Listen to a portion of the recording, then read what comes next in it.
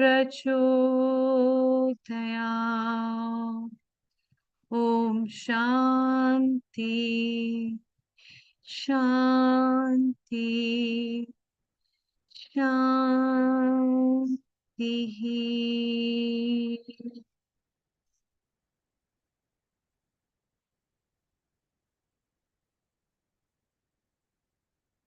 Welcome.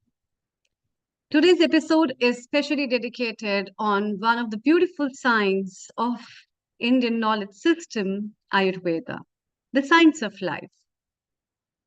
As our ancestors were very much particular about knowing, and also they valued life. Therefore, the science of Ayurveda came into being. They knew that this life is very precious, and being so, how to preserve that life, how to make it more beautiful. They gave us the legacy of Ayurveda, the science of life, the knowledge that sheds the wisdom of how to live a blissful life, a life which talks about what to eat, what to do, when to smile, when to sleep, and what all things are right. From this profession of Ayurveda goes down the deep philosophy of understanding a lot of facets of life and also the natural laws of nature, that nature is divine.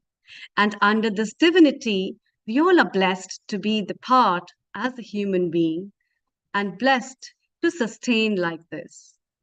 And that's why today we are going to give you a wealth of knowledge through our experts who are joining us for this episode to share with them the wisdom. And if you have any questions from our experts, please join us online. You may ask any question that creates a doubt in your life of how to live happy and how to stay happy, preventing diseases and also living a blissful life. Let's welcome our first guest from London, Dr. Venkat Joshi ji. Global namaste to you, Namaste. Dr. Venkat Joshi ji. You are a renowned practitioner of Ayurveda as well as the director of Ayurveda Academy, faculty at many places at European Academy of Ayurveda. You run your own practice at Croydon, and you have been a great stalwart to promote Ayurveda, not in the grounds only in India, but in many countries abroad. And from that light of wisdom of Ayurveda that you have been sharing with everyone, we would like to know from you today about what have you lined up for us, and especially on the topic of the Samyak Yoga of life through Ayurveda. So over to you. Thank Namaste. Global namaste to you all. Thank you, Dr. Amritaji and Neil Kumarji, and all the distinguished guests over here. Dr. Amrita, I would like to just share my Yes. slides. Okay. There is also an upcoming conference which I would like to also let people know. Yeah. And this conference is from the Association of Ayurveda Academy in London. And it's hosting up a unique conference where various students and professionals from the field of Ayurveda can come and join and also see how the progress of Ayurveda in research can globalize the standardization of Ayurveda as well as lighten the wisdom of for people to live happily. And therefore, this conference that is going to be held on 2nd and 3rd of June 2025 at Honoro Park, London, with the integration of Ayurveda for futuristic global health care. We would like to know more about this conference as well from you. And I can really see, and I'm very excited to see that the Institutional Ayurveda Congress conference is being organized from the Association of Ayurveda Academy, and this is the program that is scheduled, which will be starting around 9:30 a.m., which is the Paris time. And with the inauguration session, we have got great stalwarts in lineup from Professor Pradeep Kumar from Patanjali, who is the Vice Chancellor of Jodhpur University, Professor Kuldeep Kumar from Banaras Hindu University, Elizabeth, who is representing from UK, Dr. Avatar, will be our resident panelist as well. A lot of renowned professionals I can see, Dr. Venkat Joshi ji. Could you please tell our viewers about this upcoming conference, how they can register if they wish to, and also share light on your topic? And I think it is around $50 for 2 days for students and 50 pounds, sorry, for students for 2 days. And for other people and guests, it is 100 pounds for 2 days. So Yes, that's exactly. really wonderful. Yes, please share with our viewers the knowledge about this, and over to you. Thank you. Thank you, Dr. Amrita. And we all know that how important now Ayurveda at global perspective, because we can see yoga and Ayurveda as the sciences which are intertwined, interlinked, and established since time immemorial, where we are now fortunately celebrating International Yoga Day, International Ayurveda Day, with our beloved Honorable Prime Minister Narendra Modi ji's vision into the global perspective of one nation and one health, and yoga for one world and one health, and with these aims of extensive global perspective of health restoration to the point of proper integration. The integration, the era of integration now to complete and fill the gaps where the health sector offering at different levels with the increased threat from the lifestyle disorders and so many conditions which are irreversible, from autoimmune disorders to the mind health, and lot of suffering at global level of in spite of the development of the conventional healthcare system and technology, where the ancient system of wellness is putting joining hands in hand with the artificial intelligence, genomics, and to the technology in advance for integration from different global perspectives to build the evidence for practices. And that is how the prevention comes as a priority, where it is to integrate and incorporate into the services for mankind at global level is perspective of futuristic model of proper integration.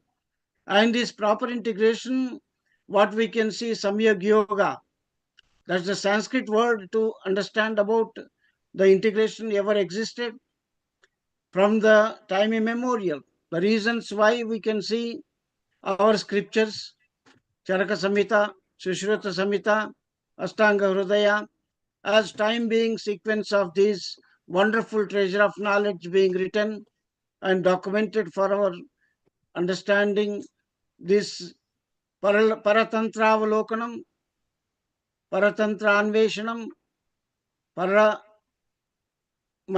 Avagahanam, all the Sanskrit means of understanding, looking into the contemporary means of existing healthcare systems under the eye systems now, and we can see how Sowa Rigpa being added into the global perspective of traditional systems.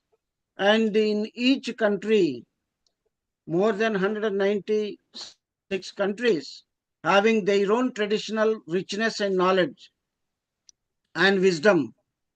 And that is the interesting to see. When I have written about all my experiences, first ever out from the Bharat into Johns Hopkins Medical University in 1989 for my postdoctoral training and publishing few Ayurveda integrated protocols of the healthcare management from the psychohormonal research unit.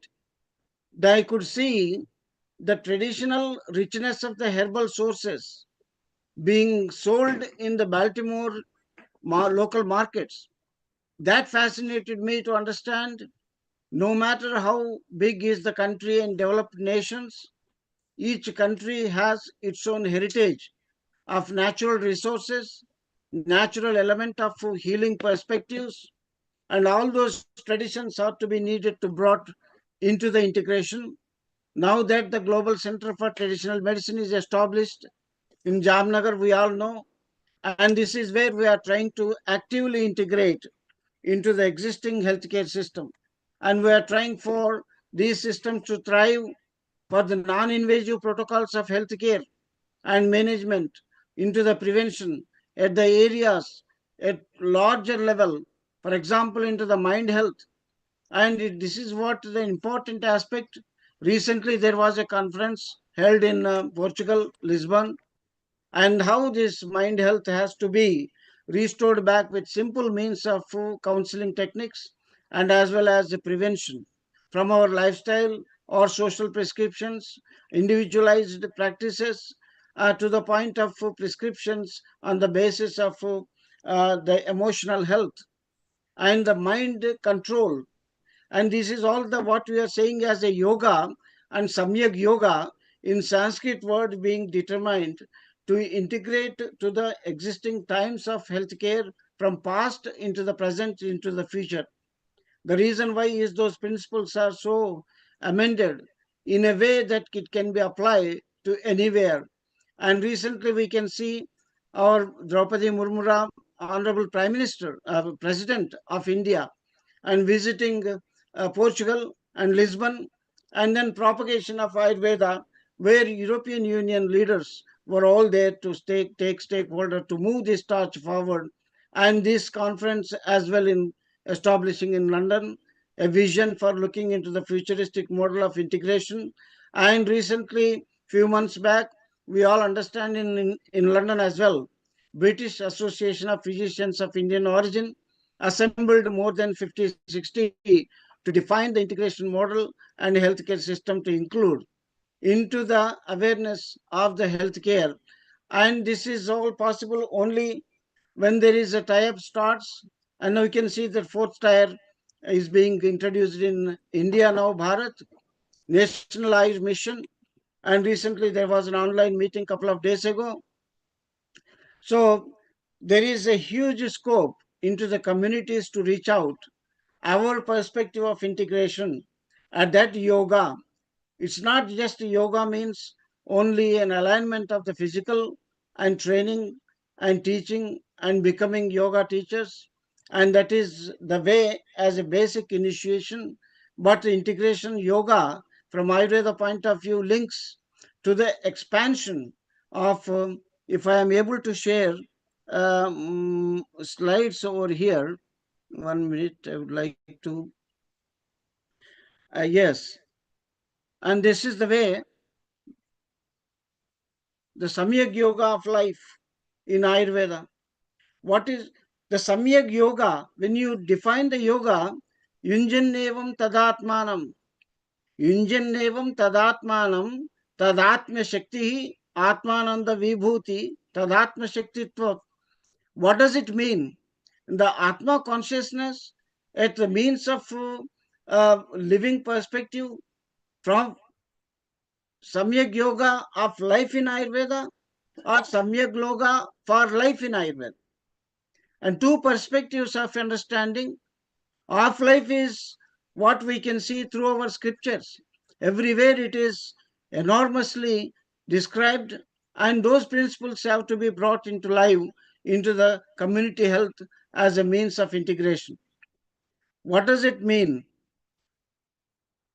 The yoga, as we understood with the Ayurveda, beginning to twine from the perspective of consciousness is grown from the living body, Sharira, to the sensory means of modulations or connections, the conjunctions of sensory pathways into the mind as a projection being understood and experienced in four perspective of the alignment from Ayurveda point of view. We can see through this Aptopadesha, Pratyaksha, Anumana, Yukti, all these perspective of learning protocols as it is described in the principles used to be in continuation as a Nityaga, Anubandha, Dhari, Jivita. All these synonyms are being used from the past to say how yoga and unitedness and union evam, reaching out to the highest noble experience of this material of the knowledge into the conscious model. So there is a huge amount of information where we can align through from the Sharira perspective into the integration now with the existing healthcare systems. So I talked about this mind health because the budget of this mind health in United Kingdom itself is equivalent to the huge amount of the Bharat nations of the healthcare system being provided annually the budget. And that is where this mind problems are raising. And we understand that it's a social prescriptions on the basis of emotional negativities. Lobha, Shoka, Bhaya, Krodha, Manavegan, Vidarayat, Nirlajja, Irsha, Atiragascha, Vidyascha, Manava, the Charaka's perspective of Navegan Dharaniya chapter, which is telling about as an indicative means of the 9 aspects of the emotional negativities can be easily brought down into the structure into the community to develop the mind health for the prevention of the ailments. And there is a huge amount of potential in a non-invasive methods of treatment protocols, therapeutic models, whether it be coming from this alignment of these panchakarma perspectives or bodywork treatments, not just only pampering, relaxing treatments, which are even equally good to release the stress and strain, as it is being the industry experiencing now, has an enormous amount of this therapeutic viability of these treatments which are coming in conjunction to the existing healthcare system is the proper integration. That samyoga, that samyag yoga is in with the renaissance of his Ayurveda now with this decade of interventions of our Prime Minister's efforts, we are bringing forward to define and then unite with the Western understanding of about the health in integration from lifestyle point of view, integration from food and nutrition point of view, integration from therapeutic model point of view, and then the personalized medicine to the constitutional basis into the social prescriptions, and which is where these lifestyles maintenance of this core health from physical body to the sensory alignment of the mind ultimately has an enormous experience of the cosmic consciousness, as it says is the Atma and Tadatmyam. Tadatmyam is to attain to that self being ignited, and where we are responsible as a means of establishing educational awareness to the means of practices to bring into the Tadatmya of the personalized level to the community level of this unitedness, and that power of ignition, which is the conscious model induced changes, are enormous, bringing into the principles where we can prescribe from the social perspective in the community. The 5 verbal negativities, 5 physical, decipher, languages, knowledges, all these themes are bringing into the alignment of this consciousness from these multiple pathways as it is explained. But we can see day-to-day means of experiences and which is good and bad as to understand to the personalized level, and what is good for me may not be good for others, and what is bad to one person may be subjectively good for another person. Understanding these individualized variations to the point of experience, the model is there to understand over a period of time and how our intellectual deeds are connected together with the wisdom of Ayurveda as being practiced here. So we can see the references from the Charaka Vimanasthana, Charaka Samhita, some of the things. Atmanam Abhisamiksha, Bunjita Samyak, Samyak Yoga, Samyak food, as it brings, we all understand the 6 taste combinations, and how best these treatments can be food as a medicine based preparations for the mind health, for example, from the children, and how we define and derive the 6 taste combinations to be palatable for the young generations to get rid of this processed food or sugary foods, and so much of cravings for the sweetness will be brought down back into the point of samyak preparations of the Ayush Ahar. For example, Benin Casa Hispida as a means of Kushmanda, and this is where the juices of this fruit or the pulp of this fruit and preparing into a avalehium based and juice based, and we can see there's a lot of major rasayana substances which may be so simple to find into the groceries. For example, Buchanania lanjan is the priyala or the seeds, which are the nuts. So the highest nuts, what we can see like a walnut as a means of the brain tonic, which looks like a brain two halves of this walnut. Similar, there are number A nuts, B nuts, or C nuts, or a basis of gradation of Ayurveda nuts, which are being used. For example, Priyala is much used for the pediatric nourishment, and selective those like Manaka, sun-dried raisins, and with all these combinations of the Gotukola, Centrala Asiatica, and with the brain health tonics coming through into the perspective of the food and nutrition, with the sweet and sour combinations like pomegranate as a means of the best fruits from Middle East country, sweet and sour, and where we can see this grapes which are dried manaka, and also the moringa as a superfood. So there are different combinations where we are trying to train into the community as a means of the food as a medicine based recipes into the practicality to use every day into their lives as a means of samyag atmanamabhi samiksha. What is the child's consciousness towards the sweet craving? How best can we combine these substances to make into the taste appreciation?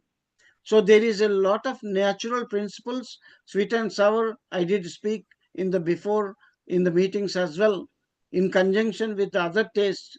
As a salt means only the taste which can add to as a catalytic basis rather than improvising any quality.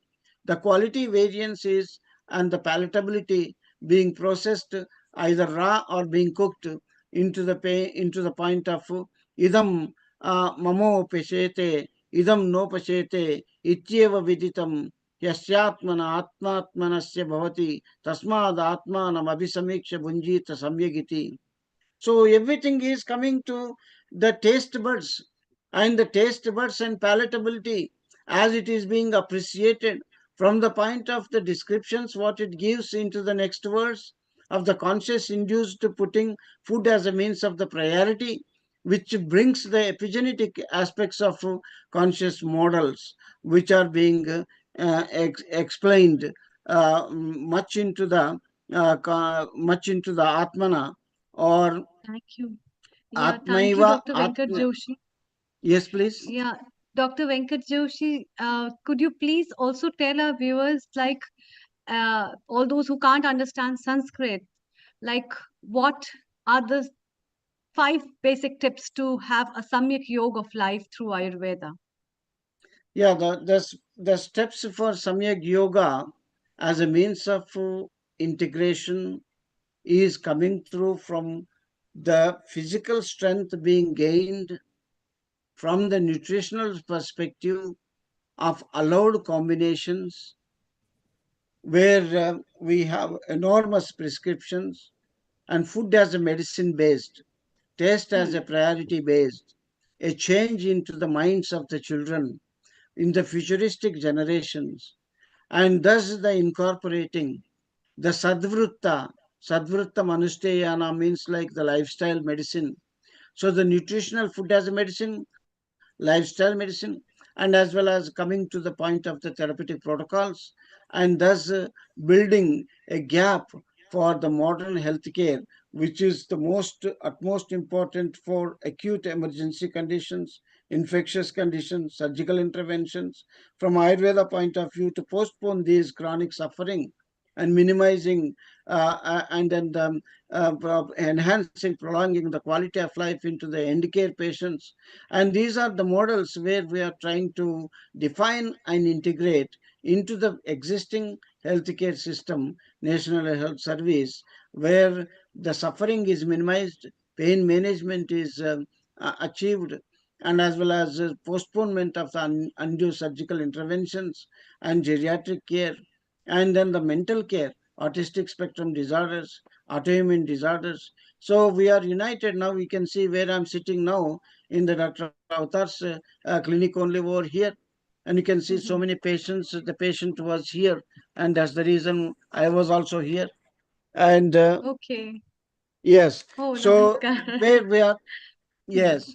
So That how is the lovely to patients are, have two professionals from Ayurveda from the same field having discussion and Sambhasha Parishad together as we move now from this place to Australia very shortly, and we look forward to also have an integration. Global Namaste, Dr. Avatar.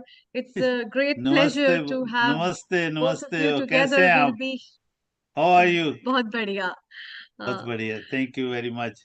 Bahut Badiya will be shortly listening to you as well, and we all look forward for the upcoming conference. And time to time, we'll be plugging this conference in to know more about it.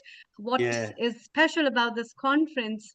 To yeah. see, Please we tell other your friends and everybody. They come. They are very much be very interesting that conference. yes, Many we new all look subjects forward. coming there. Yeah. Yes, apart from just a conference, it's much more. It's thank you so much, Dr. Venkat Joshi ji, for joining us. We look forward to see you in a couple of more minutes. Please stay around as it's time for us to move from United Kingdoms to Australia, where at near midnight, Dr. Pradeep Kumar, who is our resident guest contributor and Ayurveda practitioner in Australia, is waiting for us. Thank you so much for staying awake this time. We always invite you and we look forward to see you at these hours. Um, so, global namaste to you and a very good evening as well. Good evening. thank you, thank you. Global Namaste to all. I'm hearable. Yeah, Dr. Pradeep, you have been practicing in Australia, and there are a lot of things that are going on in terms of globalization of Ayurveda and the trends of setting. And you yourself feel there's a lot of difference as well as upcoming things in terms of standardization of Ayurveda on various bases. So your talk today is, I think, more focused on diagnosis and the treatment. Could you shed some light to our viewers on what are your principles of practice and how are you globalizing these principles, taking from the homes of India to that continent? Over to you. Thank you. Thanks a lot, Dr. Amrita. Global Namaste to all. Thanks a lot for Neilji for letting me share this common platform again, the healing our earth. Today's topic is Ayurveda importance for accurate diagnosis and treatment planning. Actually, in this, I requested for that the particular topic, which is the main stream, which is the main thing, that is the importance of the history taking for particular accurate diagnosis through Ayurveda. So, according to today's topic, as we all know, as per the name of our ethical platform, that is healing our earth, the word healing itself is a very big thing, and every health science is concerned with the positive health and healing all over the globe. As there are different pathies, there are different pathways towards health, like there may be Ayurveda, there may be modern sciences, there may be naturopathy, homeopathy, yoga, siddha, and other alternative pathies, maybe acupuncture, alternative your acupressure, Reiki therapy, sound therapy, color therapy, whatever the health amenities are there. The main thing is their principles are different, the studies are totally different, The concerned people also think in their different way, in their own way, according to the principles of their particular science. But the goal is same, that is healing. That is healing the ill health. So same is in Ayurveda, which is the main stream of the health sciences. The traditional holistic approach, as well said at the start of our text, that swasthasya swasthya rakshanam. That means to keep the healthy people healthy. And the main stanza goes towards the next part, that is the vikarasa vikara prashamnam cha, that is the eradicating the disease of the diseased ones. But as to eradicate the disease of the diseased ones, for that one needs the accurate diagnosis. Then we can plan the selective treatment planning. But for that, again, the point comes that accurate diagnosis. For that, we need thorough knowledge at the consultant level and the proper history taking techniques for the same, which can be quoted as the case taking in Ayurveda. Here comes to the basic principles of Ayurveda, which includes mainly the concepts of dosh, dhatu, mala, rog marga, and the kriya kala theory, srotas, agni concept, ama concept, kost concept, dosh gati, and dan panchaka, especially through the pathology of the Ayurveda, along with the vyadi avastha, vyadi priksha, that is the differential diagnosis or spakes nidhan and stages of the particular disease. All mentioned here are related with the pathophysiology of the disease, also known as the dosh, dusha, smurshna, and the samprapti. Now, first of all, comes history taking when the person enters your cabin. When we are sitting and the patient is coming to your cabin, first of all, we have to see the gait of the patient. We are starting from the very basic things, which can be the gait of the patient, how he is moving, entering, coming to your clinic at his or her own, or accompanying with some attendant or some guardian. So from the gait, we start looking at the looks of the patient and the facial expressions.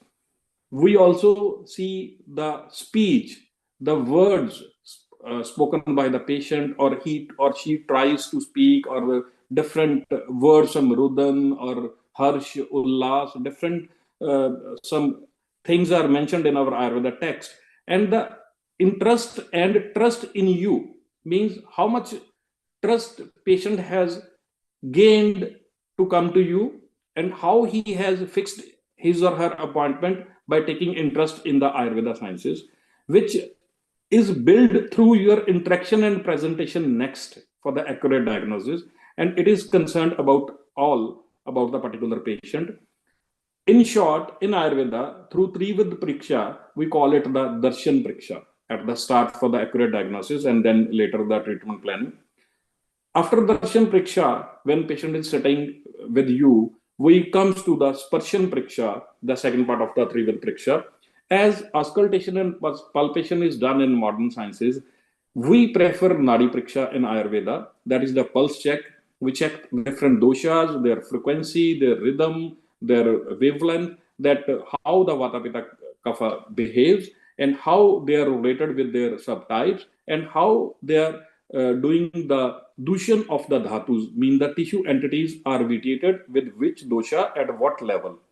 So this is the Sparshan Priksha of Ayurveda, which is not the least but the biggest one. Then the main part is coming, which is of course the noting down the relating outcomes from the pulse check. We go forward for the Prashan Priksha, which is the questioning round in short and interrogative approach.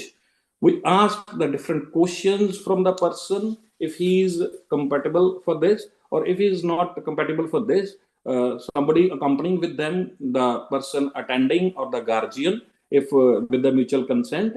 At the start, very basic information and very important information is taken, that is name, religion. Like we can know from the name and religion that what sort of living style, what sort of dietetic regimens sometimes we can know from the religion, or age, date of birth and sex, like what type of age in the patient is.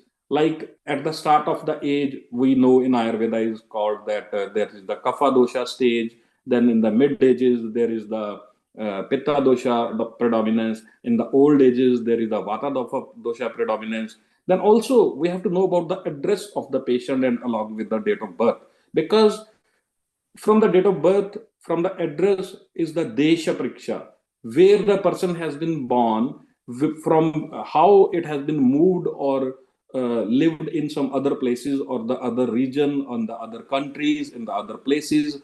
It can tell us put some light on the lifestyle, the region, the temperate, the environment, the liking and disliking of the person who has come to us with the proper interest. With this, we should also know about the marital status. Marital status can also explain about the age of the person, any sort of illness, maybe that may be fertilization, after that some artificial insemination or some intervention or some diseases like related with the past history, maybe PCOD or licoria or some menstrual disturbances. Or with the marital status, we can come to know how much kids are there or how they were born, or any premenopausal, menopausal or postmenopausal history. As per the past history, any particular disease, any injury, any intervention or surgery has been done, or any hormonal imbalances or autoimmune disorders are there, any chronic lifestyle disorder or condition, there may be some hypertension, obesity, diabetes mellitus, or asthma, or allergies, or thyroid, etc. We can come to know with the comparing our principles like dosha, dhatu, mala, the different tissue entities and the systems of our metabolism. Any post trauma, which is the physical or mental condition in our questioning round, that history of the medication taking, any allergies for the same, or any particular investigations done. These are the must for interrogative approach these days for accurate diagnosis and the treatment. Any family history of the patient, particularly the paternal side or maternal side, means both sided we should be knowing, or any genetic issues related in the questioning round for the accurate diagnosis.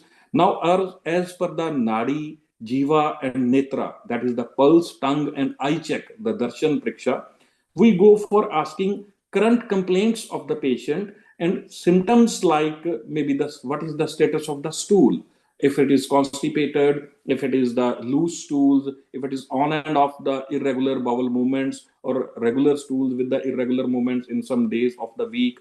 What is the status of the urine? What is the status of the night micturition or the frequency or the there is something, sometimes there is the a stop of the urine or the renal failures. What is the status of the gynecological, like we earlier discussed, that if there are diseases, any symptoms related with the menstrual cycle, or any issues related with the menopausal age or the hormonal imbalances or any PCOD or extra, or there may be some fibroids. So we should know, be keeping in mind the integrative approach for the accurate diagnosis according to Ayurveda and other sciences. What is the status of the appetite? If it is less, if it is again and again, if it is low or it is diminished, or there is a loss of appetite in total. What is the history of the abdomen? How it is behaving? It is tender, it is gaseous, or it is acidic. We can relate it with the ama production, or which dosha with the sam vata or sam pitta or sam kapha symptoms are there according to Ayurveda. What is the texture of the skin? It is dry in nature, it is wet in nature, it is unctuous, or it is rough in nature, or any sort of other symptoms like psoriasis or gutted psoriasis or eczema or rosacea, or we can see if there are any rashes or some round rashes.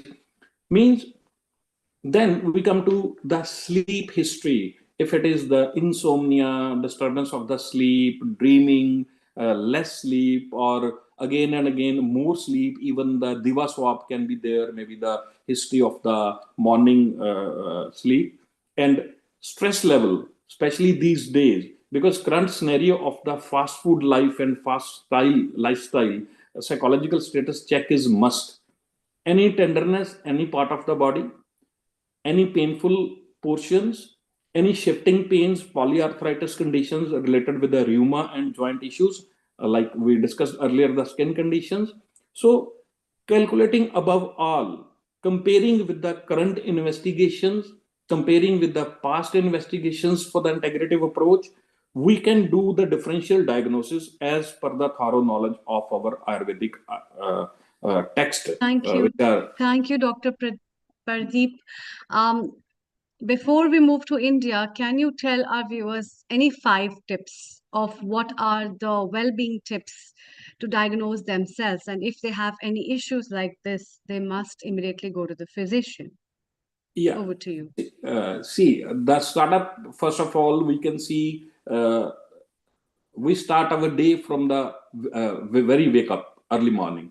We can see ourselves that if our sleep was normal, if our sleep was sound, if it was without any dream, or we wake up fresh, the first symptom.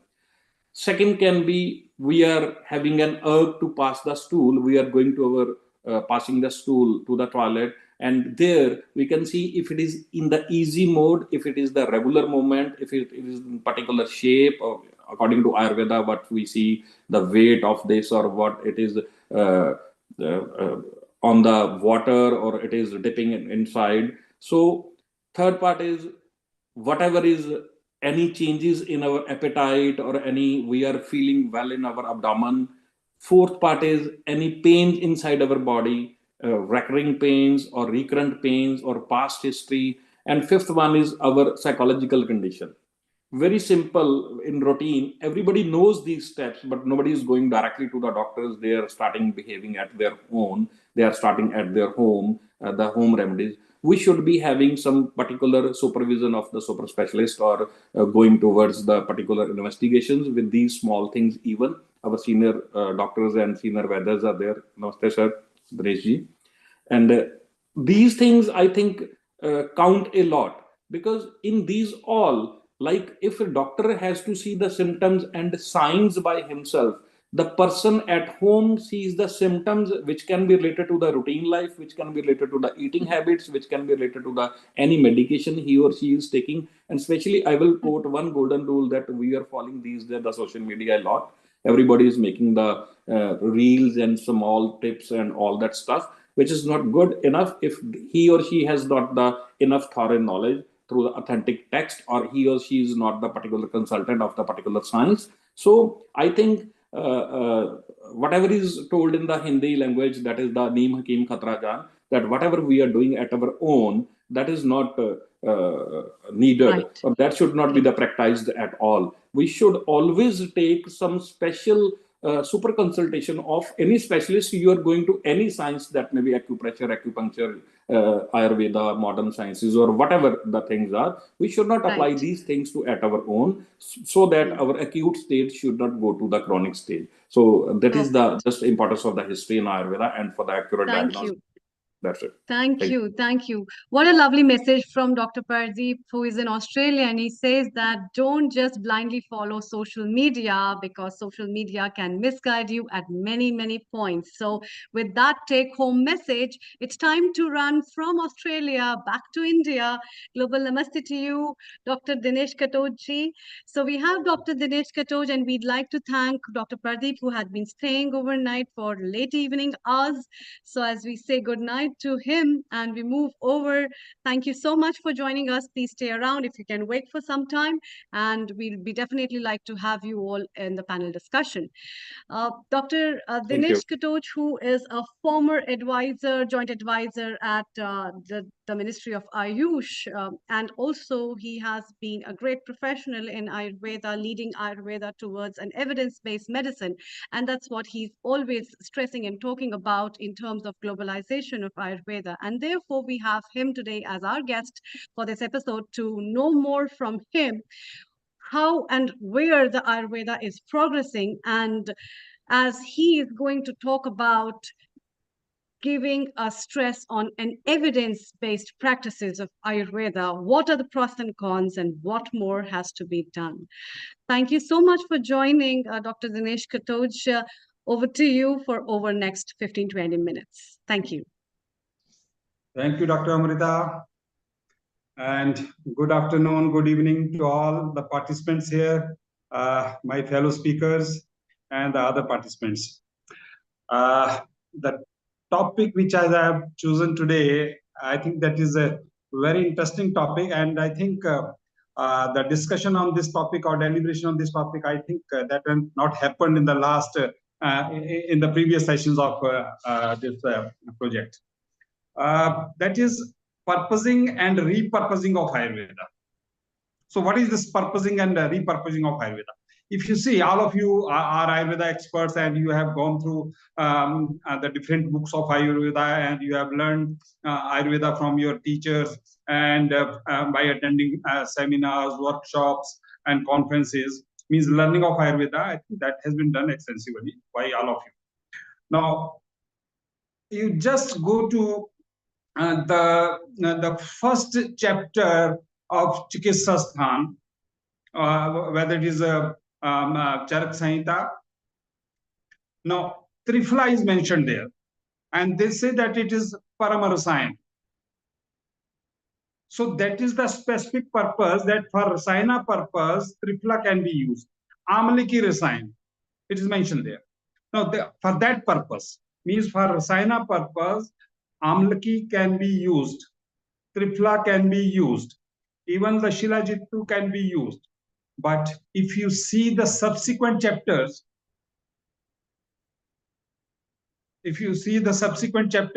of the same Samhita, then that particular formulation or that particular ingredient or the raw material, that has been mentioned for some other indication, for some other use also. But what is presently happening, that those uses or those indications which are mentioned in our authoritative books of Ayurveda, for that purpose, we are not using that. We are not using that formulation, like Sitopladhi Churn. Now, the Sitopladhi Churn, that has been mentioned in the context of Rajyakshma, in the treatment of Rajyakshma. But presently, we are using it for bronchitis. We are also using for this spring catarrh, or for the nasorespiratory allergy also we are using.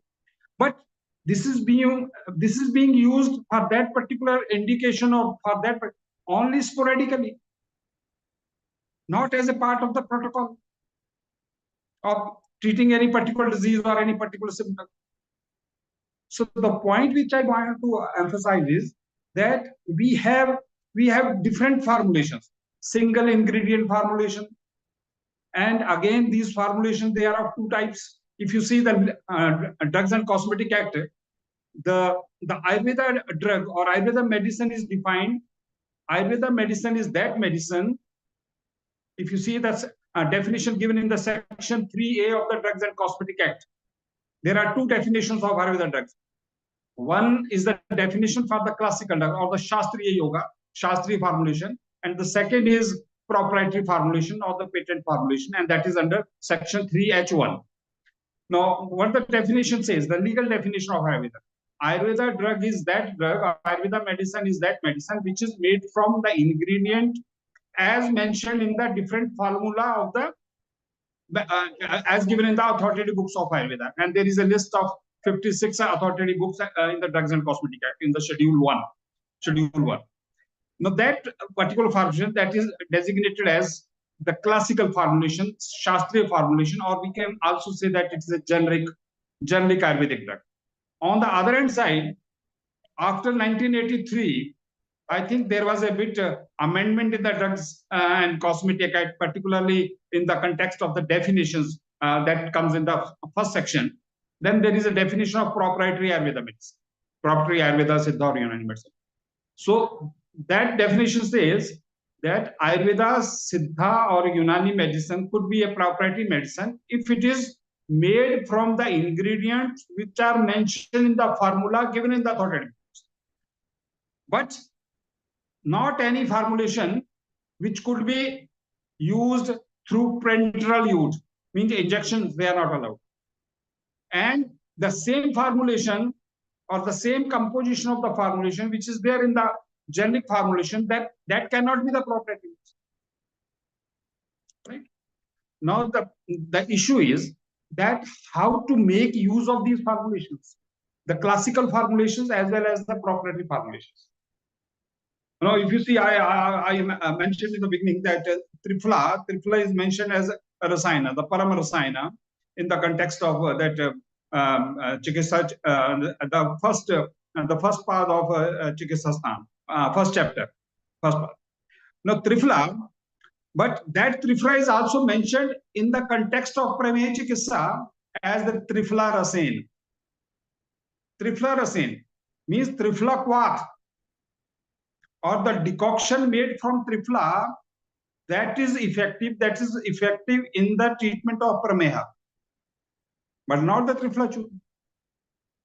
Now, in the context of Vimanda, the same Triphala that has to be used in the form of powder, Churana. In the form of powder, Churana, because in the form of Churana, the fiber content is more. So that is why there is a increase in the bulk of the stools and it is laxative.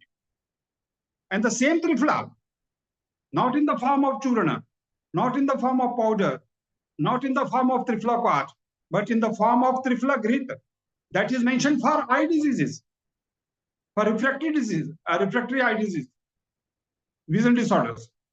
The same. So why so?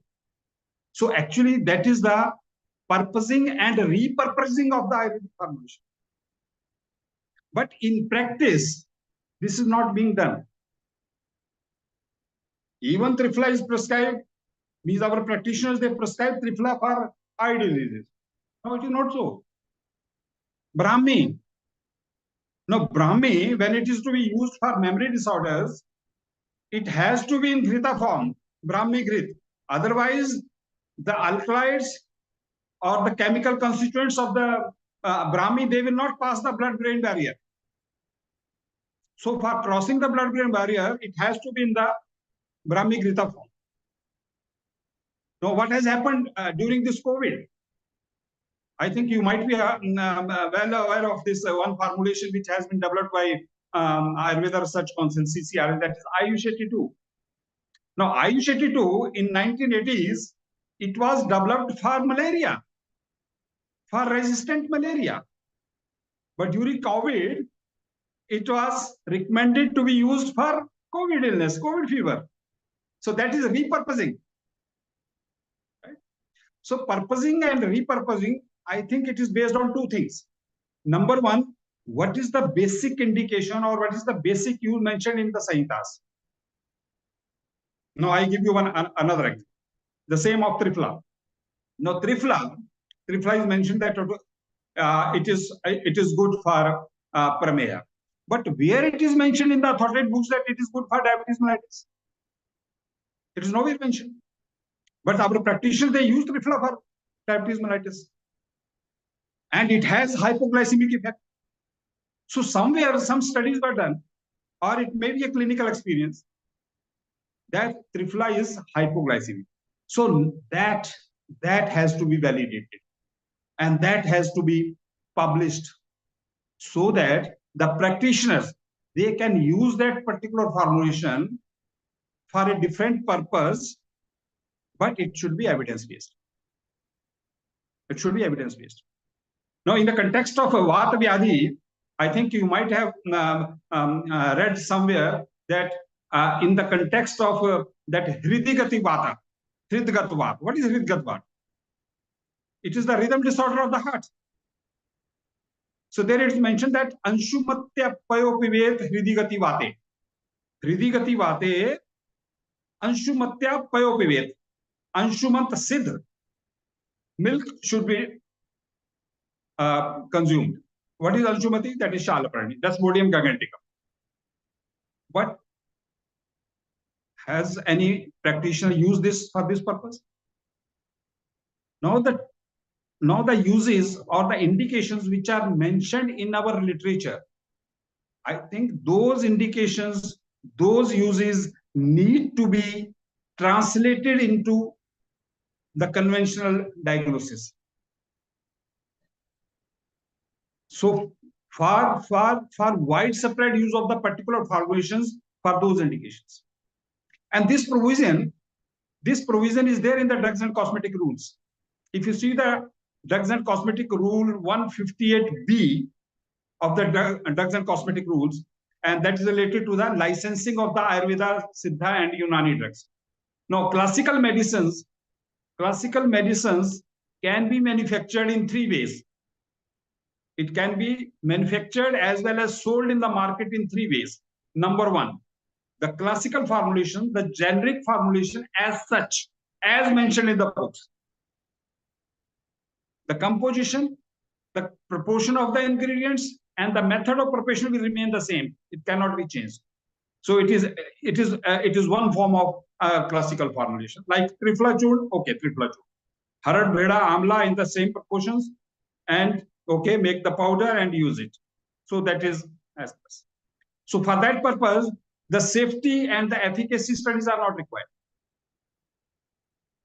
Safety and efficacy studies not required, because the indication or the use for that trifla is already mentioned in the authoritative books, but it is only those indications, whether it is prameha or, but if the same trifla, if the trifla vati is to be made, trifla tablet is to be made, the ingredients are same, the proportion of the ingredients are also same, but the dosage form is different. So for that, we need that, okay, the evidence of safety and evidence of effectiveness, that is required. Because here the dose will change. The dose of Triflachuril is 5 grams. But when you make a Trifla Vati or a Trifla tablet, but it is legally allowed. So when it is legally allowed, it means industry manufacturers, they can manufacture that that kind of tablet or that kind of vati, but you will have to specify the indication that what for it is used, because Trifla vati is not mentioned in the classical literature, in the authoritative literature. So if we do that, so that is the purposing. That is the purposing for that purpose. Then the third is the same formulation, but for a new indication. What for? Like, so if you want to use Trifla as a hypoglycemic drug or anti-diabetic drug, then we will have to create evidence. We cannot simply on the basis of that it is mentioned as prameha, it is anti-diabetic. No, we cannot say, we cannot use that drug as hypoglycemic drug. So to make that particular formulation for the use in a new indication, for new use, it has to come in the protocol of treatment, and for that the evidence is required. So safety, efficacy, and bulk. Similarly, for the proprietary formulation. Now the proprietary formulation, there are 4 types. Yeah. One is the So wholesome that's what formulation. I just want to ask you, Dr. Katosh, that where is the beginning then, as we have? So we also have Dr. Anjali on our screen, and our renowned yoga Ayurveda expert, Vaidya Rajan Patankarji. Let's also listen their thoughts and views and what question they have. So Dr. Anjali, if you have any questions from Dr. Katosh, please go ahead. Good Global evening, Namaste, and a very warm Namaste. welcome, Dr. Anjali. Good evening, Namaskar. Global Global Namaste to you, Namaste, Dr. Rajan sir, as well. Global Namaste. Dr. Namaste. Dinesh, my question is regarding Triphala. I keep hearing about it a lot from you and Dr. Amrita also. How can one use it for cough and cold? I see a lot of this was being used during the COVID time, and everybody keeps talking about it as a, detox mode. We can use it. No, again, the thing is, once you have the concept in mind, what for? So you will have to prove that concept. The proof of concept is required. So for that means that Trifla has to be used for those particular indications, right? And if it comes out to be effective, it means then that effect is proven, and then it can. So you will have to create an evidence, right? But not on hypothetical basis, not on anecdotal basis. Like if Dr. Gitanjali is using and I will also use for this cough and cold. No. again, it has to be in accordance with the principles of Ayurveda, Mhm. the principles of diagnosis as well as the principles of treatment. Now, I just give you one example, like shunthi, ginger, right? Now, ginger, if you see, it is Agni, Deepan, Pachan, right? But it is Yogvahi also. So, what a Yogvahi means? Trikatu is also Yogvahi. People is also Yogvahi. What does it mean? Right? Now, I can explain this on the basis of one example. Now, when the American scientists, they started working on curcumin, they did not found any efficacy of curcumin. No, curcumin is derived from Rhizome. Turmeric. right? But the curcumin is not Ayurvedic because it is beyond extract. Only wholesome extract is allowed in Ayurveda drugs. The fractions, the derivatives, and the phytoconstituents, they are not Ayurvedic. Legally, they are not Ayurvedic. So but then in that you case, cannot Dr. make- Katosh, how we will prove the things? Because what Yes, I am considered as telling, a I am telling. phytoconstituent, I am telling. Yeah. So when the American scientists started working on this curcumin, they did not find any results. So then they consulted the Indian scientist, and someone suggested to them that okay, just add piperine, add piperine, and then it became effective. Thank you, Dr. Katosh. Thank you. Thank you so much. Thank you, Amrita. Thank you, Dr. Katosh. Vaidya Rajan Patankar, a quick comment for 1 minute to Dr. Katosh, and then we move on to Professor Naveen as well. Over to you, Dr. Rajan Patankar. I am not that much big to comment on Katosh ji because I know him for since so many years. But yes, his thoughts are 100% correct. And in my opinion, while doing Triphala or any kind of drug, the Anupan is also most important. That is my opinion. And by giving different Anupan of the same medicine, it will work in different diseases. That also should be proved authentically or with evidence base. Then our Ayurveda will grow up. That's my opinion. Thank you, Katosh ji. Yes, Dr. Rajan, it is very true. It is very true because if we continue to use our formulations only for those indications and uses which are given in the literature, I think that is not to be sufficient. That is not going to be sufficient. Correct. For the globalization and for the propagation of Ayurveda, this is very important that the new indications and the new uses that has to be evolved, and only then our formulations will be. Thank you. Thank you, Dr. Katosh. What a wonderful contribution from you. Thank you, Vaidya Rajan Patankar ji. Amrita, let's move on to Professor Naveen Gupta. Dr. Katosh, stay around. Maybe we'll chit-chat with you in a while. So please stay around. And what we are going to do now, Anjali, you and Amrita, let us chit-chat and Vaidya Rajan Patankar with our Professor Naveen Gupta, who is going to bring his alternative experience in Europe. A very senior person here, I think has been practicing for more than 55 years and has his own style in Europe. And so, Professor Naveen Gupta, a global namaste to you. Wonderful. You need to unmute yourself so we can hear you. Just unmute yourself. Go ahead, unmute yourself. Just unmute. Global Yes, you are unmuted. Global namaste. Global namaste. And everybody that, first of all, it's not 55 years. I'm going to be 65. So that means I never entered into at the age of 10. So, but I entered at the age of 16 and a half into Ayurveda. So I have to calculate still. It is 43 and a half years, something like that. I'm into Ayurveda. And so with established Ashtavedyan Ayurveda Foundation, it's NGO in Delhi at that time. And because at that time, it was very popular in the world that the Kerala was projected or marketed as the Ayurveda, authenticity of Ayurveda, while it was not. And also, I respect Kerala as I respect each and every state of India.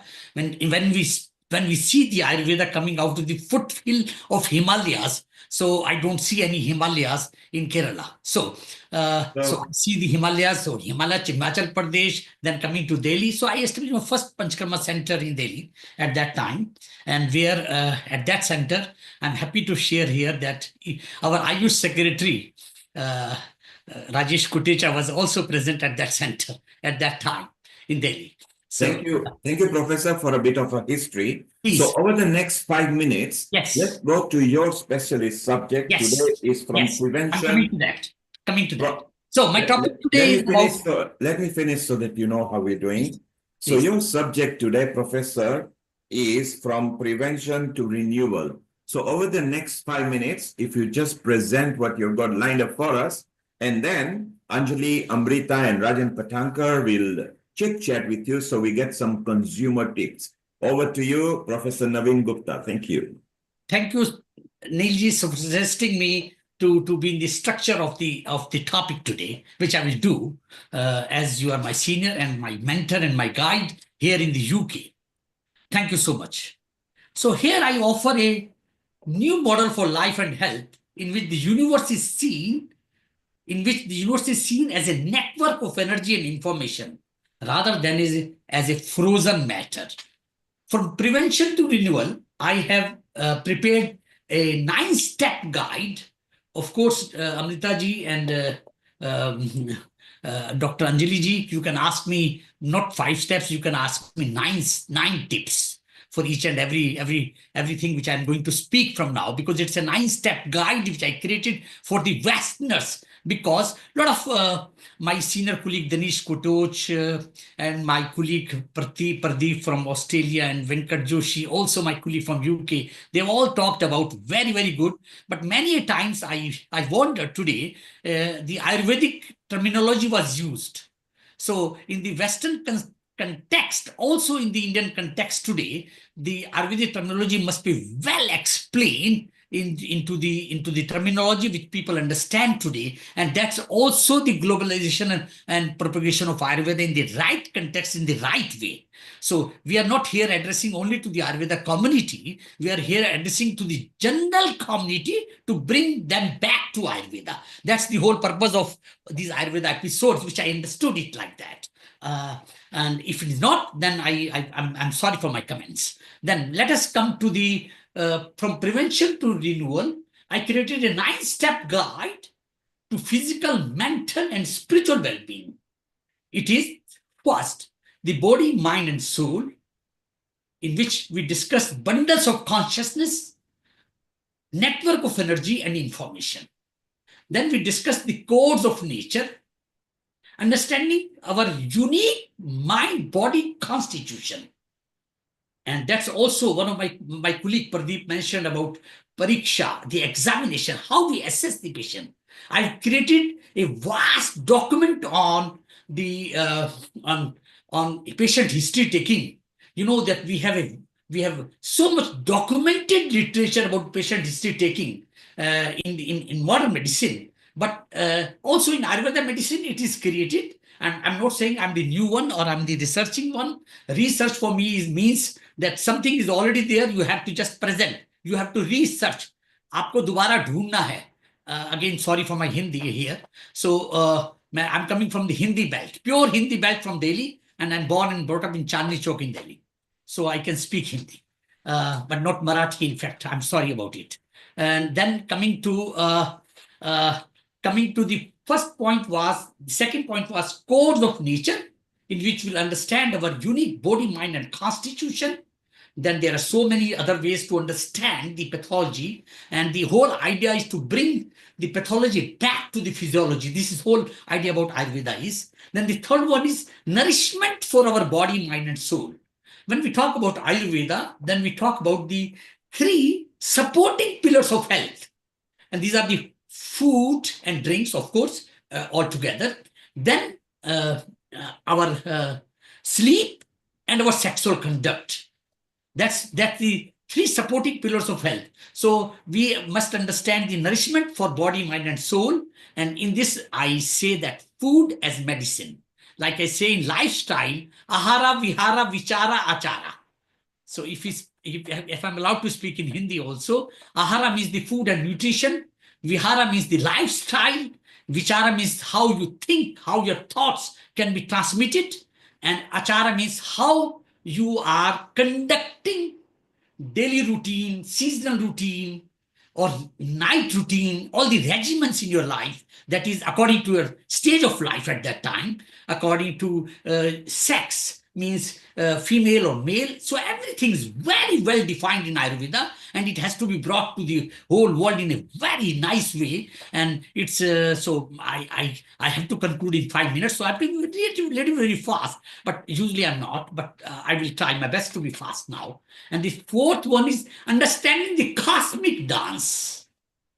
You see, I'm teaching here in the West, marma points in the human physiology, care and stimulation of the marma points over the surface anatomy and the physiology. So in this, which I discussed many times about marma nritya, like Bhagwan Shri Krishna had the Maharas Leela in the darkest of the jungle, where all the 107 gopis were coming, and this 108th was the Krishna. That's why there are 108 points in vital points in human physiology, and this can all be evolved without any medicine, just by dancing with Krishna. That's called marma nritya. And this is all our text, all our divine text. So we, in fact, sometimes I feel myself that if I go to the sattvic herbs of Mother Nature, then everything in the whole world we can treat, because there are so many, and it's, of course, all the knowledge which Dr. Katoch, and Dr. Lakshmikant Dwivedi is listening, but he's not on this speaker panel. He's one of the top, and I know him from last many, many years.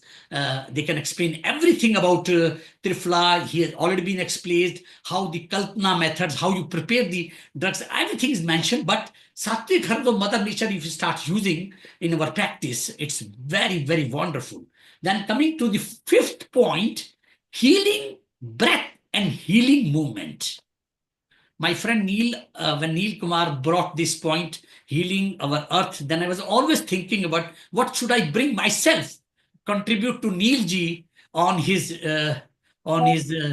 fit, to present myself, that I can also contribute healing our earth with healing our breath and healing movements. So this is the fifth point. And sixth point I designed was the 5 gateways to the inner pharmacy. Let kitchen be our pharmacy. I'm not here egoistic to say, and just as a fact I'm saying to all of you, and the people who are listening also on the YouTube, I started a campaign to bring an Ayurveda pharmacy in the home, in the kitchen. So let our kitchen be with the pharmacy. So and I created a pharmacy, and at least, I'm not sure, I cannot give you the number, at least 500 people all around Europe, in which countries, in the countries where I practiced in the last few years, maybe 16, and they are all having, my student at least, they are having Ayurveda kitchen pharmacy. So this was my five gateways of inner pharmacy. Then the seventh part here, I'm bringing the miracle of renewal. So we started from prevention, coming to the renewal, miracle of renewal. So how we renew, or how we regenerate the cells, which we say that it all have been degenerated. So yesterday I received a patient at one of my friend's house here in Anfield, in UK, and the L4, L5, and L3, L4, and L5, L4, L5 disc was degenerated. So it is Ayurveda in which it's possible to regenerate. So our Panchakarma therapies, which we call 5 therapies, are not just the number 5 therapies, but there are so many components of the therapy that have been included in that, and that I calculate in the miracle of renewal, detoxification, rejuvenation, and regeneration. So, and then the next point is intimacy with the higher self. So I used to say all the time, when you write self in English with small letters, SELF, and that's equal to the big letters, bold letters, SELF, because the inner self, the myself, is connected to the higher self. This is how I'm creating this guide. And now, since 5 minutes might have we finished, I was not having stop clock with me, and perhaps Amrita is having it. So Amrita, if 5 minutes have happened, so I'm open to the open discussion now, please. Please. Yes, yes. So, Dr. Naveen Gupta, you have been talking about from prevention to renewable, and renewable word is a very fashionable word as the prevention word in today's time of health industry. Amritaji, it's a little bit mistake which I did while I write the topic. It was renewal, not renewable. Renewable means there is still a chance, but I'm saying renewal means there is no chance. It will be renewed. I think Will be renewed. renewable tendency of being renewed will be one approach of a healthcare system that we must adapt. That is why I see you as my mentor, because you put so beautiful words now. I cannot articulate my words. That will bring longevity of life. So when people look forward to learn from you. To longevity of life, that's what we look forward to. Please send me a contract so that I can sign this contract to learn from you from tomorrow onwards. You are so beautiful. You're talking. No. This is not. Thank you. I'm not talking about that. So, okay, let's have a quick comment from Dr. Anjali, who's also our co-host. Dr. Anjali, would you like to put forward any question for Dr. Naveen before we move to Dr. Naveen, thank you. That was such an enlightenment for all of us. All the, the points you have mentioned, it's so important for us to look at each point individually and accept it as a way of living. So my point for you is, like, what is घर की pharmacy में क्या होना चाहिए? Kitchen pharmacy में. What should we have? So should I answer in Hindi, because you asked half Hindi, half English? Okay, so Hindi would do. Yeah. English, because we are talking to the larger audience. So in the home pharmacy, like for example, some basic teas. So like I used to have like ginger, fresh turmeric, and ajwain seeds, and the fenugreek seeds, and the cannelle, sorry, what is called cannelle? Cinnamon, and black pepper. So these all things are very necessary in daily, and in the Indian kitchen is always used. But Indian kitchen, I see it as Ayurveda kitchen. So this is one thing. And in the pharmacy, like it has been described about, like I don't know who was talking about Sitopaladi Churna. Dr. Katoch was talking about Sitopaladi Churna. So let me tell people what is Sitopaladi Churna. In Sitopala, there are 5 ingredients. Sitopala, that itself says candy sugar. It's a burnt candy sugar, which you can get from anywhere in the world. So you have to take that 5 times. Then pipali, the long pepper, you have to take the 4 times. I mean, you have to set a unit, and then I'm talking about the times. So, and then you have to take the Laghu Ela, that is green cardamom. Sukshma Ela. Sorry, sir. Sorry. So you are my boss, sir. Thank you very much. So Sukshma Ela, that is green cardamom. So you take the green cardamom, and you can use also the shell of the cardamom. So then comes Dalchini. Yes, sir. Thank you so much. So I think I should give mic to you next time. Thank you. It is called dalchini. But let me enlighten my people what is dalchini. Gujarat. So many Gujarati people are listening today because of Neil, and from all over the world, from African world, and Gujarati people are listening. So dalchini. Why the word dalchini? Normally in Ayurveda we say tak, or we say cinnamon. So in dalchini, the word dalchini is being used because Gujarati people were always used to put chini in. Chini means the sugar in all the dishes when they are making dal, and finally Punjabi people will never put it, but the Gujarati people will put it. So that's why one time it was described that the cinnamon itself is chini of the dal. So you don't need to put extra sugar because you are putting cinnamon.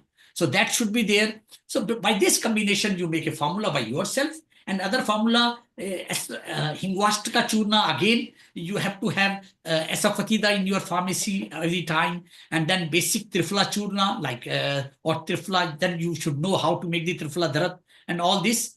I think this is the only thing which is coming in mind to tell the viewers now for the Ayurvedic kitchen or Ayurvedic home pharmacy.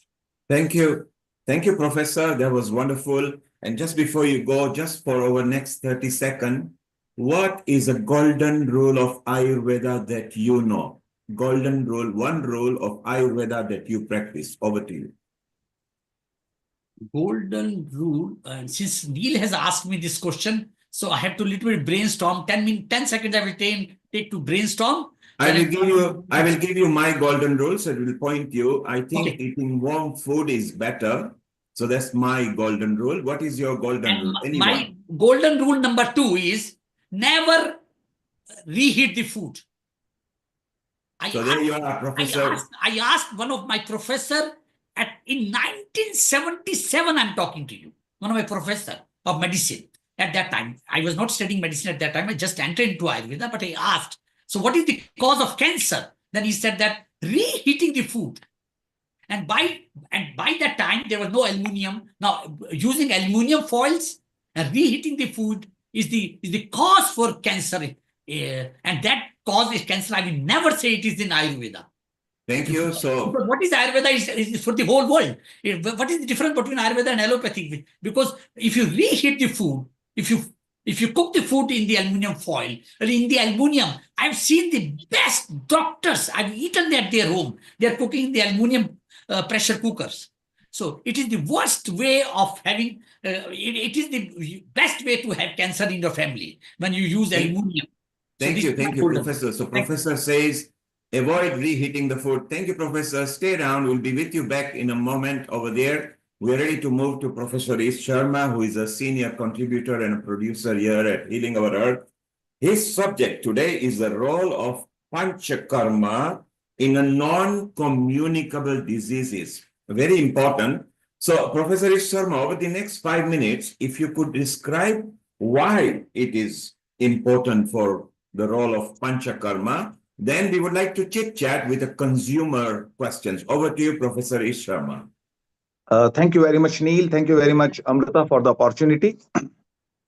I believe Panchakarma is very, very important for each one of us to have. Why is it this much important?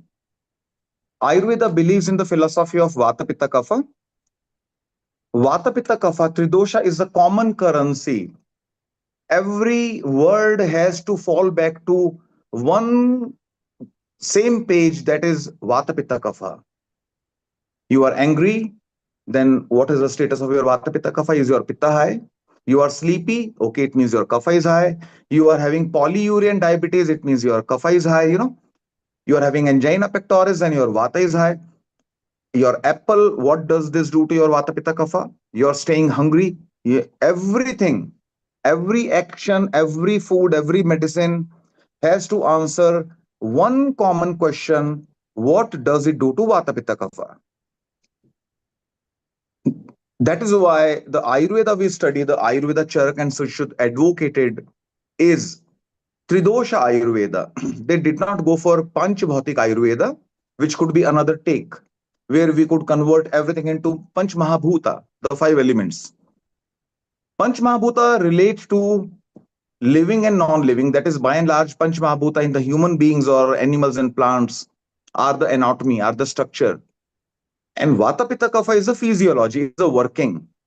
Because life relates more to functioning than anatomy.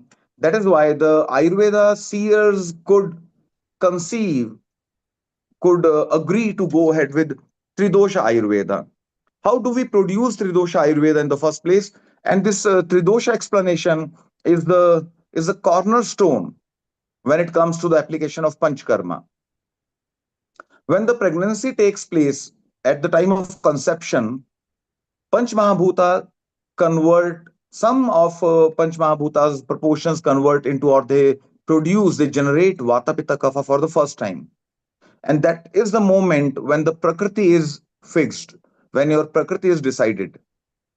depending upon the genetic information material from your mother, father, the nutritional status, environment, mindset, etc., then your prakriti is fixed. Because for the first time, when the life came into force, when the pregnancy ensued, you produced vata pitta kapha for the first time.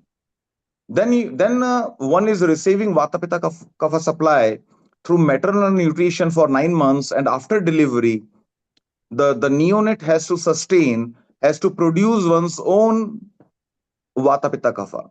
And how do we do that? We do it through food, through digestion. We eat, and the food is converted into kapha, then pitta, then vata. And that pitta, kapha, vata, that supply goes to every cell. 40 to 70 trillion cells we are having, and each cell is supplied by the vata pitta kapha being produced in the gastrointestinal tract. Everyone has got a very unique take. No two persons in the world will be having the same vata pitta kapha. This is as unique as your fingerprints.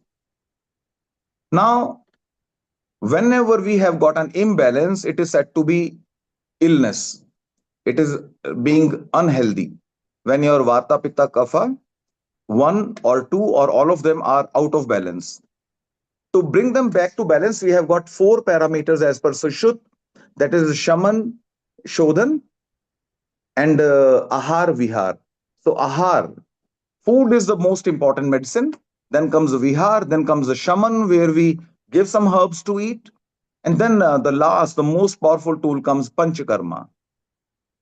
When the doshas which went out of balance are not manageable with diet, lifestyle, and herbs, then we have to resort to Panchakarma, which is very clearly mentioned that the doshas which will be expelled through Panchakarma, they will not have that capacity to recapture you. Those which you suppress with Shaman Chikitsa can resurface, but not the ones which have been expelled by Panchakarma. Now, Panchakarma, everyone will not require the whole Panchakarma. Someone could be requiring Vaman and Vasti, some are requiring Virechan and Nasya, some are requiring Vaman and Nasya, You could be requiring one of those 5 procedures, or 2, or all the 5.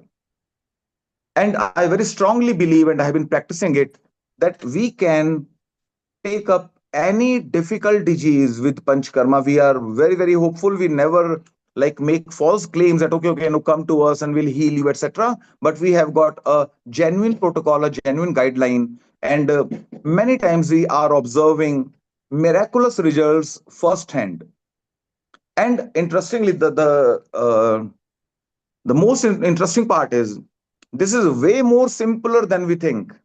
Oh, I never did Panchakarma. I did my graduation like 30 years back or a long time back. I did not practice Panchakarma. How can I give Panchakarma? How can I master or monitor Vaman, Virechan, Vasti, how to compose a Vasti? It's way too simple. And through Neil, I would like to offer this, that because we have got many masters with us, because I'm seeing Dr. Patankar. So anyone who wants to learn Panchakarma through Healing Our Earth, they can contact us, and will be more than happy to train them. And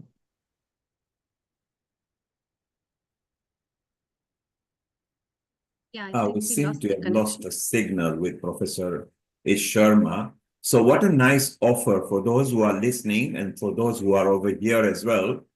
Should you wish to proceed further and advance in Panchakarma, then contact Healing Our Earth, any member over here, whether it's Vaidrajan Patankar, Amrita Sharma. Professor Ish Sharma is back again. I lost the connection perhaps. Yes, Patankar sir, maybe after your inputs, please. Thank you very much, because as EG offered, I am with him always, because I took for last 13 years Panchakarma for practitioners at our institute in Mumbai, and our only institute which gives you hands-on practice. And not I should say students, but the Vaidyas who are practicing for last 15-20 years, we try to give them confidence in this Panchakarma. And as per Ayurveda, Panchakarma is half treatment. our full treatment, as you mentioned, Basti, that is Basti, that is more than half treatment of Ayurveda, and it is definitely helpful. And there are evidences which are definitely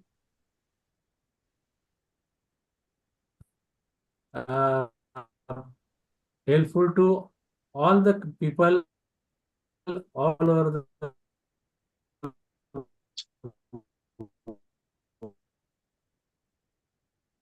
Okay, I think we are losing signal at it's a very thunderstormy weather in most I parts should of say. India, so Yeah. please And apologies to we people are over here.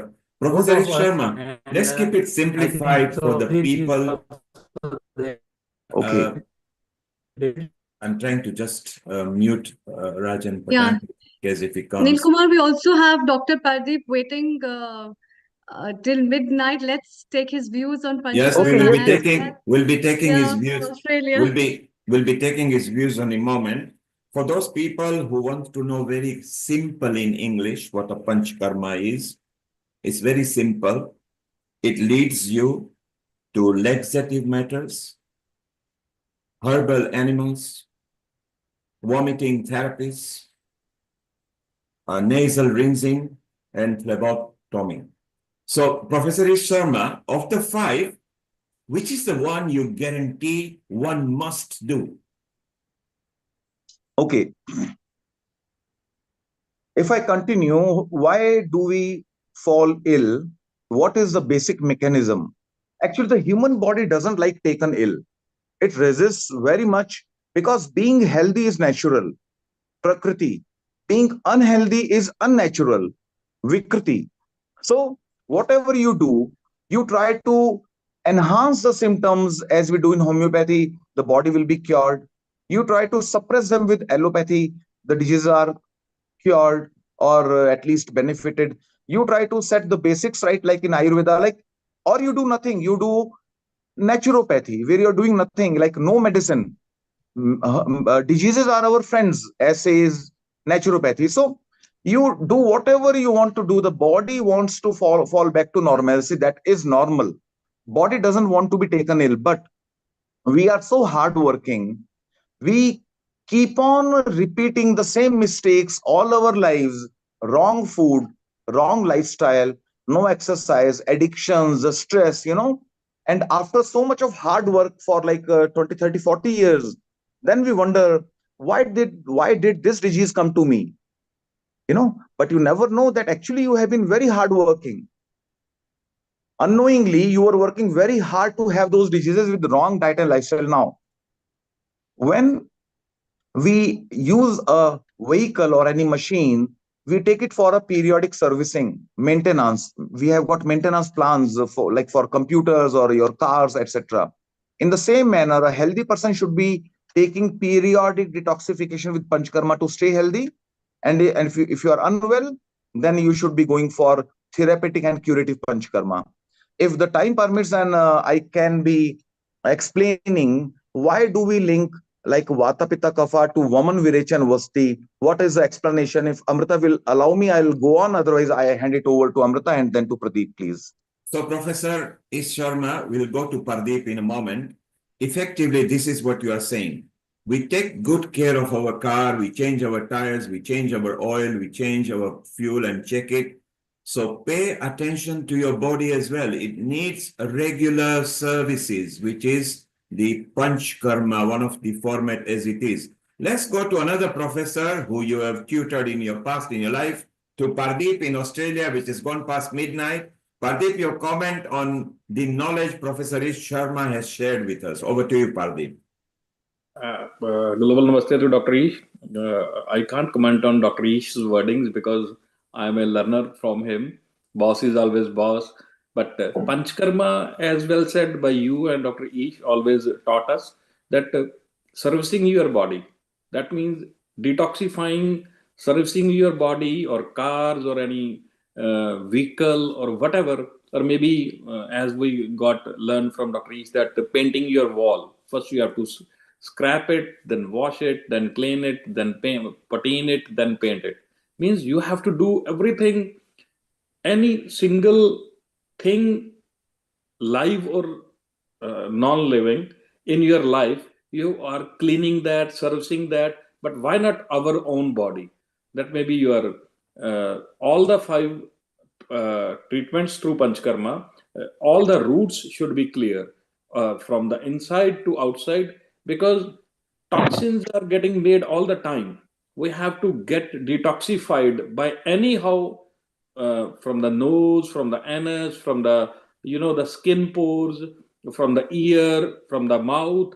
All the times, just whatever is getting any foreign particle or any toxin inside the body, we have to get rid of that. And Panchkarma is the only answer. So Panchkarma is very useful. We're going to pose another question to Professor Ish Sharma, who not only practices Panchakarma, he also sets up for people over there. Anjali, you are a medical doctor there in Hyderabad. As a medical doctor, how relevant is Panchkarma to you? I think, as we said, integrated medicine, we have to inculcate every forms of different use of medicine. I think Panchkarma has been helping so many of my patients. What modern medicine is not able to help with, Panchkarma is helping. A lot of my patients with autoimmune disease condition, rheumatoid arthritis, lot of other issues like psoriasis and all. So it's a way of life, right? It's correcting the way of life. And I think if it is solving the root issue, the root problem, I think that's marvelous. It's fabulous, I think. And I think Panchkarma should be inculcated together with modern medicine together. I think it was really a boon for a lot of patients who are suffering for so many years without an answer. I think so. So Anjali, thank you very much. As a medical doctor, you also endorse that. Dr. Dinesh Katoch is here. He would like to make a quick comment. Over to you, Dr. Dinesh. I think that the Panchkarma is Panchkarma treatment or the Panchkarma therapy. It is just like that. If the imbalance of the body matrix, the dosha, dhatu, mala, if that imbalance cannot be suppressed with the help of the medicines, it means then that imbalance has to be expelled out. And if you see the basic principle of Ayurveda, it says prakriti bhutatvat sosam prakriti bhutatvat na vikare utsrijate shriram. If the channels of the body they are clear, disease cannot manifest. So the problem is with the channels. So when something wrong, waste material is accumulated in the channels, those channels have to be clean. And So other principle, I think the golden rule for the healthy life, that is be moderate. Be moderate in all the aspects of life, whether it is food and nutrition, whether it is the routine right from getting up and going to sleep. Second, the behavior and the habits. And the fourth one is mental peace. So all in moderation. And second is means sub-second part of this, that is avoid hurry, worry, and curry. Curry means all spices and this junk food. Avoid hurry, worry, and curry. Thank you, thank you, thank you, Dr. Katosh. What a wonderful one. Hurry, worry, and curry. Keep it cool, keep it calm. And he says simple. He endorses what Professor Sharma and Professor Pardeep said. Keep your channels clear, then you got less chances of falling ill. Okay? Don't hurry, don't worry. Eat your curry, but eat in moderation. It's very simple. And let's go to now Mohit Sandhu. Mohit, you got your hand up. Your comment over next 1 minute. Mohit, over to you. If you could just unmute yourself. Thank you, Mohit. Mohit, if you could unmute yourself. Okay, Mohit seems to be frozen. So let's go. Let's go now. Amrita, it's a good time. Let's go to Dr. Pawan Sharma, who is actually going to talk about Ayurveda in modern times, I feel. And then we will chit-chat again in the panel over here. So over the next 8 minutes, let Dr. Pawan Sharma say about modern Ayurveda. Over to you, Amrita. Thank you. Thank you, Neil Kumar, and thank you all the guests. Let's welcome Dr. Pawan Sharma. Global Namaste, Dr. Pawan Sharma. Namaskar. Kindly unmute yourself. Namaskar, Namaskar Amrita ji, Neil ji, and all the expert speakers. Namaskar. So, Dr. Pavan Sharma, you yourself has been a great professional in the field of Ayurveda, running so many things and so many platforms and enlightening people in so many ways all your life, from your profession to right now. And then a very right topic you have hit on Ayurveda in the modern times. Could you make your camera landscape as you did before? It was perfect, actually. Yes, perfect. Perfect. It is perfect, but I Yes. am trying to share my presentation if possible. Otherwise, I will Please just give you can just we can have chit chat because it's just 8 minutes and then we can have a complete chit chat. We have a lot of stalwarts to discuss. So please, your points on Ayurveda in modern times. What have you to say? Thank you. Namaskar. Namaskar. I am generally starting from the prayer of Lord Dhanvantari. So allow me please for 1 minute. Avirbabhuva kalasham dadharna vadyah piyusha purna mamaratva krate surana rojjalajina janata janita prasanso dhanvantarica bhagavan भविकाय भूयात् श्री धन्वंतराय नमः Om Shanti. Dr. Pawan, After praying Lord Dhanvantari. Dr. Pardon? Pawan, that Yes. was wonderful. You brought the spiritual touch onto the audience globally. Maybe later, after 10 minutes, we want you to do a longer version of it, because Okay, that's okay. what Ayurveda is about, bringing sukoon and peace in people's mind, whether it's through yoga, meditation, Vedic science. So well done. And over to you. Just before you start, could you tell me, what does Independent Research Ethics Society do, and what influence has it got over authorities like Ayurveda, homeopathy, Unani, etc.? Over to you. Independent Research Society is the premier NGO. I am based in Calcutta, but servicing in Bhopal at present as professor and HOD of Rathashastra. But Independent Research Ethics Society is providing awards, is arranging conferences, CMEs, workshops, camps, right from 15 years in Calcutta. And from Corona era, we have started Ayush Samriddhi International webinar series. I can show you my webinar is also in continuation. I have started my webinar and joined your webinar after starting my webinar with the prayer, and 3 webinars per day. In last 365 days, we have conducted 894 webinars, and in 5 years, we have been able to conduct 2,360 webinars. So it is due to your best wishes. But this was meant for Independent Ethics Committee. Independent Ethics Committee is there in Calcutta. So they told us to make the society before 15 years. And we are fortunate that we have made Independent Research Ethics Society, and we are conducting so many activities, and we can join hands here. We have our 6,000 subscribers on YouTube, 2,300 plus videos. Yes, come in.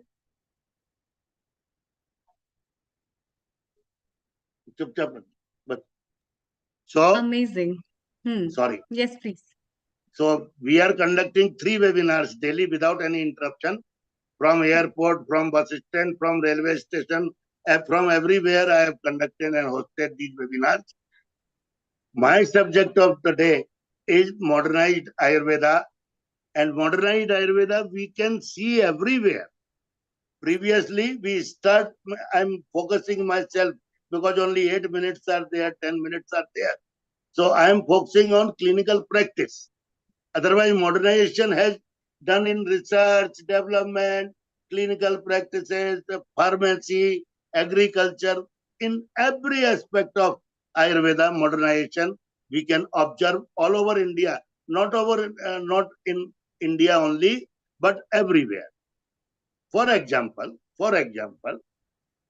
if a person wants to start a clinic, everything is available in shortcut. For pulse diagnosis, now Nadi Tarangani is there, government approved, NCISM approved. Veda Pulse from Russia is there, IU Rhythm is there. So many softwares are there. So we can install the software on our computer or mobile, and we can diagnose completely how many percentage what is there, in how many percentage fit is there, and then like so on. Not only that, in hospital management, clinic management, Vaidya Manager like tool, all are electronic tools. Vaidya Manager is available. Rudra is available for hospital management, all of these softwares. And above all, our government of India launched a software with CDAC, Central Center for Development in Advanced Computing. They launched a software before 20 years, 25 years, I am not accurate in that, but I use soft, great software. But due to its length and its comprehensiveness, like a compendium, it has 4 modules. All 4 modules are necessary for practice in our clinic. So no doctor should remember their text, but they can open the computer and they will get everything right from the diagnosis to the billing. If you have medicine list in your clinic dispensary, that can create bill also. So that is IUSoft, a great software right from Prakriti analysis, Vikrati analysis, tentative diagnosis, differential diagnosis. And if you click on your final diagnosis, it will communicate the tentative medicines for that also, that please prescribe out of these medicines. So it is on the doctor's wisdom that what medicine should be prescribed out of 3 or 4 according to the patient's prakriti or sthiti, desh, pal, kal, dusya, whatever it may be. But the assessment on the patient, particularly, specifically, is the right of Ayurvedic Vaidya, not a software. So software can suggest us the tentative formulations also, pricing also. And then if we move further, in one room of 10 by 10, it was not possible previously to establish a Panchkarma center. But now, portable, movable, so many, I am unable to show you the pictures. Please keep my lecture either before 7 p.m. So I will be able to show you the presentations also. I have lengthy presentation for particularly in this. So hospital management software, clinic management software, pulse diagnosis software, with disease diagnosis software, billing software, prescription software. What else we need in the name of modernization? Number 1. Number 2, if we go to R&D, complete R&D is now modernized. Right from the entry of a raw material pharmacognosy, we are using pharmacognosy, microbiology, we are using pharmaceutical chemistry to analyze, and all development of the product, quality control. So quality control is also developed. Now the system of dispensing is also being developed by some company, that medicine will be dispensed in accurate dose for the hospitals, and that dispensing machine will be installed in each and every Ayurvedic hospital very soon. So these are the modernization of a clinic. If we go to agriculture, National Medicinal Plant Board, State Medicinal Plant Board has developed SOP for endangered species, because we are using much, growing less. So to avoid this and danger on the herbs or plants or trees, because we have lost so many varieties in last 1 decade or 2 decades, government has SOP for technology for cultivation, storage, processing, and transportation to the ultimate user or consumer or customer, whatever it may be. So industry is the best user, right from R&D, quality control, production, and dispensing and transportation, everywhere modernization can be observed, because previously we were making on our yantras, small yantras, quantity required were small, and Vaidya was manufacturing. This is the difference. In modernization, we have lost our, I'm sorry to quote here, but for palliative care, for geriatric care, opium and cannabis was also used. But due to NDPS Act, this Vijaya we have lost to from Ayurveda. We are fearing to prescribe this as a medicine. I'm doing PhD in this age of 62 years, being a professor of Rasastra on cannabis, social and medicinal. So we have lost so many varieties, but we have developed ourselves with new varieties. Ginseng, that was not in Ayurveda, but now we are using. So many medicines are like this. And in quality control, we are the best if it is done. If it is done. Because generally, higher level company, I was vice president of Imami Jhandu. I am retired from Imami and Jhandu before 3 years and joined here as a professor. So well-developed R&D center is there in Calcutta, 5 stories, right from the Ayurvedic medicine to face analysis for the cosmetic, how many acne pimples are there, how many pores are there before treatment and after treatment. In clinical research also, we are modernized now. Everything is on the basis of good clinical practices decided by our government of India, health department, and various equipments, softwares, protocols, everything is modernized in Ayurveda. So we can say that Ayurveda is ready to face challenges for modernization, and our principle must not be lost. We may be modernized on the basis of technology or software. These 2 webinars simultaneously is the example of best modernization in Ayurveda, that a person can conduct 2 webinars on different devices simultaneously. This is also modernization of Ayurveda. When I am the disciple, greatest disciple, disciplined disciple of 6,000 gurus. In my webinar, 6,000 speakers pool is with me. Really, I am grateful to them that they have taught me like anything, because I can't move here and there. I am the host, so I have to listen each and everyone. And I am the best disciple of 6,000 guru. When Dattatreya, respected God Dattatreya, had 24 guru. And really, my desire is that God will give me next Janma in Ayurveda only, because otherwise in this late age of 60s, what I will do of this knowledge. So I am ready to have next Janma in Ayurveda also, though I am from 5 generation. Grandfather was Rajvaidya, father was director Ayurveda, after 4 colleges principal, mother superintendent, wife vice president Imami. I was also vice president Imami, did my MD in 1989 from Jamnagar. Thank you, Dr. Pawan. Thank you very much for giving us a bit of insight over there. The important fact that you mentioned was that Ayurveda is ready for a modern challenge. So stay here for a moment. I want to find out from Professor Ish Sharma, who led from the Ayush Ministry in Mauritius, how technology played part and how far behind.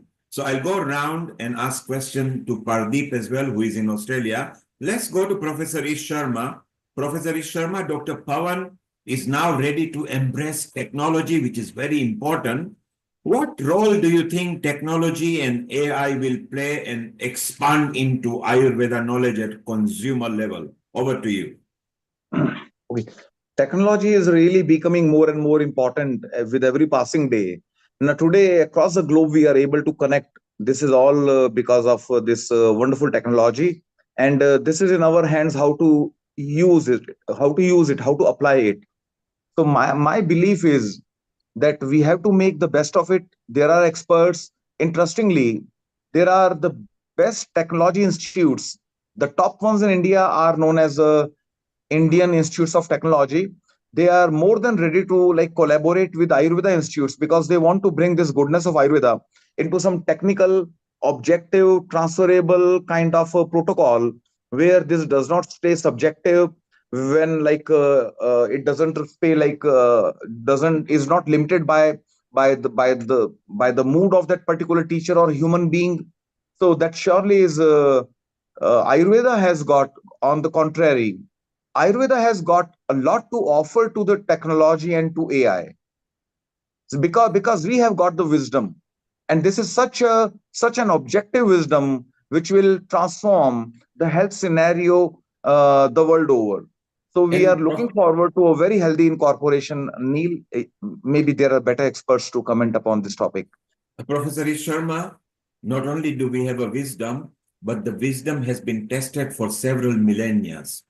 And therefore, it is so important that at the consumer level, when the AI becomes very rife and it is becoming so fast, how wonderful that maybe every home will have an Ayurveda expert. They will still need to consult a consultant for a specific ailment, but it's so important. Professor Pardeep, you're in Australia. You have now almost settled for over a year. How is technology playing part for Ayurveda in Australia? Nilji, as I will tell that a lot of things are going on, but still different rules and regulations are there in Australia, because whatever we can practice is limited here. If you are talking about the different technologies, as I was in Pune in 2005, and at that time CDEC work was started, and some of my colleagues were there, as Dr. Pawan Sharmaji explained very well. I have listened to him in many lectures. I have done the Sakshat Darshan of Pawanji when he was in Imami, in some lectures in the Nasya. And the thing is, if we are talking about the Nadi Tarangani or something, Pulse Veda from Russia, or some softwares of ourselves, and also we are talking about these days about the AI, the artificial intelligence. See, the word itself says artificial intelligence and intelligence. Whatever the things manual we can do with our own hands, as Dr. Ish always words that Pursham Viksha, whatever we can feel, whatever is coming in our mind, that this ashwagandha root is for this, ashwagandha leaves are for this, ashwagandha churna is for this, ashwagandha wrist is for this, ashwagandha stem is for this, means whatever is coming in my mind at the particular time, that ashwagandha is an anabolic steroid, or it is the aphrodisiac, or it is the vatahara drug, means whatever is coming in my mind after comparing all the things in one go, that this is the what you can say prakriti, this is the dosha condition, this is the dhatus, this is the past history, present history, whatever we can conclude with our knowledge from our authentic text, whatever is coming to a particular Vaidya at the particular time. So it's my view, other can take it or leave it, that whatever is manually possible, well, technology can't do. So that's But of wonderful course, input.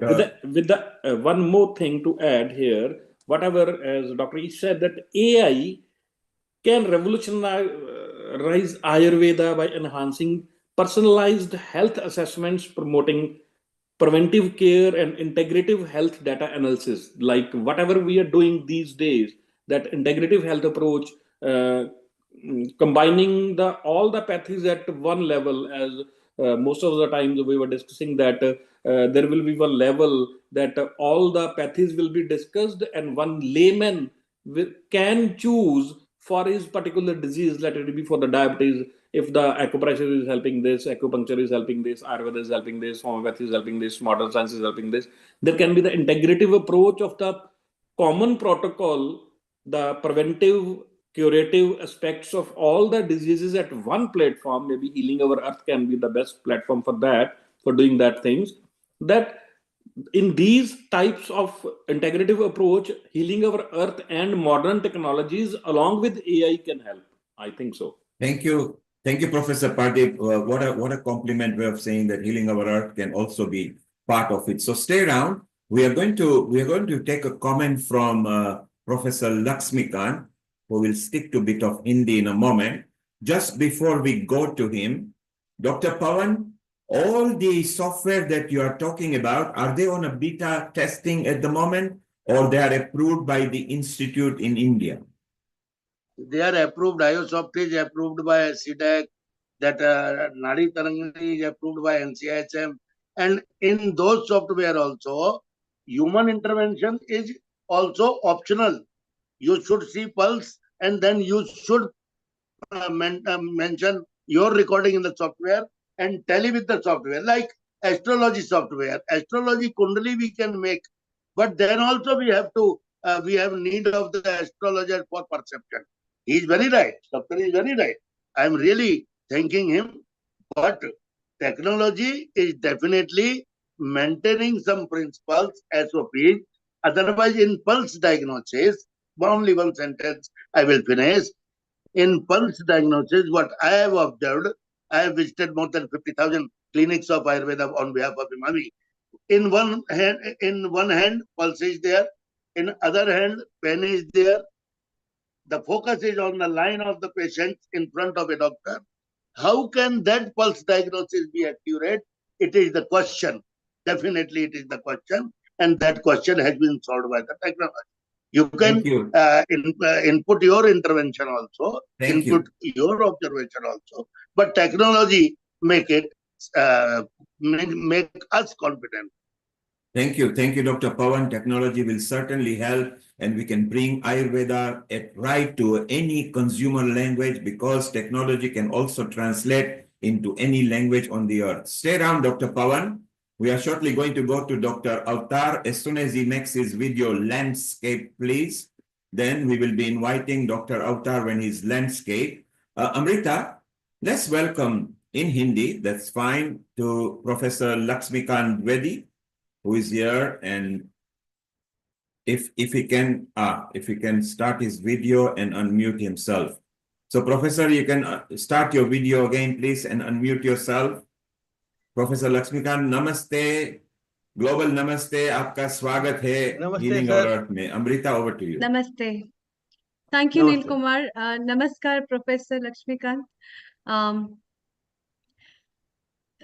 इस global platform पे जिसपे हम आज आयुर्वेदा के ऊपर चर्चा कर रहे हैं, और आपकी फील्ड, जो इस फील्ड में आप हैं, उसके ऊपर आपकी क्या विचार है, जिसपे हमारी चर्चा हो रही है, जिसमें हम ये बात कर रहे हैं कि टेक्नोलॉजी का कितना बड़ा इम्पोर्टेंट रोल हो सकता है इन ट्रेडिशनल पैथीज को आगे बढ़ाने में, और क्या ये टेक्नोलॉजी हमें किस ओर लेके जा सकती है आगे, if we need to validate, और हम एविडेंसेस कलेक्ट कर रहे हैं आज के टाइम में रिसर्च और डेवलपमेंट ऑफ आयुर्वेदा के लिए.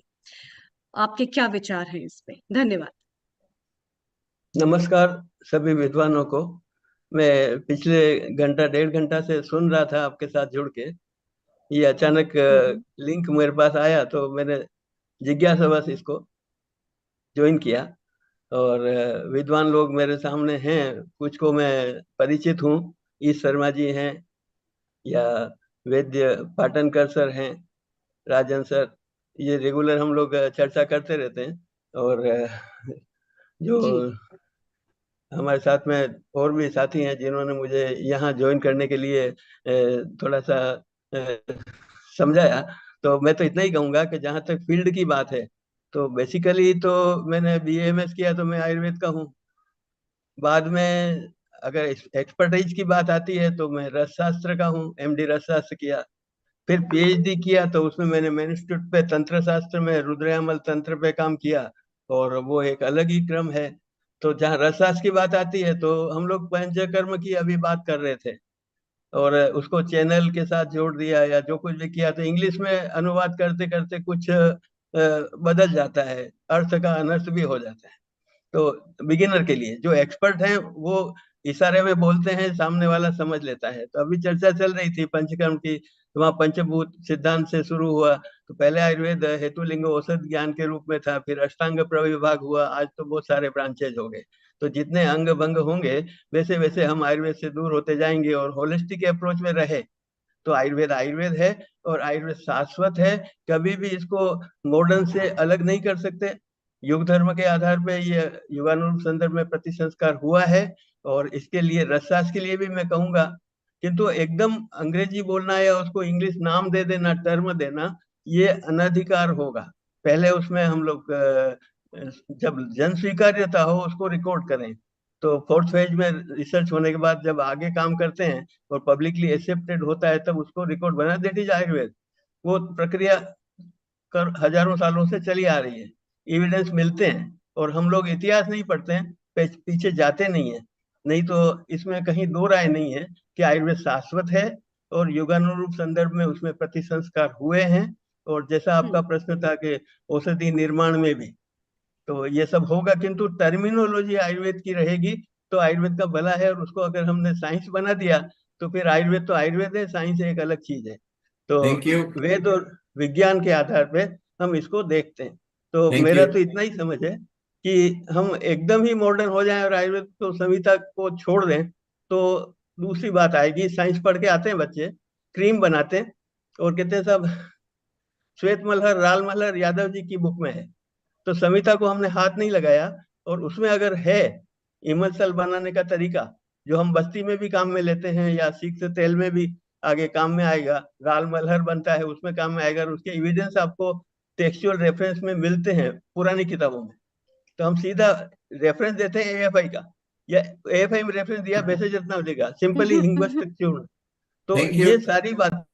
Thank you, Professor. Dhanyavad. So, Professor is saying very clearly that it is okay to go for technology. Be careful because a literal translation sometimes loses the meaning of the actual Ayurveda terminology. Thank you, Professor Laxmikant. We'll come back to you. Dr. Avtar, can you make your video landscape, please? Just like how all the other people are. So it looks professional on the video. So if you landscape your video, then we'll come to you. So how can I landscape, Dr. Joshi? Yes, if you just landscape your video. How can I? It's okay. No, you are on a portrait mode. Look at all of us. We are landscape. So just flip your instrument if you are on the phone. आप घुमाइए doctor अवतार जी, इससे घुमाएंगे तो आपका camera landscape हो जाएगा। If you are on the phone, then if it's Android, then just flip it. Flip. Okay. I'm not very good on the technology, Neil. ऐसे घुमाइए doctor अवतार जी। गुरुदेव फोन को लेटा दीजिए, खड़ा है वो बेचारा। Yes, that's it. Now don't touch. Don't touch your instrument. That is perfect now. So let's welcome Dr. Avtar Singh, who has cured and helped so many people here in London. Amrita, over to you. He's also going to be part of this festival here as well. Maybe you can start with that. So it's so good that he's part of this festival. Thank you very much, Neil ji. सभी को global नमस्ते, बहुत बहुत प्यार। Yes, Dr. Avatar ji, we want to make people aware about the upcoming conference, which is again a very special conference because this has a lot of things to do with the integration of the futuristic approach of Ayurveda on global healthcare system. And it is going to be hosted from London at Honor Oak Park from 2nd and 3rd June 2025. And it is being organized by Association of Ayurveda Academy. And we have a lot of people who are joining this conference to talk on the globalization and the future perspective of Ayurveda. If you want to be a part of it, please sign in and register yourself. And the amount is £50 for 2 days for students, as well as for other delegates, it's £100 for 2 days. And Dr. Avatar is going to be a part of this conference, and a lot of stalwarts from Ayurveda and beyond will be the part of this conference. So Avatar ji, we are very glad to have you at this platform along with Venkat Joshi ji and all our big dignitaries of Ayurveda and who have been part of it. Yes. Amrita, he is going to touch on the subject, a very important subject that maybe a lot of people suffer from, which is cholesterol and blood pressure. So Dr. Avtar, if you concentrate on cholesterol and blood pressure only for the next 5 minutes, or 7 minutes, then we can chit chat with you. Over to you, Dr. Avtar. Thank you and welcome to Healing Our Earth. Thank you very much, Neilji. I just start that one. All the participants, they spoken very, very nice and both to the point on. I don't have to tell their names. They're all from myself. It's a salute to them. And blood pressure, in my point of view, blood pressure not any disease, and there's no any medication can cure the blood pressure. Blood pressure is a problem, is some internal system is unbalanced. It doesn't matter endocrine system, doesn't matter our organ system. Blood pressure is just a sign of them. They are not balanced. Do the balance. Look after yourself. Blood pressure automatically. That's the reason blood pressure never stays same. Sometimes come down, sometimes come high. Blood pressure, people taking blood pressure medication whole life. If the medication work on that one, if that is the disease, then can be cured with any medication. As a researcher, I always say, in last year, I said there is no any disease. All our body system is unbalanced. That's the reason we're suffering.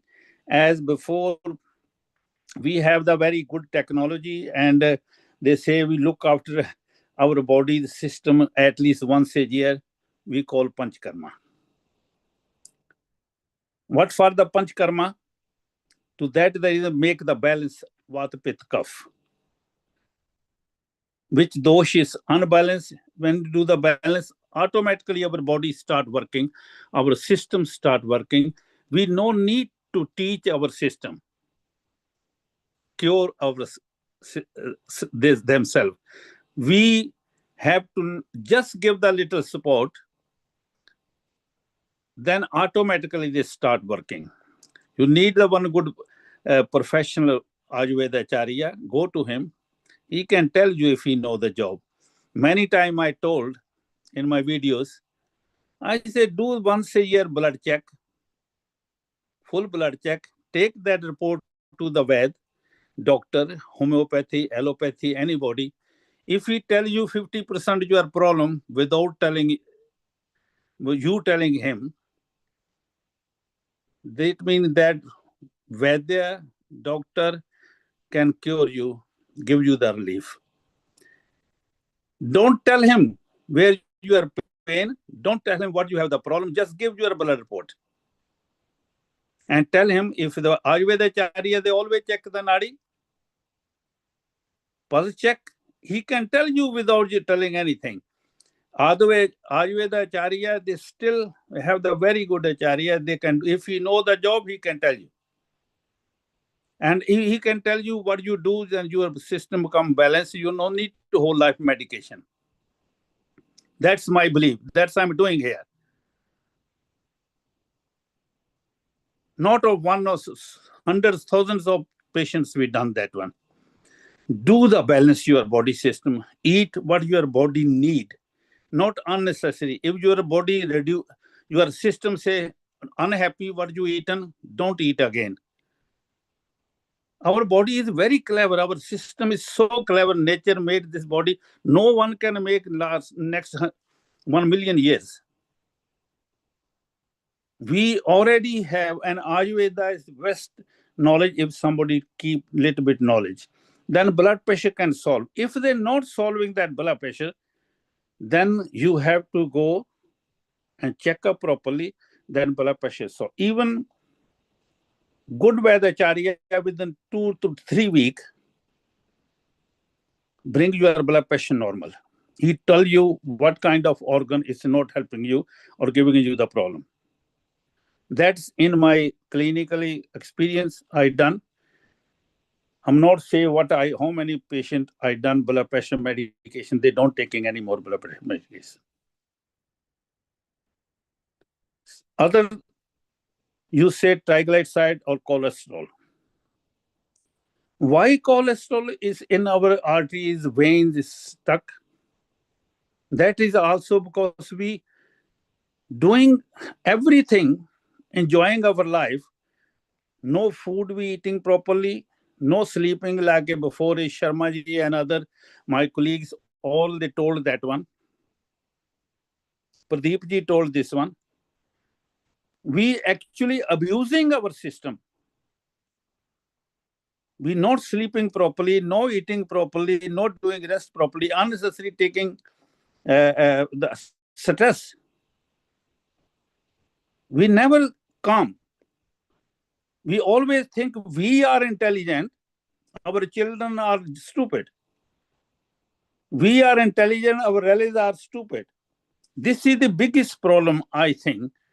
Doesn't matter blood pressure, doesn't matter cholesterol. When our body is not the mood to repairing themselves, then cholesterol in our body. Where cholesterol came? I'm still eating every day nearly 50 to 60, 100 gram butter every day. Every day, in my diet, I'm not eating anything, all good food I'm eating. Cholesterol become when we are stressed in our body. Otherwise, you can imagine, little hint I give. Our body's inside temperature is 36.5 all the time. How can any butter can stuck there in any arteries? This is scientific. In my researcher, I say 36, less than 36 when go, we can't walk then with 35 come. If they go more than 37, we still have the problem. So how can any oil can stuck inside? In our Shastra say, ghee is best medication. I learned Ayurveda in Punjab state, Siddha Ayurveda. My father, grandfather, they all was the Vedya. We have our own Gurukul. He always says, in Punjabi says, 100 chacha te ek pyo, 100 daru te ek kyo. 100 चाचा इकट्ठा कर लो तो एक प्यो जैसी बात नहीं हो सकती, बाप जैसा नहीं बन सकता वो। 100 दारू लेने की जरूरत नहीं है, घी आपको हजम होना चाहिए, मगर अगर हजम नहीं होता तो खाओगे तो बीमार होगे। वो हजम क्यों नहीं होता, डाइजेस्ट क्यों नहीं? Why they not the digest butter until if ghee is digesting your body, it means you don't have any problem. You have to look after your body, not unnecessarily eat it. This is the so these things need to be cleansing. Like I respect Panchakarma very much, but it is my own creation, that one we call Saptakarma. So many articles written on that one. Dr. Neha Sharma from Arogyam, they wrote the article on that one, and some program they done on my Saptakarma cleansing, full body cleansing.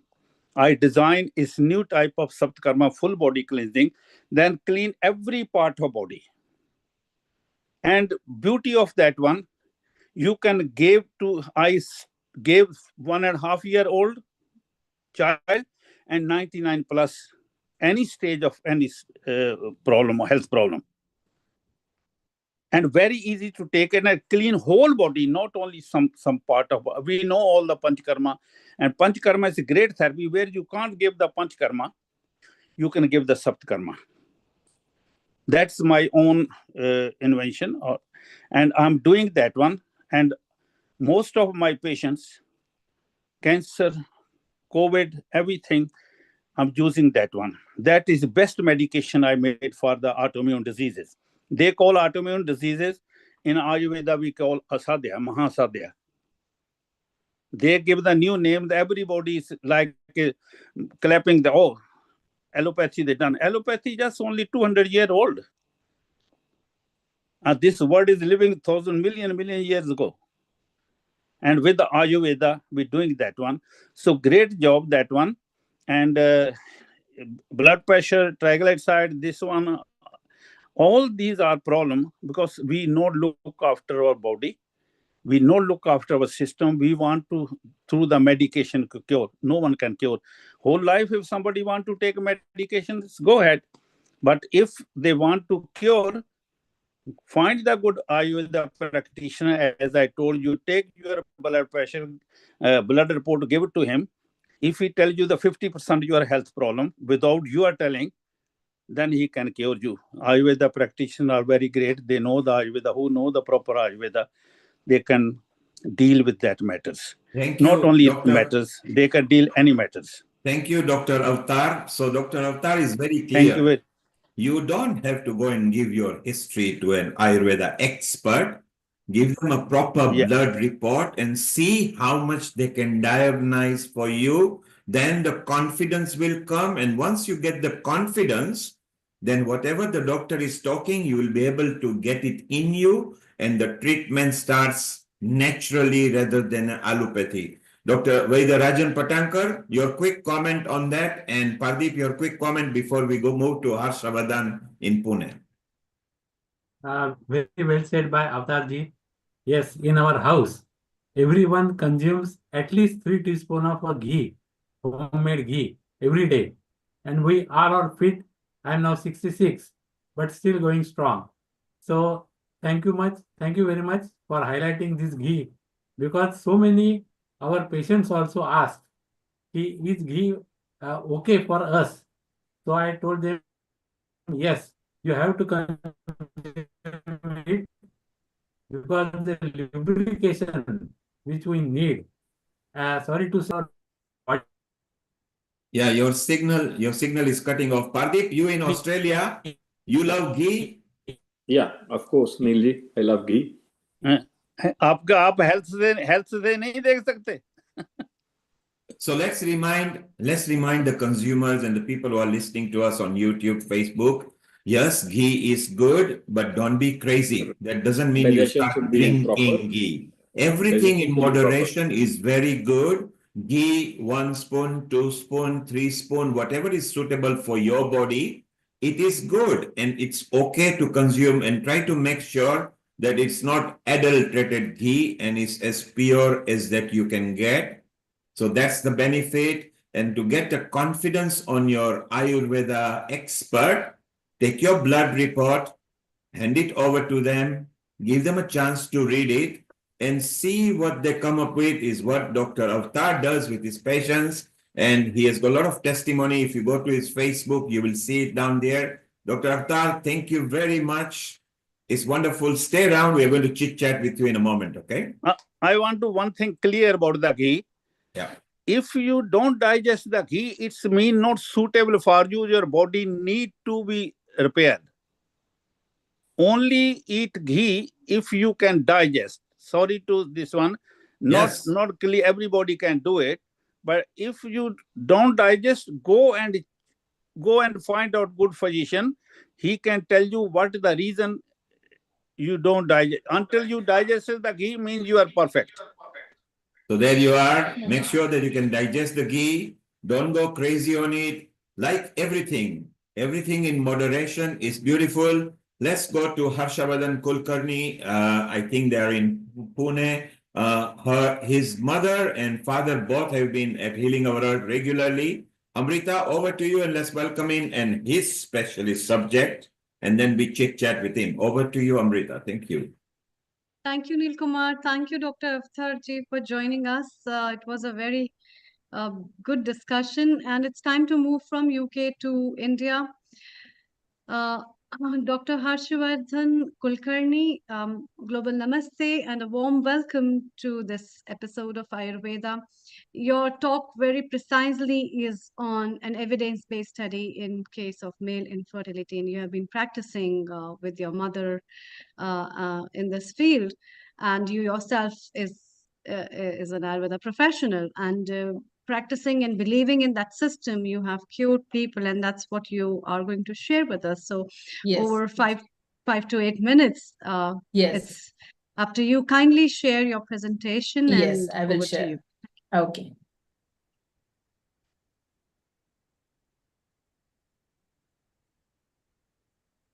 So while he's trying to share it with us, wasn't it? Yeah. Yes, we have got a share here from Dr. Harshavardhan, male infertility. If you could maximize your screen, please. so we don't see your. Yeah. Yes, Perfect. perfect. It's fine. So my screen is visible to everyone? Yes. And am I audible to everyone? Yes, very well. Please Yes, go ahead. okay. So let's start. Namaste. Global namaste to everyone. So my today's topic is male infertility. So I will start with one of the recent incidents in our clinic. One of the lady, like she was around 35, 34 years old. She visited our clinic with lots of hopes for the fertility. She was taking a treatment from various pathies and various, she had done the various surgical procedures before, and still she was not getting the conception or not getting the child. And later on, some friend, some another Vaidya or some another doctor suggested that go for the Ayurveda and ask them for their opinion. So she came to our clinic, and then we started asking our questions. So basically, in our clinic, it's our protocol that the patient, like for the fertility, they need to visit our clinic as a couple. So it should not be like girl visiting with her parents or like girl visiting her in-laws or friends, something like that. So in our clinic, it's our protocol. So we started asking the questions to the husband also, that what is happening to you? How is your sexual intercourse? How is your sexual power? Are you suffering or are you having any kind of pain during the intercourse? So later on, we understood that that person is having some problem. So I asked him to come inside. I need to check your penis. So in our Ayurveda, it's very important to see the Indriya Viksha. So we need to see the organ to understand whatever is going inside the body. So I asked him to come inside, and I saw his penis. Then I came to know that he was suffering from the hypospadias. So it's an anatomical deformity he was having. So such kind of things are many times are ignored while treating the fertility. Most of the times in our India, like it's a taboo to treat only female part, but it's very important to treat the male part also, because they contribute 50% in treatment as well. So it's very understandable to that the person needs to go with the surgery to clear this hypospadias, and then they can conceive. It's the as clear as water. So to introduce with the subject, we are going to differentiate that part in three parts, like physical, physiological, and psychosomatic. So in physical part, there are many aspects, like what we have seen right now is the hypospadias. If there is anatomical deformity is there, like small penis is there, some like scrotum is, there is an injury to the scrotum in the childhood. Somebody fall from the bicycle or fall from the bike and they get injured in this at the region of scrotum. These things happen. Many times we have the cases of undescended testes also. So also there is a possibility of phimosis, and then they have the operative of circumcision is there. And then the most important part we are experiencing right now in these days, that if the person is having some tubercular disease history before, then the testicular atrophy is also seen. So such kind of physical forms of abnormalities are seen while treating the male infertility. Then the next part is physiological part. So physiological part we can understand like in a Sharir Kriya form. So there are many aspects like mithyachar, like mithya like if the food is not proper, if there is not proper ahar and vihar, like lifestyle is not proper, then such kind of infertility or such kind of malformation of Shukardhatu can occur in the person.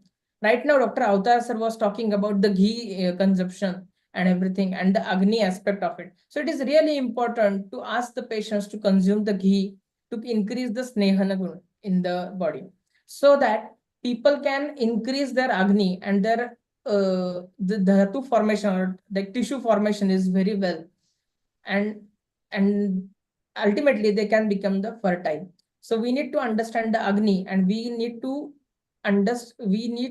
explain the importance of ghee to the patient, because right now, as Dr. Avatar sir said, that many times people ignore it or sometimes they don't believe on it. So it's our duty as a Vaidya to explain the importance of ghee to the patient also. Then there is a right now first aspect for the physiological is ati vyavai. If the person is doing extreme intercourse like every day 3 to 4 times, 4 to 5 times with his wife, or he is not doing with his wife and he's having some multiple partners, then there is also problem. Then the next part is ati vyayam. Ati vyayam is over exercise. Many times people are going for the gym, they are doing the gym at any time of the day. Many times people visit at the night, at afternoon, after the meals. So we need to counsel the patients for the proper appropriate timings of the exercise and appropriate quantity of the exercise, so that they can have the benefit of the exercise rather than having the contradictory effects of the exercise on their body. Then the next part is mithya ahar, the improper food. If the person, like many times in India, the male part, like boys, leave their home to study higher education. So most of the times they visit city parts, or sometimes they visit the metro cities, and they used to live in the hostels. So the mess, most of the times hostel food, the food from the mess, like or if the food from the mess is not good, they used to eat in the outside restaurants or everything, but the food quality is hampered during that period. And it's not for the 1 month or 2 months, it's the major part of their growing, and like 3 to 4 years they spend with such kind of routine. And during such kind of like higher studies, they used to sleep at day, and they used to wake up at night to study and follow the improper routines, so that such kind of 4 to 5 years in their growing age hampers their fertility a lot. So we are seeing such kind of patients very in a very much quantity in our clinic. So that we need to understand, and we need to explain to our patients the importance of lifestyle, how they want to follow in their life, how they need to behave. Like in simple words, if they want to eat food, they need to eat the good quality of the food. If they want to pee, they need to go to pee. If they want to go for the toilet, they need to go to the toilet. And if they want to sleep at night, they need to sleep at the night also. But it's important. But nowadays, many times of due to shift duties and everything, like night calls and everything, many times people surrender their sleep and have the adverse effect of lack of sleep in their body. As we all know that sleep is very important in an aphrodisiac, like vrushyata in the body. So we need to give them the proper understanding of importance of sleep also. We in our clinic, we use the yoga nidra for creating the sankalpa of healthy mind, healthy body, and healthy soul, so that they will get some good benefits of yoga nidra also, and they will help, it will help to increase their fertility also.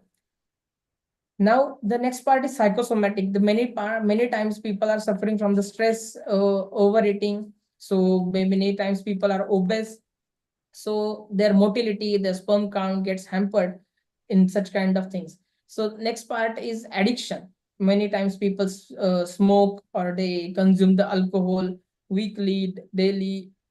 We need to ask the patients how much they are consuming the alcohol. So we need to take the case of Ayurvedic in an Ayurvedic manner to understand the importance and understand the dosha dhatu and agni concept in the body of the patient. Then and then only we can understand and we can give the treatment precisely. It's not on the only investigation. Like if the patient comes with you asthenospermia, then we need to give the pushpadhanva. It's not like that. I will give you some examples of how this doesn't work. So this is like one of the important factor. Dr. Renuka also speaks on it every time, that we need to practice, or we need to investigate Shukra as per our parameters. So I will share you the video and of the Ayurvedic way of Shukra Parikshan.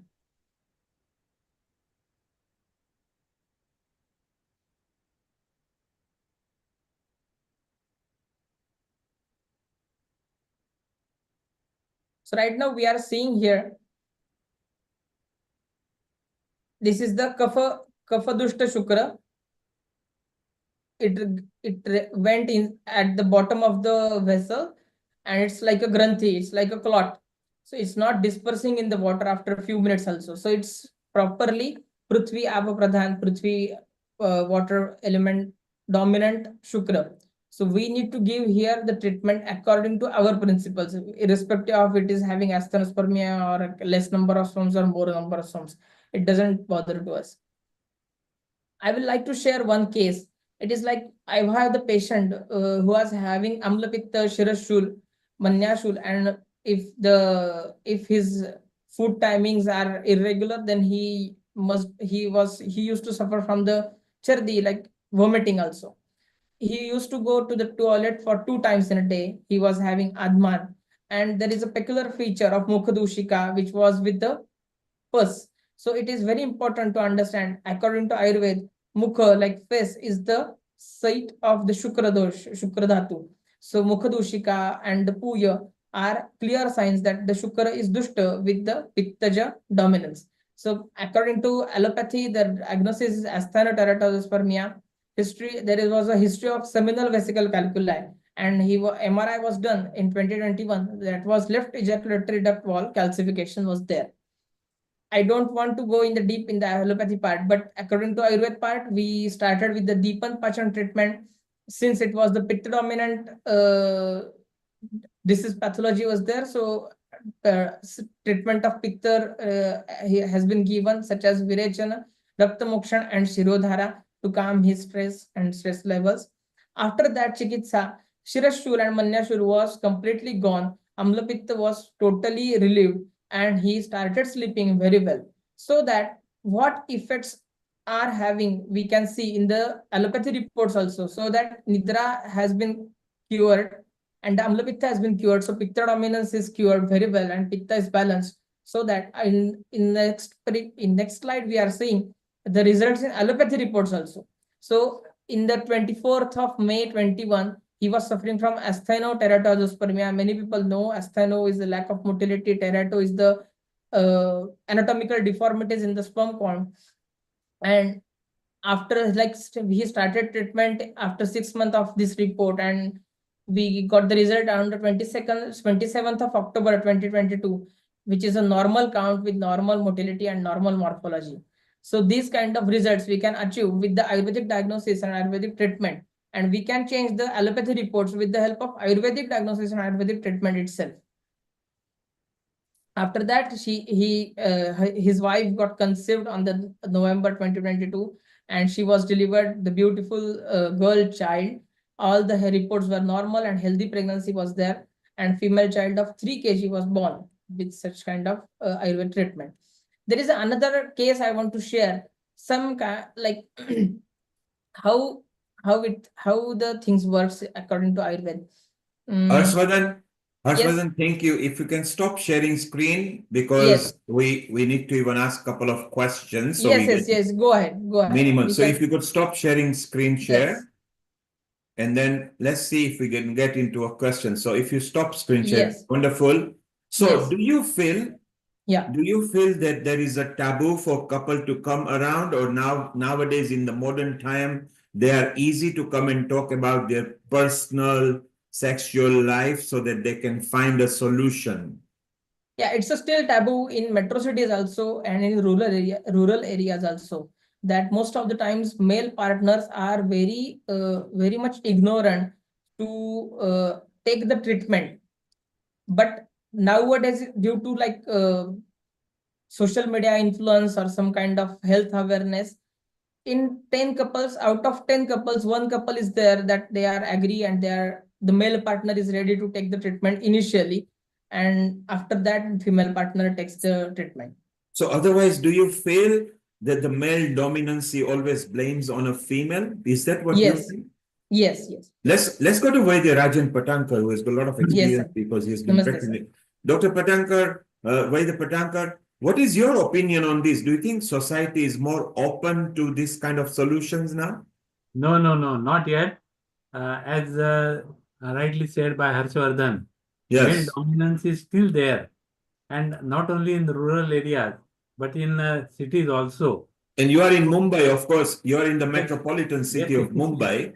Correct. Where they're supposed to be so advanced in Bollywood. Do you feel there is still the resistance?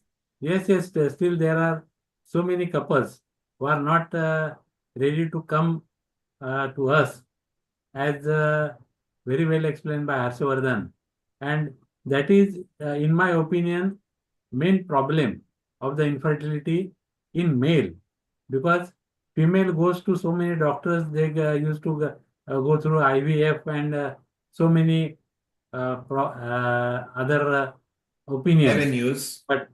but still male are not ready to. So Vaidya Patankar, we move on to the next one. Let's ask a female opinion. Dr. Amrita Sharma, do you feel that people are more keen to go to medical institution doctors as opposed to Ayurveda, number one? Number two, do you feel that there is still a parity, that first person, the first sex that is accused or being pointed at is female? Yeah, thank you, Neil Kumar. Yeah, the first question answer is definitely yes, because Ayurveda, whatever we have done till date, still it's considered to be a second option. The first option is that when people don't find and they are tired of taking up. And secondly, having a progeny is a very sensitive issue. It is a lot of emotional bonding and a lot of other criteria in terms of society and the social norms and the family conditions. So it's not just a one decision of a couple in India, especially. And Yes. therefore, considering that there's a lot of precision in terms of choice of a doctor, choice of the treatment, choice of the medical staff. And when they don't get an option out of that, then they say, okay, let's try the other stuff. And then the belief systems with the cases like this, I would like to congratulate Dr. Harshvardhan for this remarkable results and for progressing in this way to let people understand that how a small balance of life can make a big change in an individual. So we address a lot of things that we say, oh, diabetes is getting cured, arthritis is getting better, you feel better. But then having a progeny is a very separate story. To have a child is a very different story. Yes. And a lot of emphasis on that has been given in various texts and lexicons of Ayurveda, which we have been talking about. And the other part of the story is about the acceptance as a female. So, Nilkumar, at our platform also, we have been working on a global women platform where we always promote Yes. women for working and for their rights and to understand these things. But when it comes to this kind of sensitive issue, it's very ironical. But still, despite of women going so ahead, there are certain areas where still they are being addressed to go first and Yes. get their checkup first Yes. rather than the male person. And to an extent that I have also seen that the females are asked to go to a lot of invasive kind of treatments, which in fact she might not need or she might not be happy to take, but still under the pressures of the norms of the society and the families and the couple, it is there. But I would So just hopefully, definitely so say Dr. on Amrita, that. hopefully we hope that the society is slowly changing. Don't keep Yeah. it to yourself. If you are suffering in silence and you do want children, or you're not having a good relationship with your partner, do explore. In UK, the good thing is we have got special clinics, so people don't even have to know where you are going. So it's so completely different system over here, which does help. But look, Harshvardhan is very lucky because his mother, Renuka, and father, Mahesh, have actually trained him very well. And Dr. Rajan Patankar is the one who brought them to us on our platform several years back. Thanks. Yeah. And I think Renuka is actually here, so she should be very proud of her son over there. So it's wonderful. Yeah. And she also helps a lot of women. I think she has helped women for conceiving in quite a part. She's here. Let's say a quick hello to her. And we move on to Mohit, who is our next guest. Here she, Renuka is here. Global namaste to you. Renuka ji. Now Harshvardhan's wife is also MD, and Yes. I she's see. also Okay. and she's also great. Let's meet. Yes, yes. Yes. Sure. Dr. Let's- Harshvardhan, just turn the camera, I think. Yes, well, I will add the Dr. Renuka. So So they're all- that's she's very also- good. And she's Namaste. also very Namaste, renowned sir. doctor. Namaste. Of Next. one of my friend from Pune. Very nice presentation by Yoga Varun. Circle. Yes, very excellent. So it's so beautiful. Thank you for giving a good training, good nice. We will also have you back again. We'll bring this subject. Harshavardhan, we are very proud of you. It's a taboo subject, but you're handling it well. And we are right behind you. As Dr. Amrita says, at Healing Our Earth, we empower women to move forward because Sure. the society is so good. Mohit, if you can stop screen share, please. Your turn will come. We will actually call you stop screen share temporarily. So Harshavardhan, Mohit, if you can stop screen share, please. Maybe let me force. Yes, there you are. So the next guest will be. I already stopped it. It's okay. Thank Yeah, you. yeah. Don't worry. It's done Thanks. fine. Your Thanks a lot, signal is breaking. Rajan Mohit, Patankar Due to ji. network issue, I Yes, think. namaste everyone, and thanks a lot for the opportunity. We will surely like to collaborate for more opportunities with you. Thank you. Thank you. Thank you, Thank Harshavardhan. you. Take care. So, Amrita, Mohit is also our regular, and he has been on Healing Our Earth many times. And so let's welcome him. And his subject, again, his chosen subject today, particularly, is pain is optional. If you want pain, he will show you how to create pain in your body. But if you don't want pain, then Mohit is going to share how to avoid pain. Over to you, Amrita. Thank you, Nilkumar. Yes, definitely. So let's hear from Mohit, who is in India and who practices Agni Karma, which is one of the therapies which works on chronic pains and different kind of pains. So how does it relieve from pain? In today's episode, you might have seen so many faces in which Ayurveda is beneficial from one point to another one, where you would talk about either detoxification through Panchakarma, or we talk about how the medicines are useful, or we talk about the core concepts of Ayurveda in terms of 5 elements. And today, Mohit will share with us his presentation on chronic pain, I think so.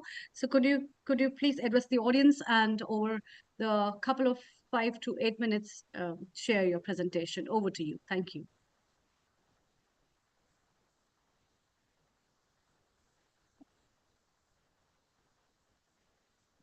Are you able to share the screen?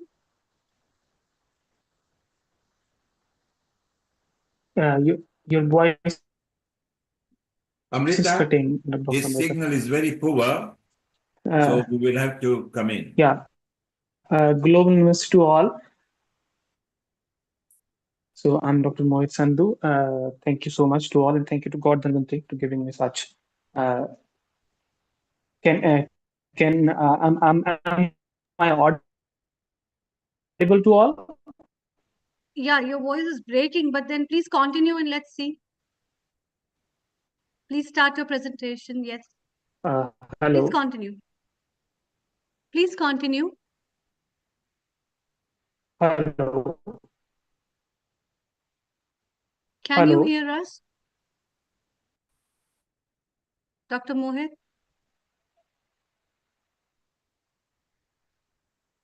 I think his bandwidth is low. Yeah, sure. Yeah. Can you hear us? Please continue. Yes. So, yeah. So, yeah. So, yeah, I'm continuing. Can you hear me all?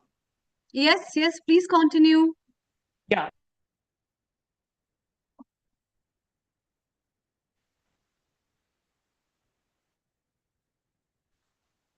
I think. Hello.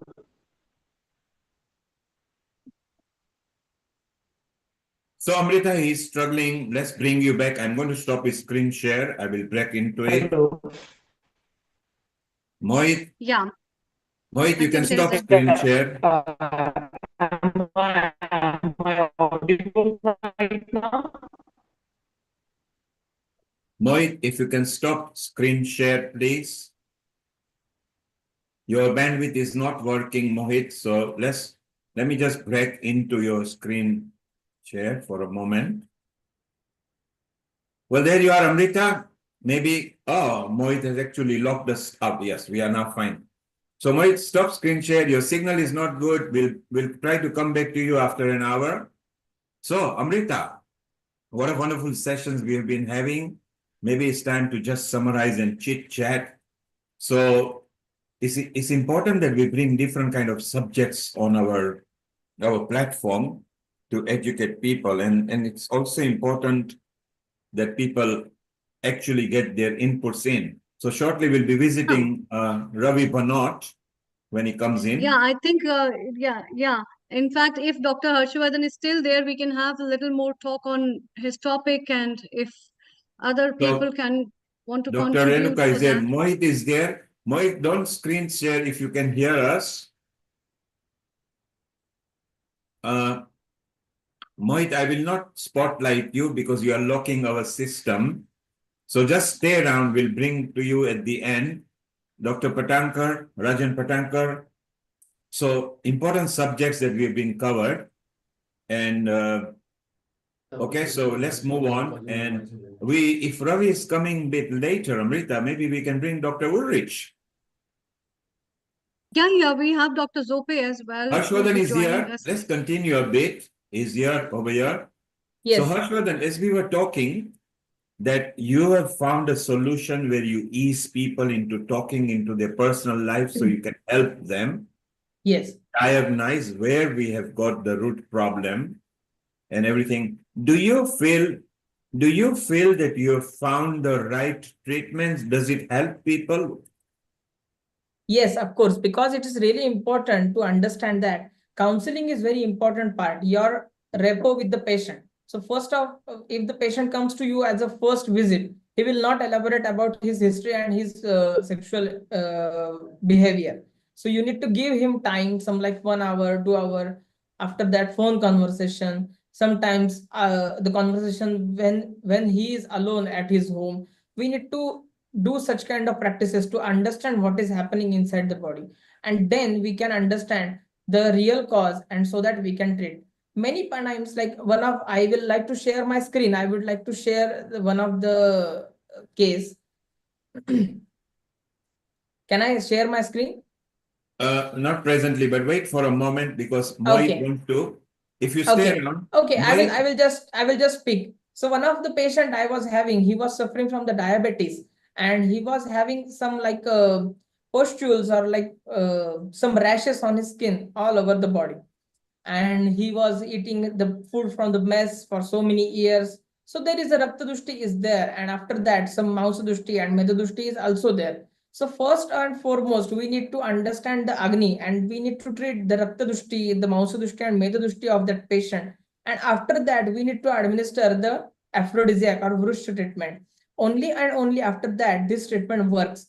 It's not like that if the patient comes with the infertility and we need to prescribe him Pushpadandva or some like Vanari Gutika or something like that, and it will work. It will not going to work. We need to understand the Agni, we need to understand the doshas, the principle. We need to correct the disease and the dhatus, and after that only we can cure the Shukra problems in the body of a male personality. Okay. So is Amrita, you had a comment you wanted to do, and meanwhile, Mohit, if your presentation is there, maybe send it to Amrita or send it on the chat here. See if we can play it. And so your bandwidth is not covered up. Yes, the pain is coming. So Amrita, carry on talking. Let's see if we can open his Yes, definitely. Which is a very good thing, Dr. Harshvardhan, and it's a very important thing as well. Dr. Rajan Patankar must be very, very in line with our thoughts of understanding how important is the role of Agni in the body to get the toxins out, as well as to streamline the doshas and to align them, and then to understand the individual on all perspectives, as you covered up the physical, physiological, as well as the other grounds in which the Ashtaveda and the Chikitsa things that have been mentioned in various texts, especially the Charak Samhita, to diagnose has got a very serene sense actually to understand an individual, and then to decide what will be the right treatment for a person before just giving the medicine and deciding the dose. And that's what makes it very beautiful as a science of Ayurveda, I Yes. believe, because Truly. it's not just that the patient has come and you write the 2 tablets and has to be taken BD, OD or TID and SOS and it goes away.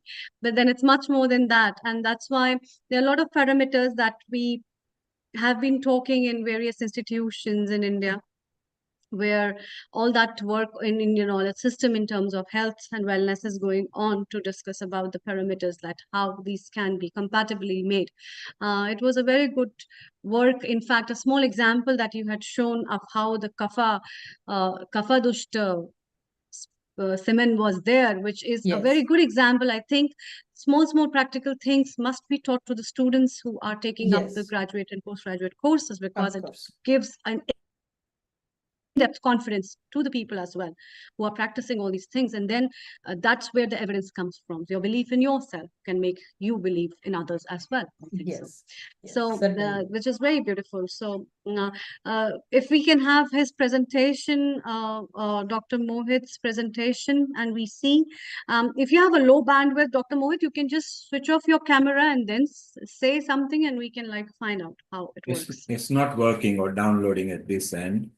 Let's try him. Let's give him a chance to unmute himself and see if it Yes, works. definitely. Mohit, have a quick go and see if it works. If it doesn't, please Yeah, switch sure, off sure, because sure. you are locking our system. No problem. Okay. No problem at all. Yeah, I just switch off my camera, so you So can Dr. clearly. Mohit, Okay. tell Yeah, me, okay, so Dr. Mohit, you can just tell us to the viewers, this practice of Agni Karma is very famous, and it's one of those famous trending treatments of yeah, Ayurveda people yeah, practice. yeah, What is yeah. Agni Karma? How do people can use that, and how does it benefit the society? Tell us one by one, please. Yeah. Thank you. So thank you so much to giving us this platform. So first of all, I'm very happy to tell you all that I have completed 5,000 plus cases of musculoskeletal disorders, and all are pain free from now. So I have completed such patients from the globe, all around the globe, through only Agni Karam and some modulation of Panch Karam. So, first 3 to 5 things I want to share to you all, that what are the most, what are the most things, or what are the main points that we can make more valuable understanding to the pain physiology and in Ayurvedic pain specialty. And yes, I made my own foundation 7 months ago, a session of Ayurvedic palliative pain medicine to give a cutting edge Ayurvedic approach toward musculoskeletal disorders. So, when I used to see my patients of musculoskeletal pain, 1 out of 5 adults I used to diagnose in my OPD with musculoskeletal pain and the pain issues. So, when I used to see everyone talking about Panchkaram, everyone talking about the Ahara Vihara, but when the patient came to us with such complaint, they have already disbalanced Ahara Vihara, right? And no one talk about ama, because as I see, the ama is the greatest.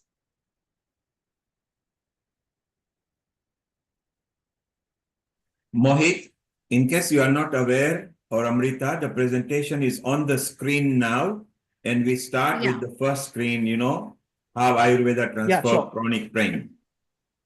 Yes. So please So continue, you can. Dr. Mohit. Yeah. Okay. So let's talk about the first thing. Yeah, the pain epidemic. So when we used to see in my OPD, when I used to see, so I used to see the epidemic, right? 1 in 5 adults suffer from the chronic pain. Okay, and the conventional medicine like allopathy and the homeopathy or Unani medicine, they offer the symptoms suppression only. But rising demand for Ayurvedic and sustainable solutions nowadays increasing day by day. Okay, so please third slide, please.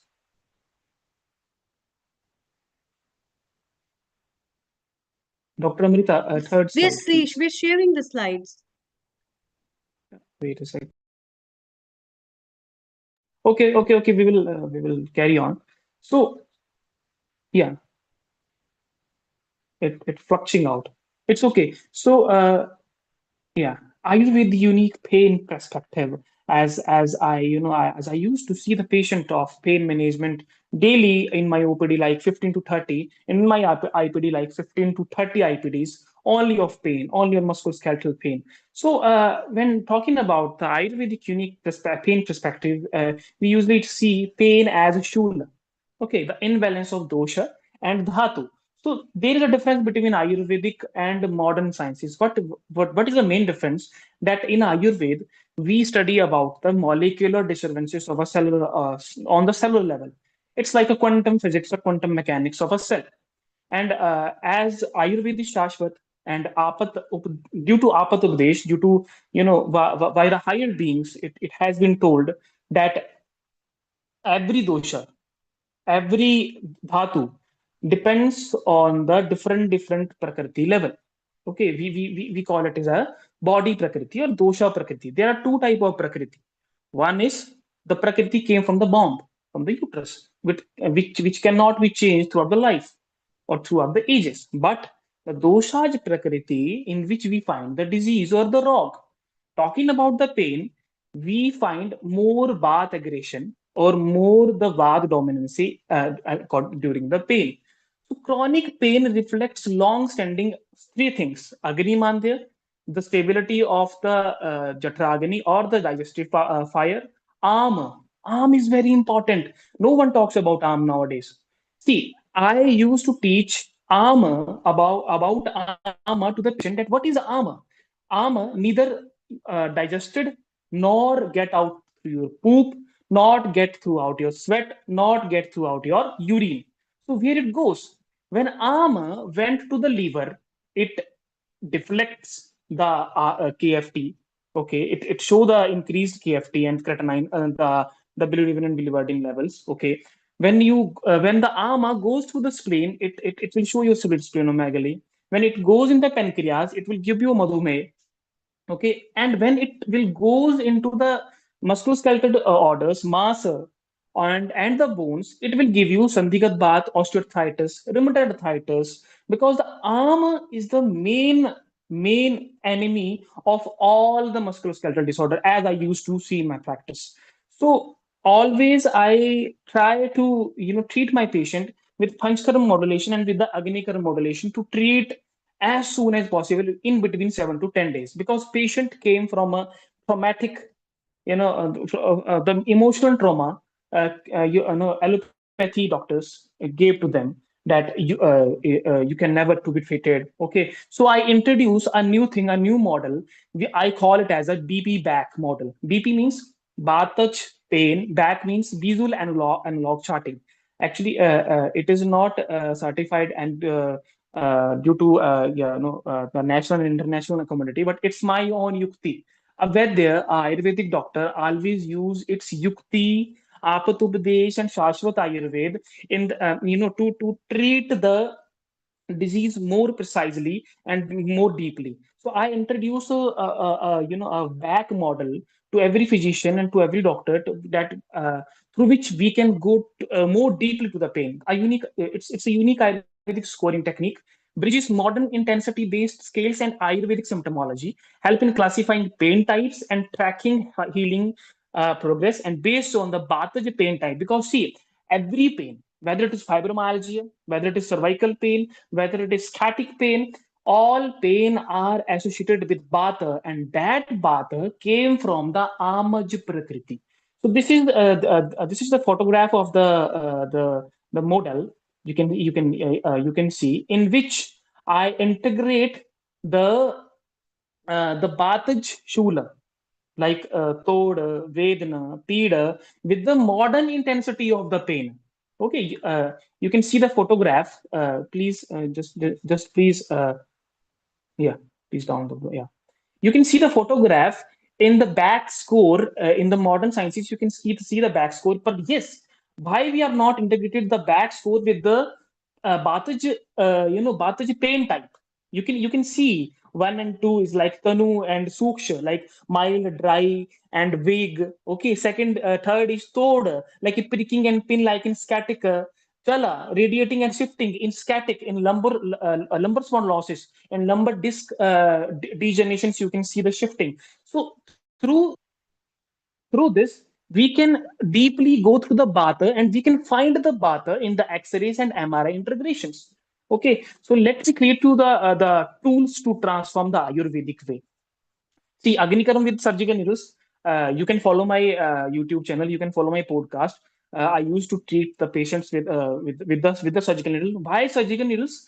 Because I used to see that in diabetic patient, the classical Agni Karma Shalaka, when we used to pinch the patient, those pinch creates overheat or the scars on the skin, which is very difficult to heal in the future, right? But with the surgical needles, it's not acupuncture at all. It's Agni Karma, because our Acharya told about the Dhatava Agni too. Twakagni and Dhatavagni too.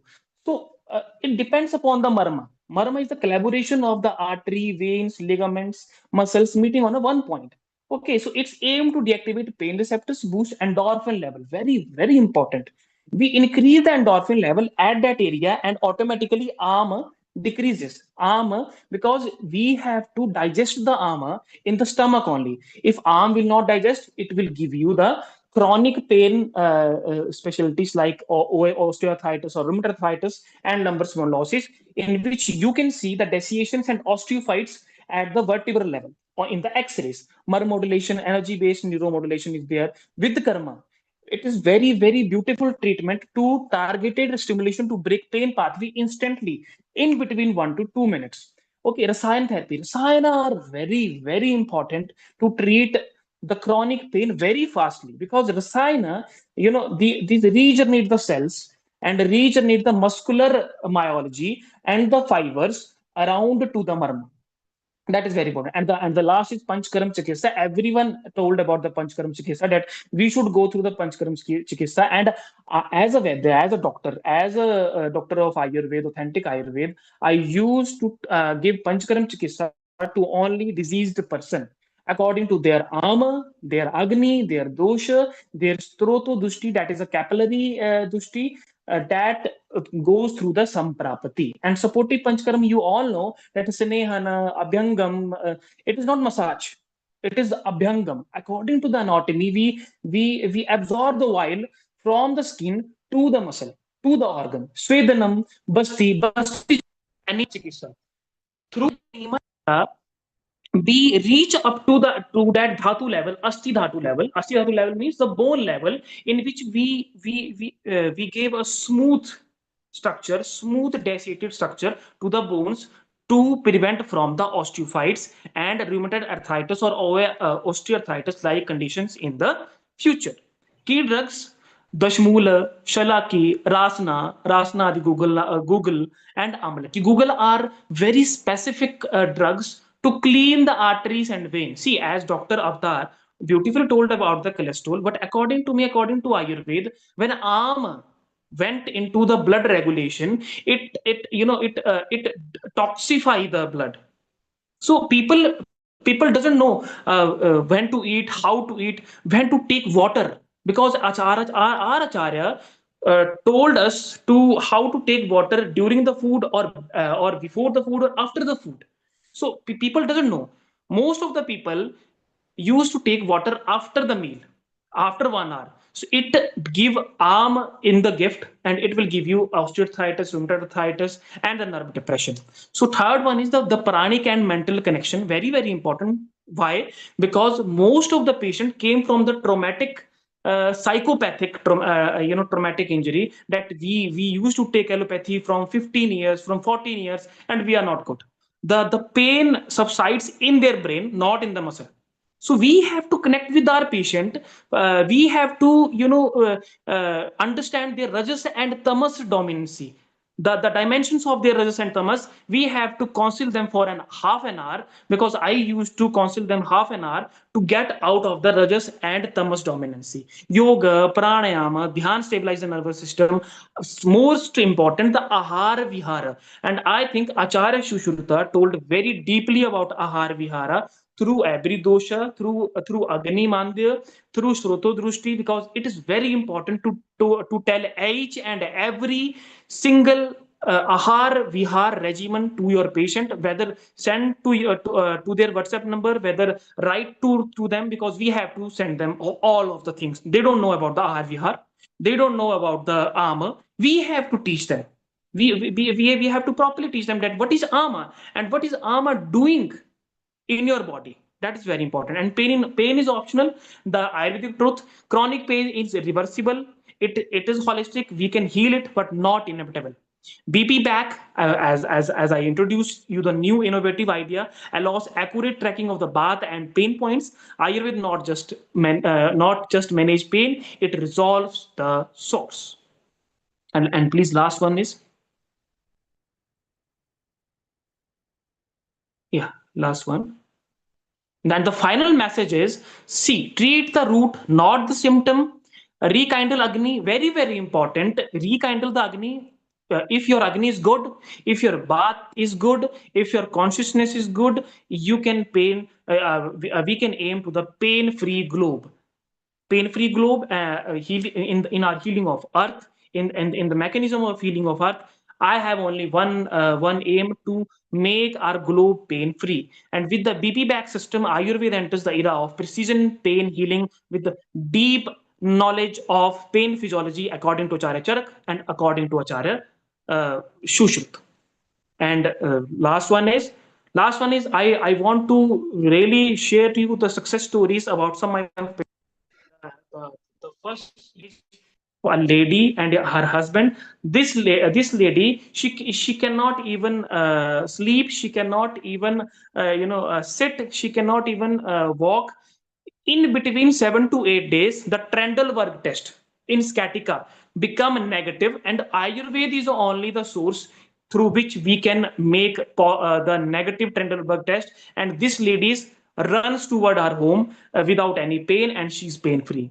Uh, there are so many patients. There are 5,000 plus patients, but some of the patient I used to treat, and you can see the 80 years old of man. He was a ex Navy officer, and he cannot even bend his knees toward her chest, toward his chest. But you can see after Agnikaram, after third day of Agnikaram, he can easily bend his knee, and the structures of the knee, the cartilage of the knee increases with Janudhara and the Basti. So beautiful interactions. And lastly, in ABN, after third day, the circular motion of the, you can see the patient. I cannot upload the video, but you can see the patient can hold. The patient can lift the leg, and the circular motion he can do. So yes, Agnikaram and the modulation with Panchkaram, within 7 to 10 days, you can give beautiful, precise result to the patient. Pain-free globe, pain-free India, pain-free every country. Thank you. Jai Dharmantri, Jai Ayurveda. Please.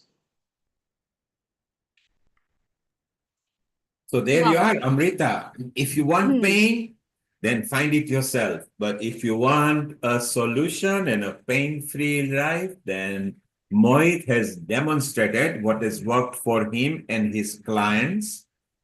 And don't be scared to seek alternative integrated health approach. Yes. It does help. So your comments, Amrita, and we'll also ask Dr. Lakshmi Vyas, we'll ask Ulrich what he feels as well.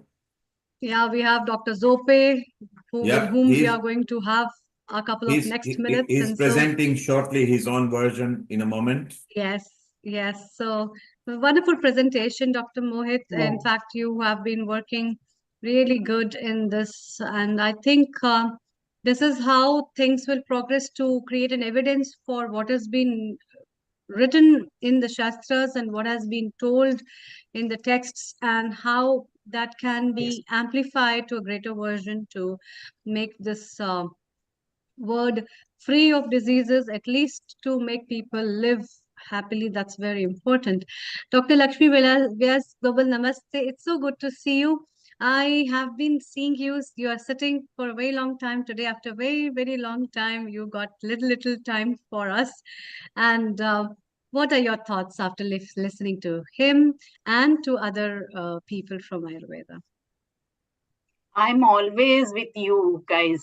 Okay, sometimes it goes, my time goes up and down, but I'm always with you. And today's session is very interesting. Namaste, Rajan ji. So nice to see you. And Mohit ji, Thank your you so much. wonderful way of presentation and emphasizing the right points. Wonderful it was. And I do agree that some people, they forget to do their work regularly on, and then they complain that, oh, I'm not healing, Yes. I'm not, no, this is not happening, etc., etc. As you say, regular exercise, regular way of whatever is told is very, very important. And if you follow all those rules, definitely, and faith, you must have faith. Without faith, if you start doing something, it never works. So with faith, if you do, definitely your healing happens. So this is what I want to tell to everybody. I'm so sorry. I'm so sorry I'm cutting you, but I really want to quote one thing to everyone that talking about the Nadi Tirangini and the technology, the files we maintain through the documentations and through the app is very good. But talking about the Nadi Tirangini and the pulse diagnosis, I used to experience all the things, but my experience was not so stabilized. Because talking about Ayurveda means Yukti and Apat Upadesh. Apat Upadesh means the words told through by the higher beings and apat acharyas. And through apat acharyas, whenever you don't touch your patient through your these three fingers, Manivanda Kurch Kshiram. Manivanda Kurch Kshiram means Manivanda and Kurch Kshiram to the Nadi.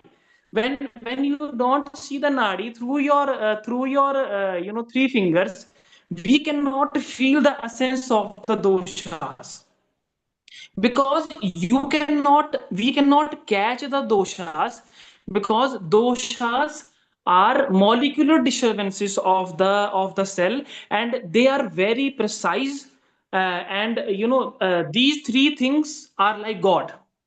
These three things are like quantum physics, the parts of the quantum physics, and we cannot catch them. We can stabilize them, but we cannot catch them and measure them, because every prakriti is different, every dosha is different, every agni is different. So I think in the modern era, our Manivanda Kurch Shira is very important to radiate the pulse. And I'm very happy, I'm very proud that I used to diagnose my patient with these three fingers, to touch my patient precisely, and the smile automatically comes to the patient face. when you talk to the patient that yes, apna haath dijiye, we will diagnose the things according to your pulse. So that is very important. That is called Shashwat Ayurveda and Apat Updesh. We have to respect them all. Thank you, Mohit. Stay around. We'll be with you again. Vaidarajan Patankar, I think it's time with Amrita to invite Dr. Ulrich Berg, who schedules himself between India and Germany. And he also joins Healing Our Earth regularly. He's the president of German Association of Homeotherapy, but he also loves Agnihotra and Ayurveda. Isn't that right, Amrita? Yes, I have to tell so many things about his contribution towards Ayurveda, as well as his proficiency coming from the background of physics and other fields, and working in so many diverse ways. He is one of those people who have been a radical example of putting forward the evidences of traditional practices of India. And that is why he's called on for invited talks in various eminent institutions of India, where he has been practicing and running up so many projects related with Agnihotra and the practices of developing germination of plants and development of plants, and then utilization of that and culturing of that, and how the different studies in terms of cancer and many other diseases, people have been practicing through all that. So it's just the start and the beginning at this age. And I warmly welcome Dr. Ulrich Berg from Germany. Global Namaste, Dr. Ulrich. And then I would like to ask you, you are now in Germany, right? Okay, first, thank you for the introduction. Thank you, Neil Kumar and Amita Sharma, for inviting me here. Yes, I just reached Germany, and I'm very happy to be here because Right. the last few weeks in India, it was just too hot, 43 degrees. Oh my God, I'm European, so I'm not used to that heat. It was difficult, but okay, it was good also. I traveled a lot, as you mentioned, to different conferences, universities, and so on and so on. Yes. So now for here, I was listening to. First, tell us about your projects that are running in India, because this platform really needs evidence-based studies, and how the research and evidence you are collecting in your own way is so creditable. Everybody is very eager to know about that. So please count down for some of the projects that are running and what all has been planned and what are your plans further as well. Yeah. Okay. So first thing is, I'm not an Ayurvedic doctor. So, but I was listening to the talks with very much interest. You know, great doctors, and I saw all the success. I mean, Ayurveda is the medicine of the future, and so I'm happy to see what is going on here.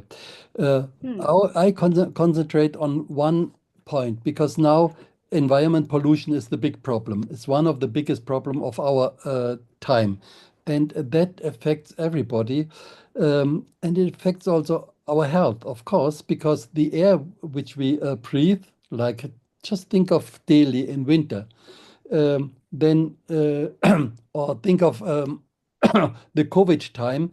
You know, these viruses spread through the air, and the water pollution and the soil pollution. And then, you know, you have all the pesticides and so on in the soil. That goes to our food, and that leads to different kinds of problems. Cancer, one important factor of cancer is this is pesticides. So now what we are doing is, what I'm suggesting is this little fire Agnihotra in the copper pyramid. Here you see it, exactly this size, this shape. You burn some cow dung, some cow's ghee. People were talking about ghee. At the exact time of sunrise, sunset, I will share in the chat some links so that people can see. And that purifies the air. And as you mentioned, which kinds of experiments we have done? We've done a lot of experiments on air pollution and could show that if you do a count of the bacteria before Agnihotra, after Agnihotra, there's a big reduction. Maybe 90% comes down. If you add Agnihotra ash to water, same thing, water gets purified. And this has been done in many, many places. Now, soil also, beneficial microbes, they grow, and harmful microbes, they are reduced. So what we did recently, two very interesting things. One thing is that we have taken plants, that is neem, tulsi, curry, bale, Ayurvedic plants, from Homa place, and we sent them to University of Lucknow, and there they made extracts of these plants and applied them to human cancer cells, and they could see that the viability of these cancer cells is much reduced. And of course, they did the control with plants from outside. You didn't have this same effect.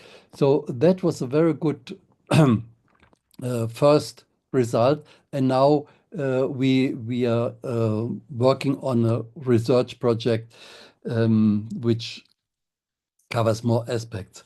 So that was very interesting.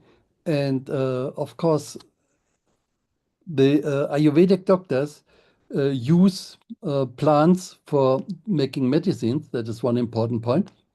But if these plants grow in our polluted atmosphere, the medical potency goes down. And with Agnihotra, it comes up again, as we have seen in this experiment done in Lucknow University. Another thing which we did recently is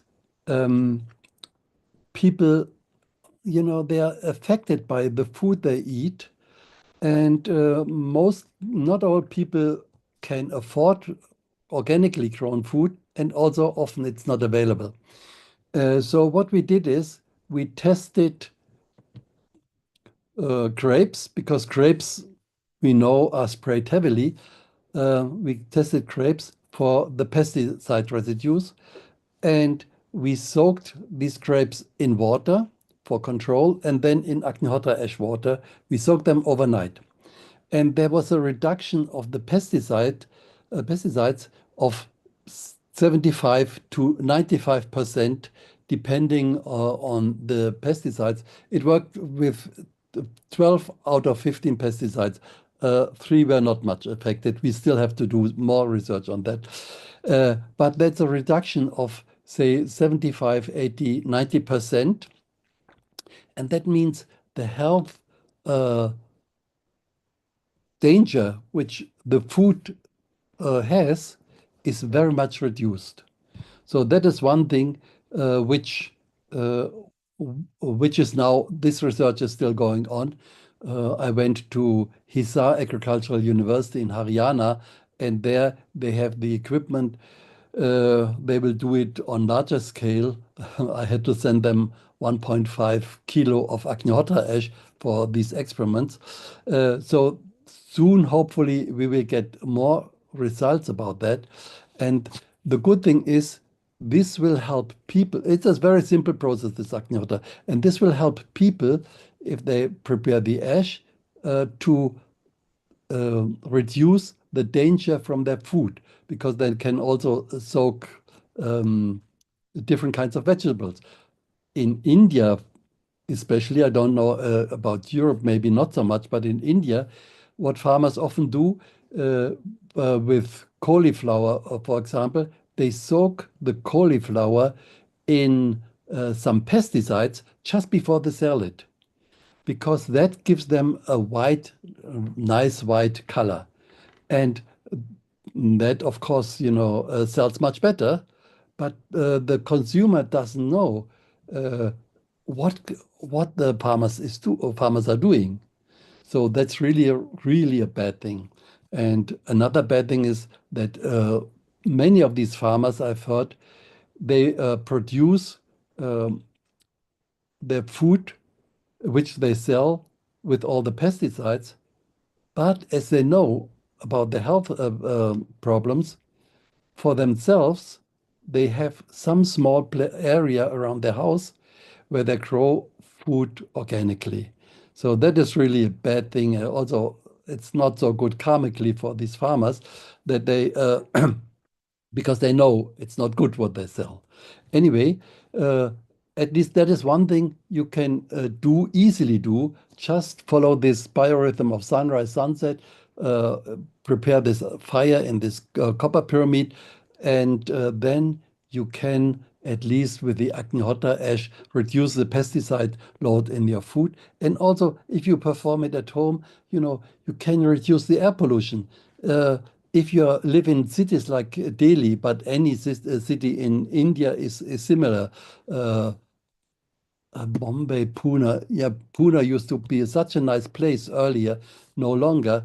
All are very much polluted. With Agnihotra, at least you can reduce the air pollution in your home and have a healthier environment.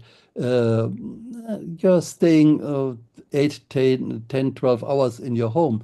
So at least there you have a better air to breathe. So that helps a lot. And one project also is going on in All India Institute of Ayurveda about germination of Ayurvedic seeds, and then also to see if we perform Agnihotra, what happens to the plants on a molecular level, and what are the secondary metabolites, how is the healing power of these plants. So these projects are going on. And I've been traveling in India now for half a year, a lot from north to south and east to west, so many such projects are now going on. Also, we did one thing in Germany recently. We just added Agnihotra ash water to cell lines, and for example, the cell vitality increased. The radicals were reduced, and you can see immune system was increased. Many such things are going on, and we'll have more such results soon, I hope. So, Dr. Ulrich, what a wonderful input. And yes, you are right. At 40 degrees or over, India is very hot for us because we in Europe are not used to more than 28, 30 degrees. But you have taken so much interest in the Indian Vedic knowledge and Ayurveda, and you are in Germany. How do the people in Germany view Ayurveda and Agnihotra? See, I started Agnihotra 46 years ago. Then, people thought I'm crazy. But then also I started to be a vegetarian a little earlier, nearly 50 years ago. Same thing, people thought I'm just crazy. These things have changed. Now, being vegetarian is totally accepted. Then people even ask, oh, you're vegetarian, but why are you not vegan? And Agnihotra at that time also was difficult to find people who got interested. Now, we have every week new people who start Agnihotra, and we have, I would say, more than 10,000 people in Germany who practice Agnihotra. I mean, we see how many pyramids are sold because it's only a few organizations which sell the pyramids, but that's many. And but more important is we see how much cow dung is sold, because pyramid, okay, somebody may be interested, buys the pyramid, but if he regularly buys cow dung, it means he's actually performing Agnihotra, and that is a lot. We more than 10 tons per year cow dung in Germany, so that's a lot. So many people are actually practicing Agnihotra also. That's simply amazing. We want to continue talking to you. Dr. Ulrich, stay around. Let's say hello to our birthday boy. He's the host at Healing Our Earth. He's also one of the contributors, and he might help us something to do with the hair, and we continue talking to him. So, hello, Mr. Birthday Boy, Ravi Sharma. How are you? Global Namaste to you. Global Namaste. Global Namaste to you all. And Amrita is going to Wishing sing you to a you. very happy birthday.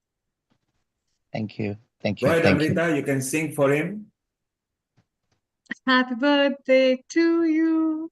Happy birthday to you. Happy birthday, happy birthday, happy birthday to you. May you have many more birthdays to come, and may you keep lightening the life of everyone. Wishes from all of the Healing Our Earth family. Thank you. Every member, every contributor, and every viewer is wishing you a very happy and special day to you. A very happy birthday. And Thank you. Amrita, just to tell people about Ravi Sharma, he is not only philanthropist, he is an entrepreneurial philanthropist. He has got an MBE, a very senior person over here. He does many outreaches and a cool herbal. I mean, that's what he loves leading over there. He loves Ayurveda, he loves yoga, and he actually does a lot of outreaches in the community. Once again, Ravi, a very happy birthday. And maybe you are traveling, so you can either join a bit later or carry on with a few tips before we go back to Urlich with the hair. Over to you, Ravi. First of all, global namaste, everyone, and thank you so much, Amritaji, for lovely happy birthday wishes. You have a great voice. And Ilkumar, thank you for your presence and what you've started. And every week, fully dedicated team are working towards helping the community at large, healing our earth, giving tips and advice. And I think what we're finding now is the world is getting smaller. We have somebody from Germany, somebody from virtually every part of the world now. who wants to contribute in some way, because I think what we sometimes forget is that there are stages in life. So the bottom stage is when you have just one certainty. Then from certainty you want uncertainty, you want a variety. Then from there you want looking for love, and then looking for significance, and then ultimately about contributing and giving back to the community. So some people call it seva, some people call it charitable work, but ultimately it's how you can make a difference, not just to yourself, to your family and close friends, but the community at large. And they say the most famous persons are the ones who made the most impact in the world. So by coming to shows like this, I would certainly encourage everyone to do so. Tune in. If you can contribute in some way or form, you don't know who you might be helping. Your little tip, you think, oh, it's only perhaps related to yourself. But you very soon find out actually that a lot of things in life, the problems, issues people have, are quite common. And the difference you actually make to not just to yourself but to others by contributing and perhaps sharing. You think, oh, it's only perhaps related to yourself. But you very soon find out actually that a lot of things in life, the problems, issues people have, are quite common. Thank And you. the difference you actually make to Thank you, not Dr. just to Ravi. yourself but to others by contributing and perhaps sharing. You think, oh, it's only.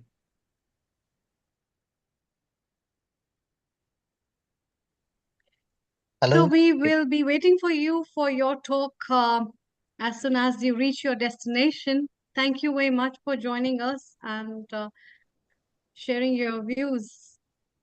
Sure. Okay. I think, yeah. All right. So His we look signal, forward to see Ravi's you signal soon. was, Amrita, Ravi's signal was slightly breaking because he's in a car traveling. He Yeah. just specifically wanted to make sure that he's here. So when he gets home, we'll try to bring him back. He's got useful tips of how to improve your hair. And Yes. I won't reveal his age. He has done very well for himself. So Ravi, see you back in about 30 minutes or so when if you get home.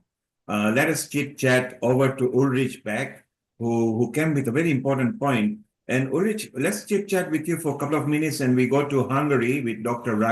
Rakesh Zope as well, who is one of the Yeah. contributors. So Ulrich, what I love is that Germany, who are very good at homeopathy, has also taken Ayurveda on board, and their production and packaging is so classy that I think for the European countries, Germany produce the medicine in the right format with right instructions. What are your thoughts? How do you think Ayurveda will take shape in Germany?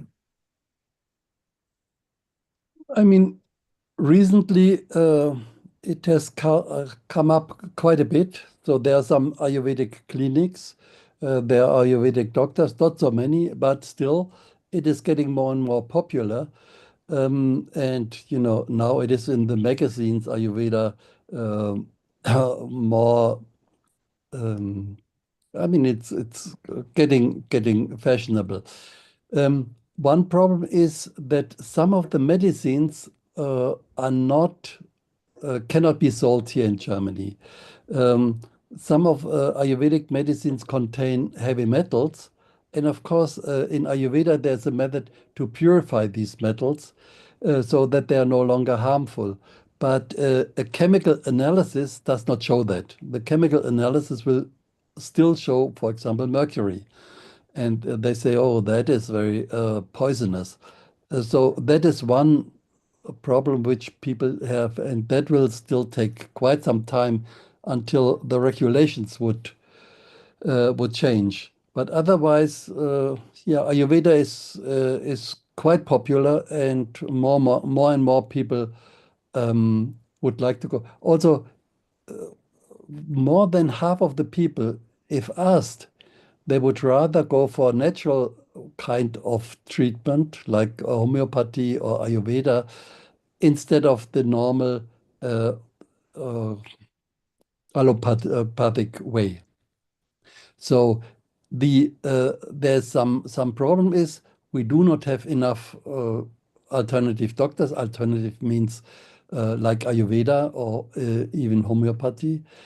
And the other thing is the health insurance system does not pay for these treatments. That is a big thing. So not everybody can afford to go to these people. But otherwise, if it would be open, I'm sure more than half of the people would prefer to go, for example, to an Ayurvedic doctor.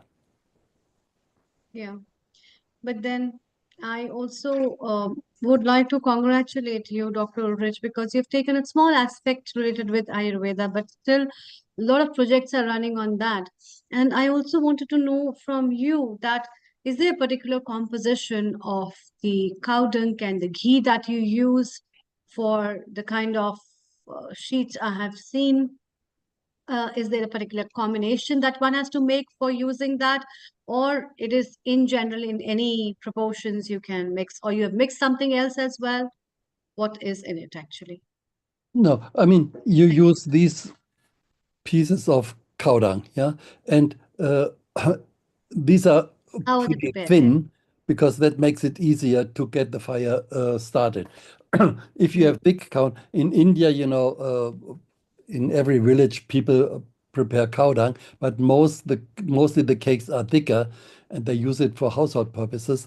That is okay, but it's more difficult to ignite the cow dung. And we are not using anything else to set the cow dung on fire, just ghee and a match. So more important is that it is pure cow dung, and that's a problem in Asian countries because they have often buffaloes also, and it can't be buffalo dung. These were some experiments they did. Instead of cow dung, they used buffalo dung. Instead of cow ghee, buffalo ghee. And then you didn't have the effect of Agnihotra. So it has to be pure cow dung, pure cow's ghee.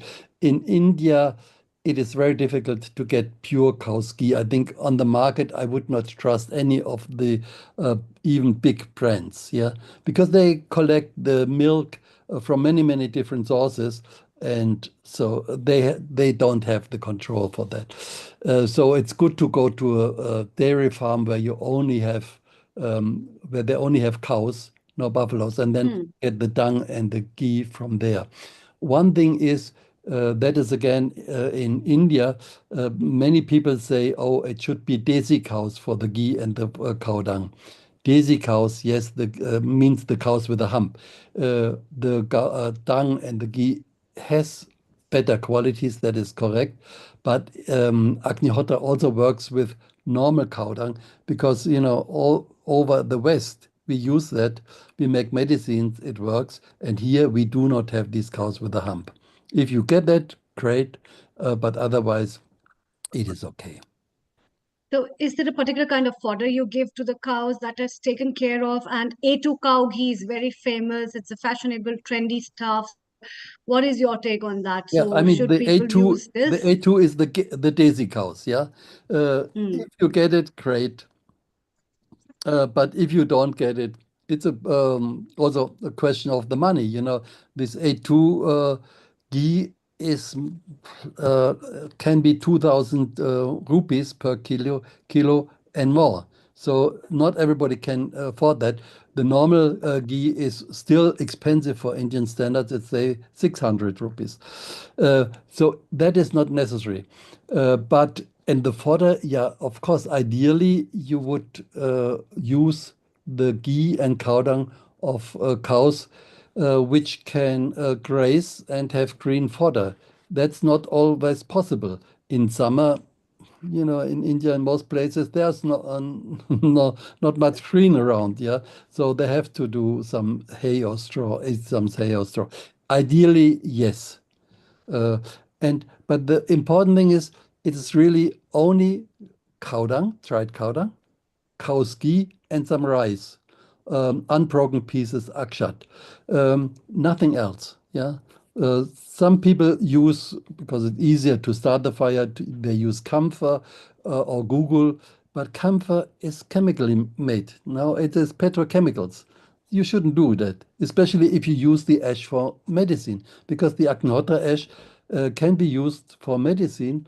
We always add it to water you know, in India, most of the water you buy Bisleri or all this bottled water, that is RO water. It's not from some spring in the Himalayas, and that is water is clean. I mean, the filtration system is good, so there are no viruses and bacteria. But also the energy of the water is gone. Yeah, so this is why we always add Agnihotra ash to the water. So the water has some minerals and also some energy. And for medicine, you know, you can either, if you have an open wound, you can just take Agnihotra ash, you strain it so that it's just the powder, and you can put it on the wound, or you can mix Agnihotra ash with ghee, and you can apply it for pain inside the body and for other ailments.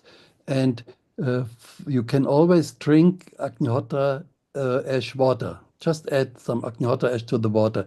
Best is in the evening, you prepare a vessel, can be a copper vessel, that's ideal. Add some Agnihotra ash and then drink in the morning. That would be ideal. And Dr. Ulrich, very, very valid tips you have given in various facets. I love your video as well, Homa Therapy. Is there any copyright music or it completely belongs to you? no, that video's okay. So that video is not copyright, is that right? No, that's not copyrighted. You can Okay, share. we're going to show a minute or two of it a bit later. Stay around. Let's go to Hungary, another part of Europe. So you are all from that zone. Let's go to Dr. Rakesh Zope and Amrita. After 10 minutes with Rakesh, we'll go and show a bit of video because I like the way starting with a nice sloka. So Dr. Uli, stay around. Amrita, let's take it away with Dr. Rakesh Zope.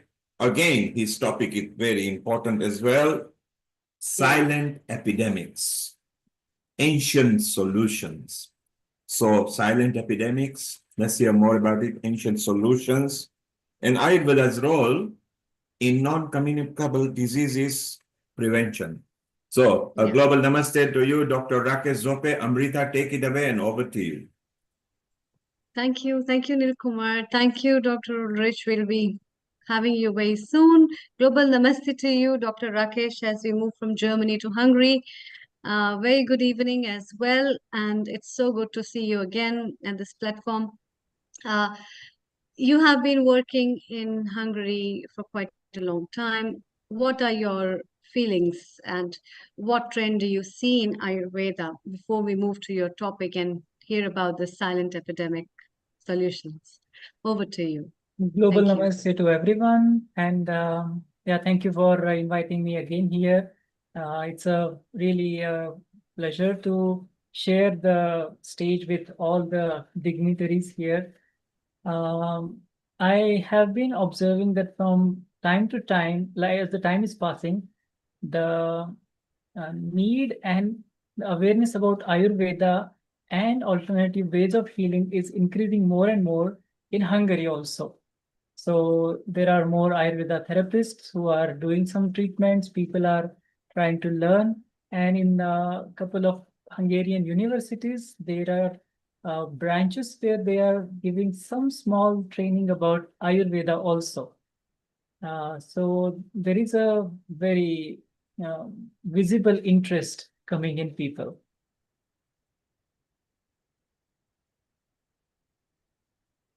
Should I go ahead? So do please continue. Continue with your subject and then we will chit chat with you after 5-6 minutes, okay?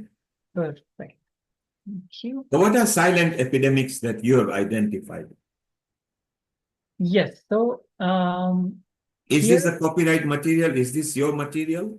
I have written the credit article. You are the person who's written the article, is that right? No. I'm just quoting it from the newspaper. Okay, maybe stop sharing it. Always never use any copyright material unless it's yours. Because we are not in Zoom, we are in private platforms as well. So what are silent epidemics that you know?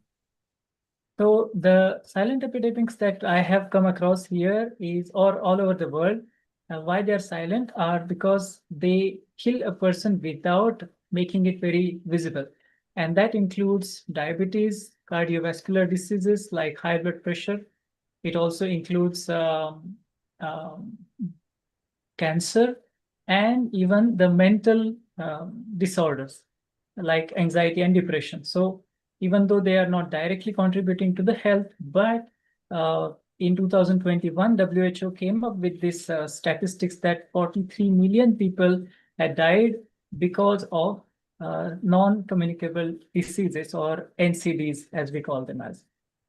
So you mentioned diabetes as well. You mentioned various others. Let's concentrate on diabetes, because that ailment is a problem and a taboo subject in almost every country now. Almost most of the countries' obesity factor is well above 13%, as much as 45% in some countries. We are actually heading towards oblivion.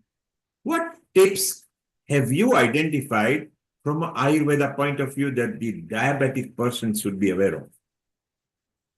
Yes, in my clinical experience here in Europe, I came across a lot many different people who had diabetes with different age groups. The biggest reason that I found for diabetes was their inability to handle their stress. So nowadays we cannot run away from the stress. We just have to learn the tools to deal with it.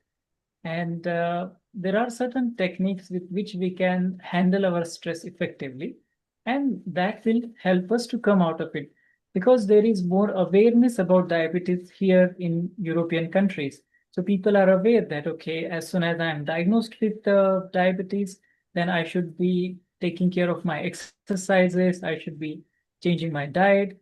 So they make these changes, but they cannot handle their stress. So that is the biggest contributing factor for all the non-communicable diseases also. So stress is also a factor of diabetes. So are you suggesting that people should find happy medium, maybe meditate, maybe don't unnecessarily stress about people, and that might help them not catching diabetes? Exactly. I have even seen people who were very young. I had a client 35 years old, and then he had a family history of diabetes. His mother is diabetic, his brother is diabetic, his father is diabetic. And when he was diagnosed, he got really scared. And he works in Germany. He's Indian, but because he's away from his place, then he gets stressed about that also. The work stress is there. We, of course, changed his diet and lifestyle. And then we included some tools like meditation, as you mentioned, and some breathing exercises. We call them as pranayama to handle his stress. And then he could manage it very well. And within a matter of 6 months, he could come out of his medication. Like his doctors said that, okay, your tests are normal. We don't need to give you any medication, but you come for a test every 3 months. And then he's going every 3 months, and then all the tests are still normal. So that was one of the evident case that I could say. And from somebody who practices Ayurveda, let's move on to the next one. You mentioned some of the silent epidemics. Stress, because diabetic, stress, mental health is very important as well. We've got a mental health episode coming or second Sunday from now, because it's Mental Health Awareness Day on there. How can Ayurveda help keeping our mental state steadier and cool and calm? What are your tips? What are your golden rules for that? Yes, when we talk about Ayurveda, usually we talk only about Vata, Pitta, and Kapha, but not much attention is given to Sattva, Rajas, and Tamas. In Ayurveda, it is clearly said that Vata, Pitta, Kapha are the doshas or energies which control mainly the body, and Sattva, Rajas, Tamas are the gunas, or Rajas, Tamas are the doshas which influence the mind. And the clear sutra or the way to deal with these imbalances is Dhi Dhairya Atmadi Vijnanam. So that means having a proper dhi, which is like intellect. Now, intellect it keeps on telling us, the job of intellect is to tell us what is right and what is wrong. So it keeps on telling every time that, okay, you don't need to worry about certain thing, or you don't need to get angry about certain things, or you don't need to eat this thing. You know, you are going to feel bad after eating that, but still we make a wrong choice. So our he is giving you the proper messages, but we are not following it. Then second is dhairya. People are lacking that strength in them, or that valor, and patience also. So people have become more and more impatient, and unfortunately, the blame goes to the social media and the technology, because everything is becoming super fast. You just click on one image, and then immediately you get more and more connected things related to that. So people are becoming impatient, and Atmadi Vijnanam. So that becomes the core of dealing with the mental problems. So spirituality, or knowing about your own self, about your origin, where have you come from, what happens after death, or what is your purpose in this life, why are you here on this planet, for what reason. So unless and until we ask these questions to ourselves, we cannot come out of these situations which make us stressful. When we realize that we are much bigger than our life of 50, 60, 80, 90 years, then it makes us more relaxed. When we see the life from broader perspective, then we start taking life as more like a leela, or like a game, rather than something which is very serious and we have to struggle through the life. So let's chit chat with you in a moment. Let's bring in Ulrich and Amrita back again. Let's look at a bit of video that Ulrich has created. It might just be enjoyable for us to know what's going on, and we'll see part of it over here and see how it goes. So in a moment we will be bringing that up. Tell me, Rakesh, what are your golden tips and rules for Ayurveda that are easy for consumer to understand? The first thing is that moderation is the key. Going to extreme is going to create imbalance. So whatever you do it in moderation. Second, have a proper source of knowledge, because there are different sources of knowledge and not all of them are very pure. So when you are following some not so pure source of knowledge, which is influenced by their likes and dislikes, or their own perceptions, then that can create some problems. So these are the two main rules which I will tell. One is moderation, and follow a proper source of knowledge. Thank you. So let's enjoy a bit of this video, if we can bring it with the sound and see what it is. So Ulrich, you've done a good job on. Let's see if we can hear.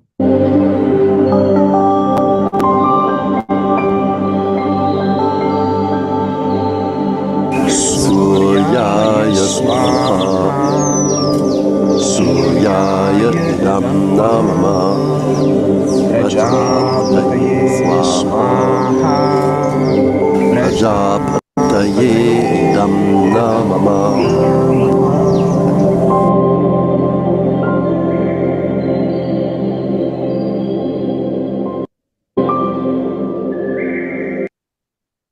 I see, Ulrich, what you mean, not using the camphor and using the dried cow dung. Is that what you were using here?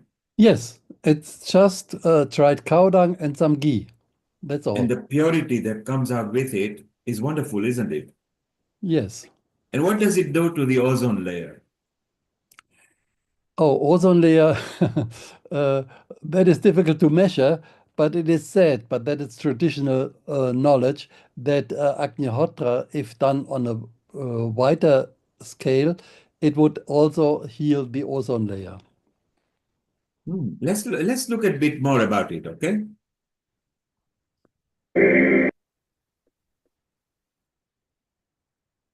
It's just buffering at the moment.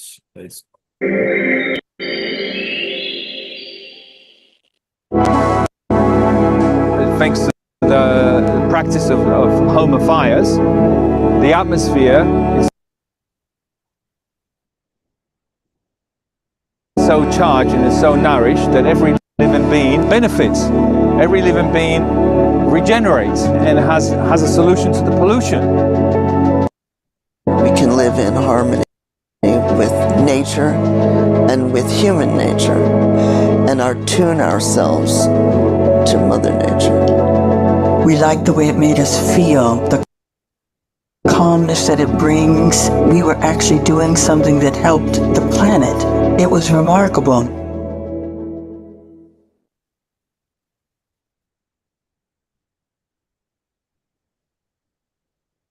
So I like what you have created there. For those people who would like to know more about it, just put homotherapy. Maybe if you go homotherapy on any of your internet solution providers, just put homotherapy and you'll be able to see that. So that was beautiful. What inspired you to create that? It's time to start your business. Oh, see, actually somebody in India asked me, do you have a video to show? And then I had to say, no, we have short videos or recordings of talks which I gave, but that's not so, that's too long. And so, yes, we created that.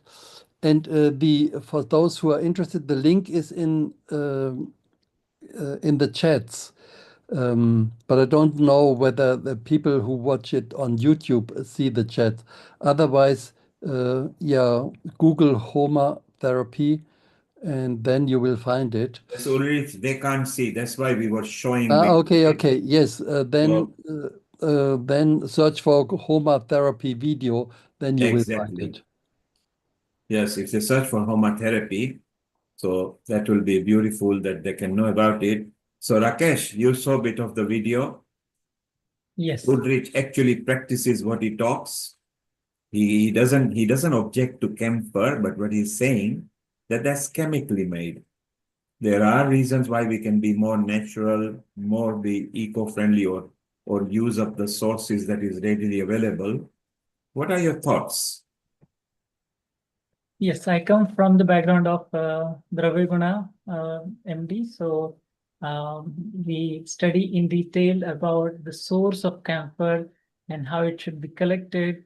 Unfortunately, these plants, they are not easy to grow, and getting camphor at this much huge amount is not possible. So that is why, and it is expensive also. That's why they move to the petroleum source of the camphor, which is not ideal at all, because then you can easily feel the difference when you burn the real camphor, which is originated from the plant source, and then the petroleum based. So definitely we should stick to the original camphor as much as possible to get the maximum benefit of that. And we have to be very careful that we are not exploiting the resources that the earth is giving to us, which is again the core theme of the whole organization that Neil Kumar, you're running, that healing our earth. So it is very important that we respect the resources. Yes, that's very important. So Ulrich, it's so wonderful, and I think you've got a lot of Europeans involved in that video as well. And was it shot in Germany?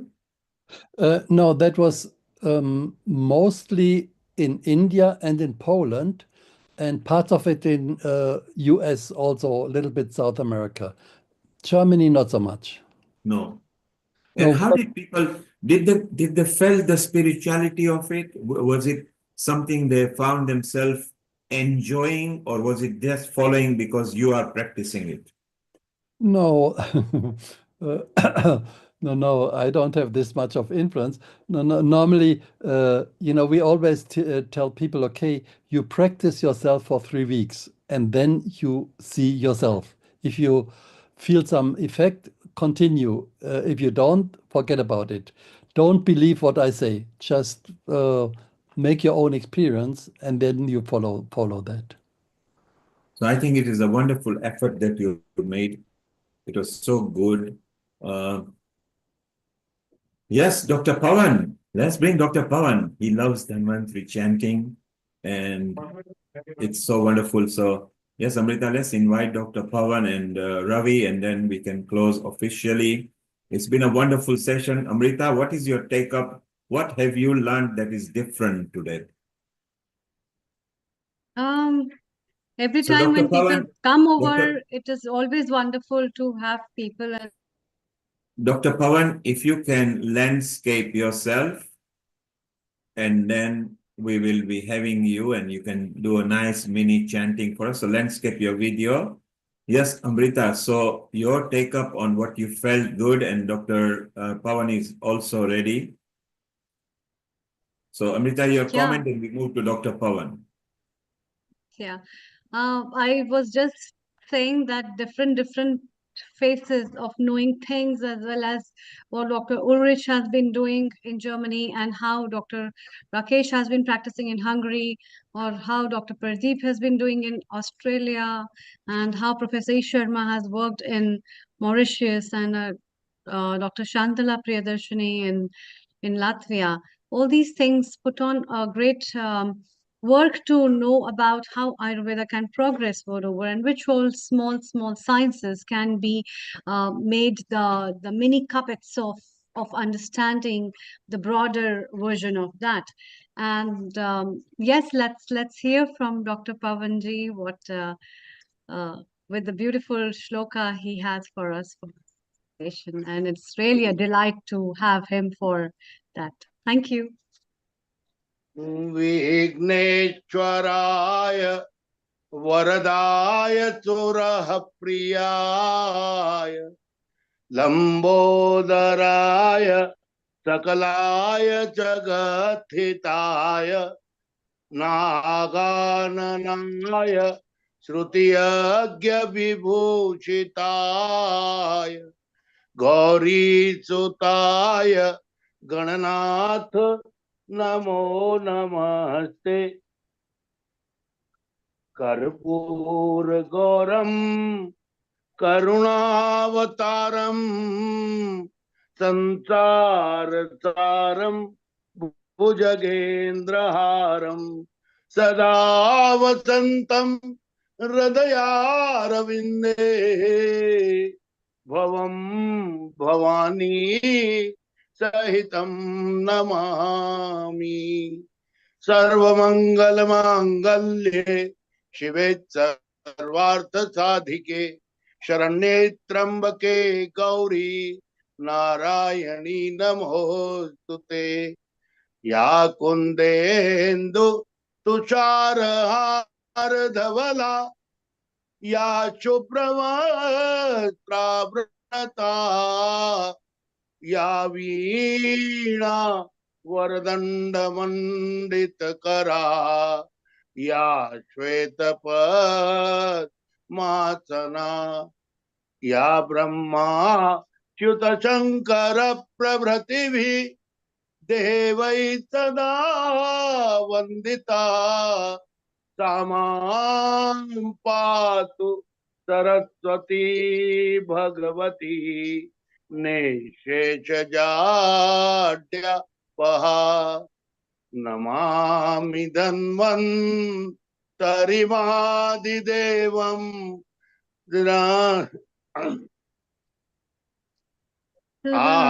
आविर्बभूव कलशं ददर्न वाद्यः पीयूषपूर्ण ममरात्वकृते सुराणां रोग्जालजीर्ण जनता जनित प्रशंसो धन्वन्तरि च भगवान् भविकाय भूयात् सर्वे भवन्तु सुखिनः सर्वे सन्तु निरामया सर्वे भद्राणि पश्यन्तु मा कश्चित् दुःख भाग् भवेत् ओम शांति ओम शांति ओम शांति हरि ओम. Well done. That was wonderful. So from Home of Fire from Dr. Ulrich and a nice chanting and a bit of mantra from Dr. Pawan. What a wonderful time. Rita, maybe we can wind off for today for our onward meetings. So please do the due diligence and thank everybody. Dr. Pawan, thank you very much. Amrita will be in regular touch with you. Let us explore more about the AI and the software that you are using in the technology. May Earth bless you and keep on your research going. Thank you very much. I would like to invite you humbly as a speaker in my Ayush Samriddhi webinar series, please. That is also going on. Just see. Devpipastray Chikitsa. This is the topic of third webinar today. Previously, Laughter Day. Before that, Dancing Day. So every day I am celebrating with different topics. Please go to my YouTube channel. Please visit that. Every topic, you close your eyes, relate with any subject, and you will find there. It is my concept. Thank you, Dr. Pawan. Keep in touch with Dr. Amrita, and she will definitely appear in one of your episodes pretty soon. Thank you. Thank you. Thank you so much. Thank you, Dr. Pawan. Thank you so much. Neil Kumar, if we have Ravi Ji for his presentation or talk, if He's he not wants there. to. He's not responding, so it's fine. We'll And we bring have him Dr. next time. Sudhir Sharan as well. He very Oh, recently Ravi is was. here. Oh, one moment, he's there. Ravi, if you can make yourself landscape, then for 5-10 minutes we can take your tips, please. Ravi, landscape your video. Over to you, Ravi. And then we move to Dr. Sudhir as well. Okay, Ravi is here. Yes. Yeah. Let's bring the tips. Ravi, give us your tips about hair. Right. So the tips for hair growth. So whereas most people would say which shampoo to use, we'd say no, which lifestyle are you leading? Because there are some tips that we've always done in India, used in India and Far East, and generally find hair generally is better in the Far East and Asia generally than in the West. So why? So a number of things were researched. One was lifestyle changes. Now, for example, over here you'd wash your hair, the shampoo, conditioner, and then use a towel to thoroughly dry your hair. That is what you typically see. In India, what they used to do, and still do, is they have the bath at night before, and perhaps they'd have done that, or alternative, just have an oil-based wash of the hair. So leaving the oil in the hair overnight to condition it, and then in the morning, then you have a bath. Now, when you've had the bath, you would then pat dry the hair. So you're not causing such friction that the hair is actually falling out. So very simple tip, pat your hair, number one. Number two, if you are prone to dandruff, or you have dry, scaly skin, try brushing your hair first, because anything that's loose, which is causing the hair follicles perhaps to be affected, you're removing away on a daily basis. Number two. Number three is when you're using a shampoo or a conditioner, try using one which is not got 2-in-1, but one which is dedicated as a shampoo, one which is dedicated as a conditioner. So the question you're often asked is, which shampoo do you recommend? Well, the shampoo you want to use is one which should have a base which is an alkaline base, around maybe 4.5, 4.6. So what that means is there is a scale of 0 to 14 to measure the amount of alkalinity or acidity on any food. 7 is neutral, less than 7 is acidic, above 7 to 14 is alkaline. Hair thrives best at the slightly acidic pH. So you want to use a shampoo which has that pH. So your next question could be, well, which is that then? Now, legally, there is no obligation for manufacturers to write down the pH of the shampoo. However, some companies do write that. So if you have that information, fine. Otherwise, you can always ask the manufacturers and what the pH of their shampoo is. Number 4, most shampoos that you find on the market have a foaming agent called sodium lauryl sulfate in it, SLS. Even baby shampoos have it. So it's not because it's particularly bad, but what it has shown is continued use of it, like perhaps with most things, can cause irritation, can cause, with some people, hair loss. So the recommendation would be don't use an SLS based, use like maybe a coconut based or a betaine, which is not got the harsh chemicals as sodium lauryl sulfate. Simple, just go when you're looking at shampoo, look at the active ingredient. Now, number 5 is diet. For most people, they say, well, what food should one be eating? Well, the answer is very simple. You want, in Ayurvedic terms, you want to have food calm and cooling down. We have what we call pitta that we all have. And when the pitta energy or the heat energy is imbalanced, we find that we have more issues with hair loss and hair thinning. So what do? Then eat foods and drinks which are cooling. Now, if you say, what are they? You can Google them, or you're more than welcome to contact me and I can send you a list. So basically, have food which are cooling. So most salads tend to be cooling. You've heard the old saying, cool as a cucumber, or coconut oil. That particularly in India is very common because it is cooling. So when you're massaging again with an oil, use a cooling oil rather than heat oil. Now, most people would go for their cooking oil or whatever they have at home. Cool as the cucumber, maybe mustard oil, coconut oil. Particularly in India, it's very common. Oh, you can hear me? Can you hear me? So when you're massaging Yes. in with an oil, use a cooling oil rather than. So basically, using a cooling oil even for massaging your hair and scalp. So coconut oil is one that comes first to mind, or sesame oil, rather than mustard oil, which is heating. So if you're trying to calm the scalp down, that's what you would do. When you're massaging, simple thing to do. So food is very important. Basically, using a cooling oil. You'll then hear of supplements. Do we need to have certain supplements? Yes is the answer. I think your voice has been, yeah, your signal is. Can you hear me? Please go ahead. Okay. Go ahead. So certain vitamins and minerals are essential because, like every other part of our body, our hair also needs nourishment. So oils, particularly, that's great to use. But not everyone wants oils because the hair might look greasy or they're not used to using oils. So what do? You can use serums, which are water-based. That's one option.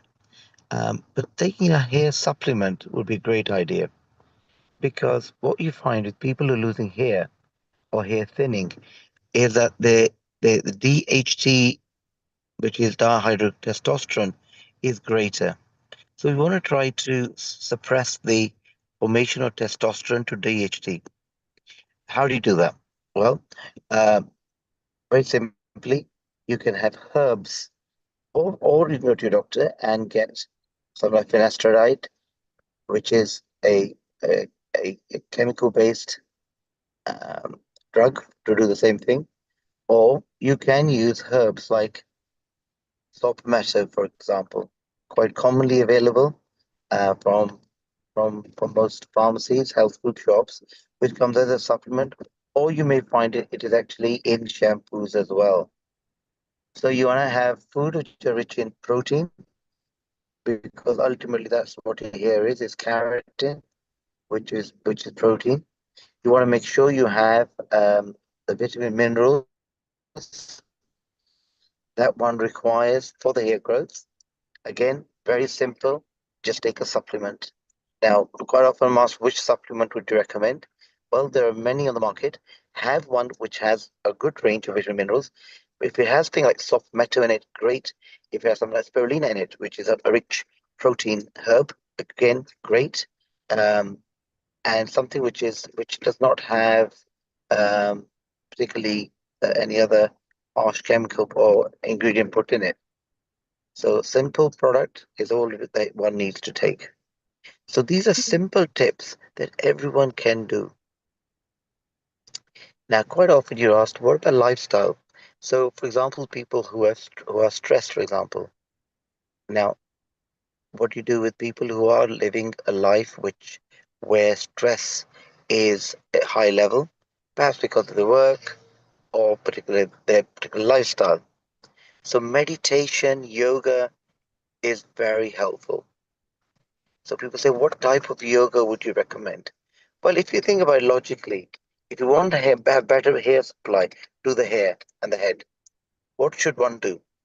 Perhaps doing things where the head is sort of a camel shaped. In other words, where you're forcing the force of gravity to encourage more blood to go to the head and particularly to the scalp, right? Headstand or a handstand or do a cow position or camel position. Something where your head is just very simply being tucked between your knees. Every morning, very simple thing to do, but what it'll do is increase the blood flow to the head. So it's very simple to do. Now, meditation, any particular type of meditation, it is basically the idea of meditation is to focus on the body. So when you close your eyes, you have the third eye, which is looking inside. Anywhere there's a problem, it tries to resolve. The body, they say, has all the pharmacy within it. So when you have a health condition, the body has to figure out where is a blood supply required more. Is it the scalp or is it where the organ is particularly damaged? And quite often the hair comes quite low down in the priority.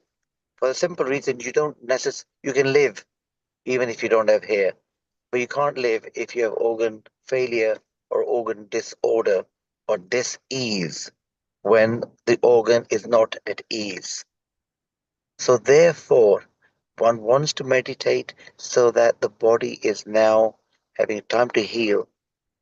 Just like we say healing our earth, we have to heal the pitta energy within us if it's imbalanced. So there's a simple meditation exercise. Any particular one, not necessarily. You can go on YouTube and follow meditation. Or if you are spiritually orientated, just close your eyes, pray to whoever God you believe in. And even if you don't believe in God, perhaps focus on the third eye when you're closing your eyes, or perhaps focus on a focal point, maybe a light where you're focusing on, but something that you're doing which is calming the body down. So very simple tips that one can do for hair loss. Then, of course, you'll hear things like, what about if I scrub one nails against each other? Swami Ramdev ji really did make quite popular, encouraging the vessels to be churning blood in a particular direction. So various ways of doing that, whether it's acupressure, puncture, sometimes homeopathy people use, sometimes people use just massage. And coming to massage, I would say recommend that when you're washing your hair, shampoo your hair, and then really massage your scalp. And this is why the Indian head massage became so popular, because it's an Indian tradition that when babies are born, you massage them every day, particularly the scalp. Why? To improve the circulation of the blood and to help remove toxins from the body.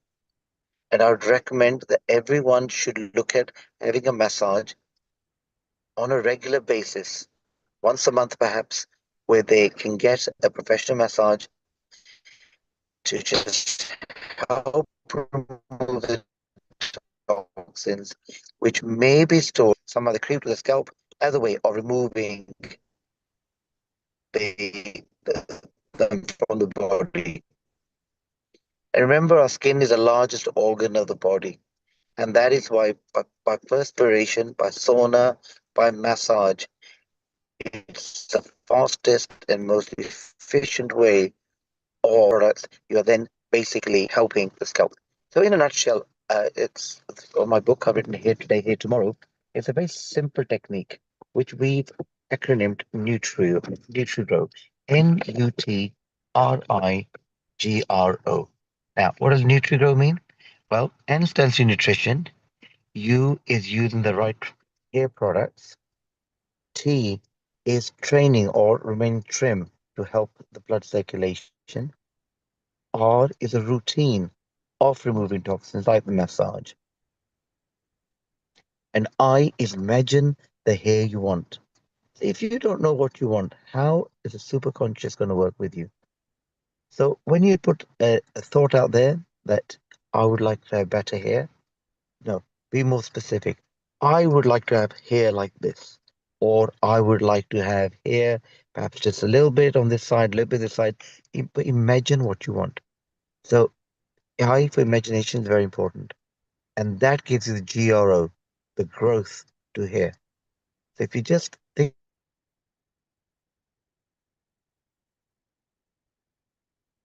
His symptoms are low, but then what a useful information he has been giving on the tips for from Ayurveda, from the grounds of Indian living styles. Okay, we are having a problem Yeah. with Ravi's broadband. Ravi, that was wonderful. Thank you for the wonderful tips. We'll have you Yeah, back in thank you. another session where we can bring out more and more tips, Ravi. Your internet is intermittent at the moment, but we picked out a lot of tips. Decide what you want. Take care of yourself.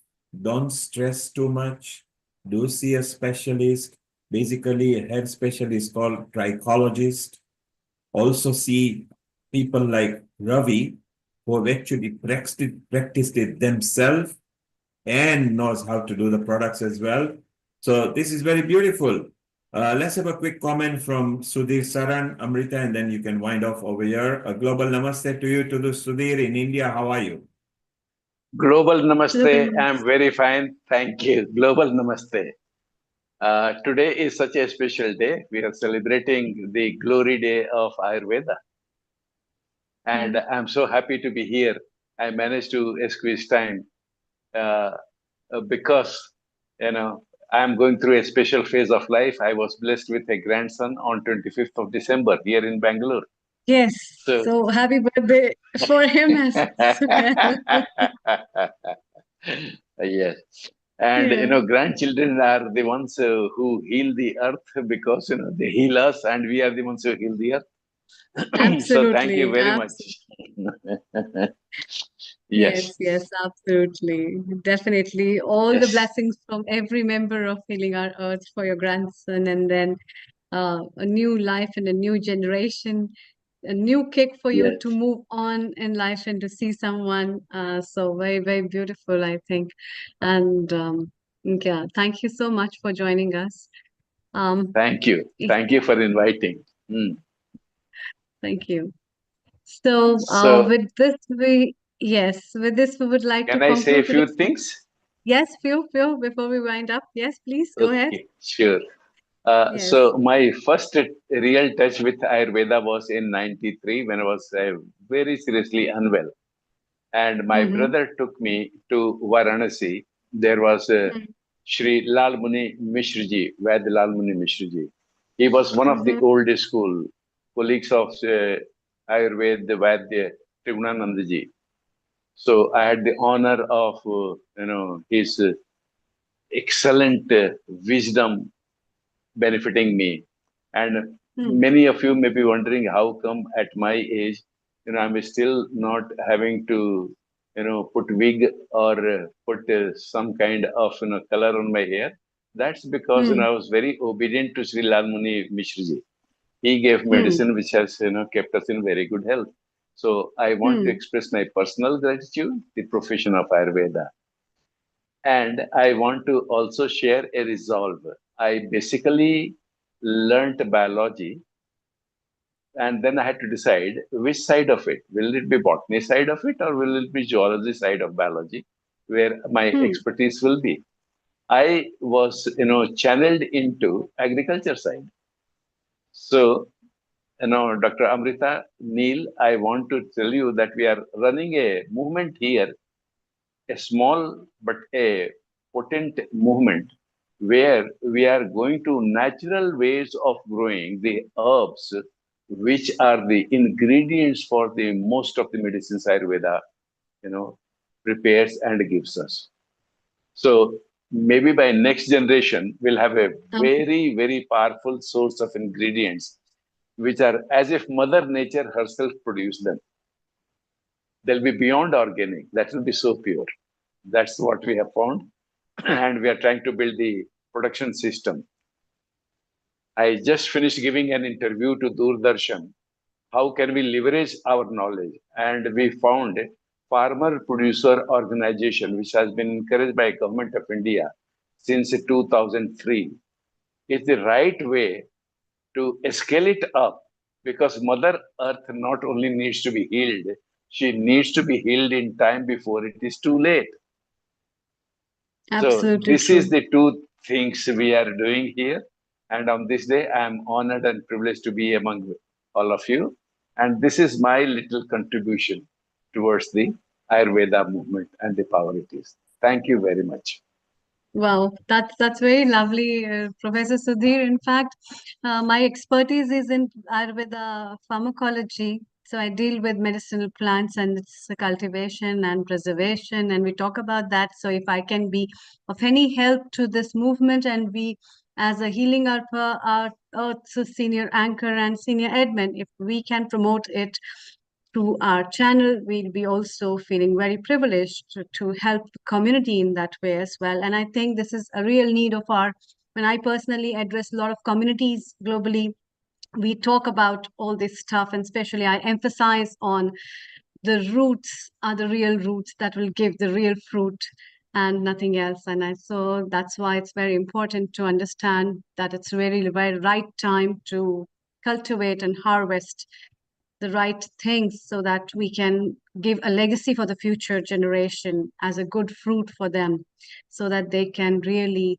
live on that rather than being so materialistically selfish enough to give them something which is beyond the 5 elements. So what ultimately matters is the 5 elements. And so with this very note, I would like to address and close today's episode of Ayurveda, because the nature has blessed us with these 5 elements, and we look forward that it's our personal duty that these 5 elements are always preserved, and that also we can see the twinkle twinkle little star, how I wonder what you are, from a very clear eye and a very clear sky.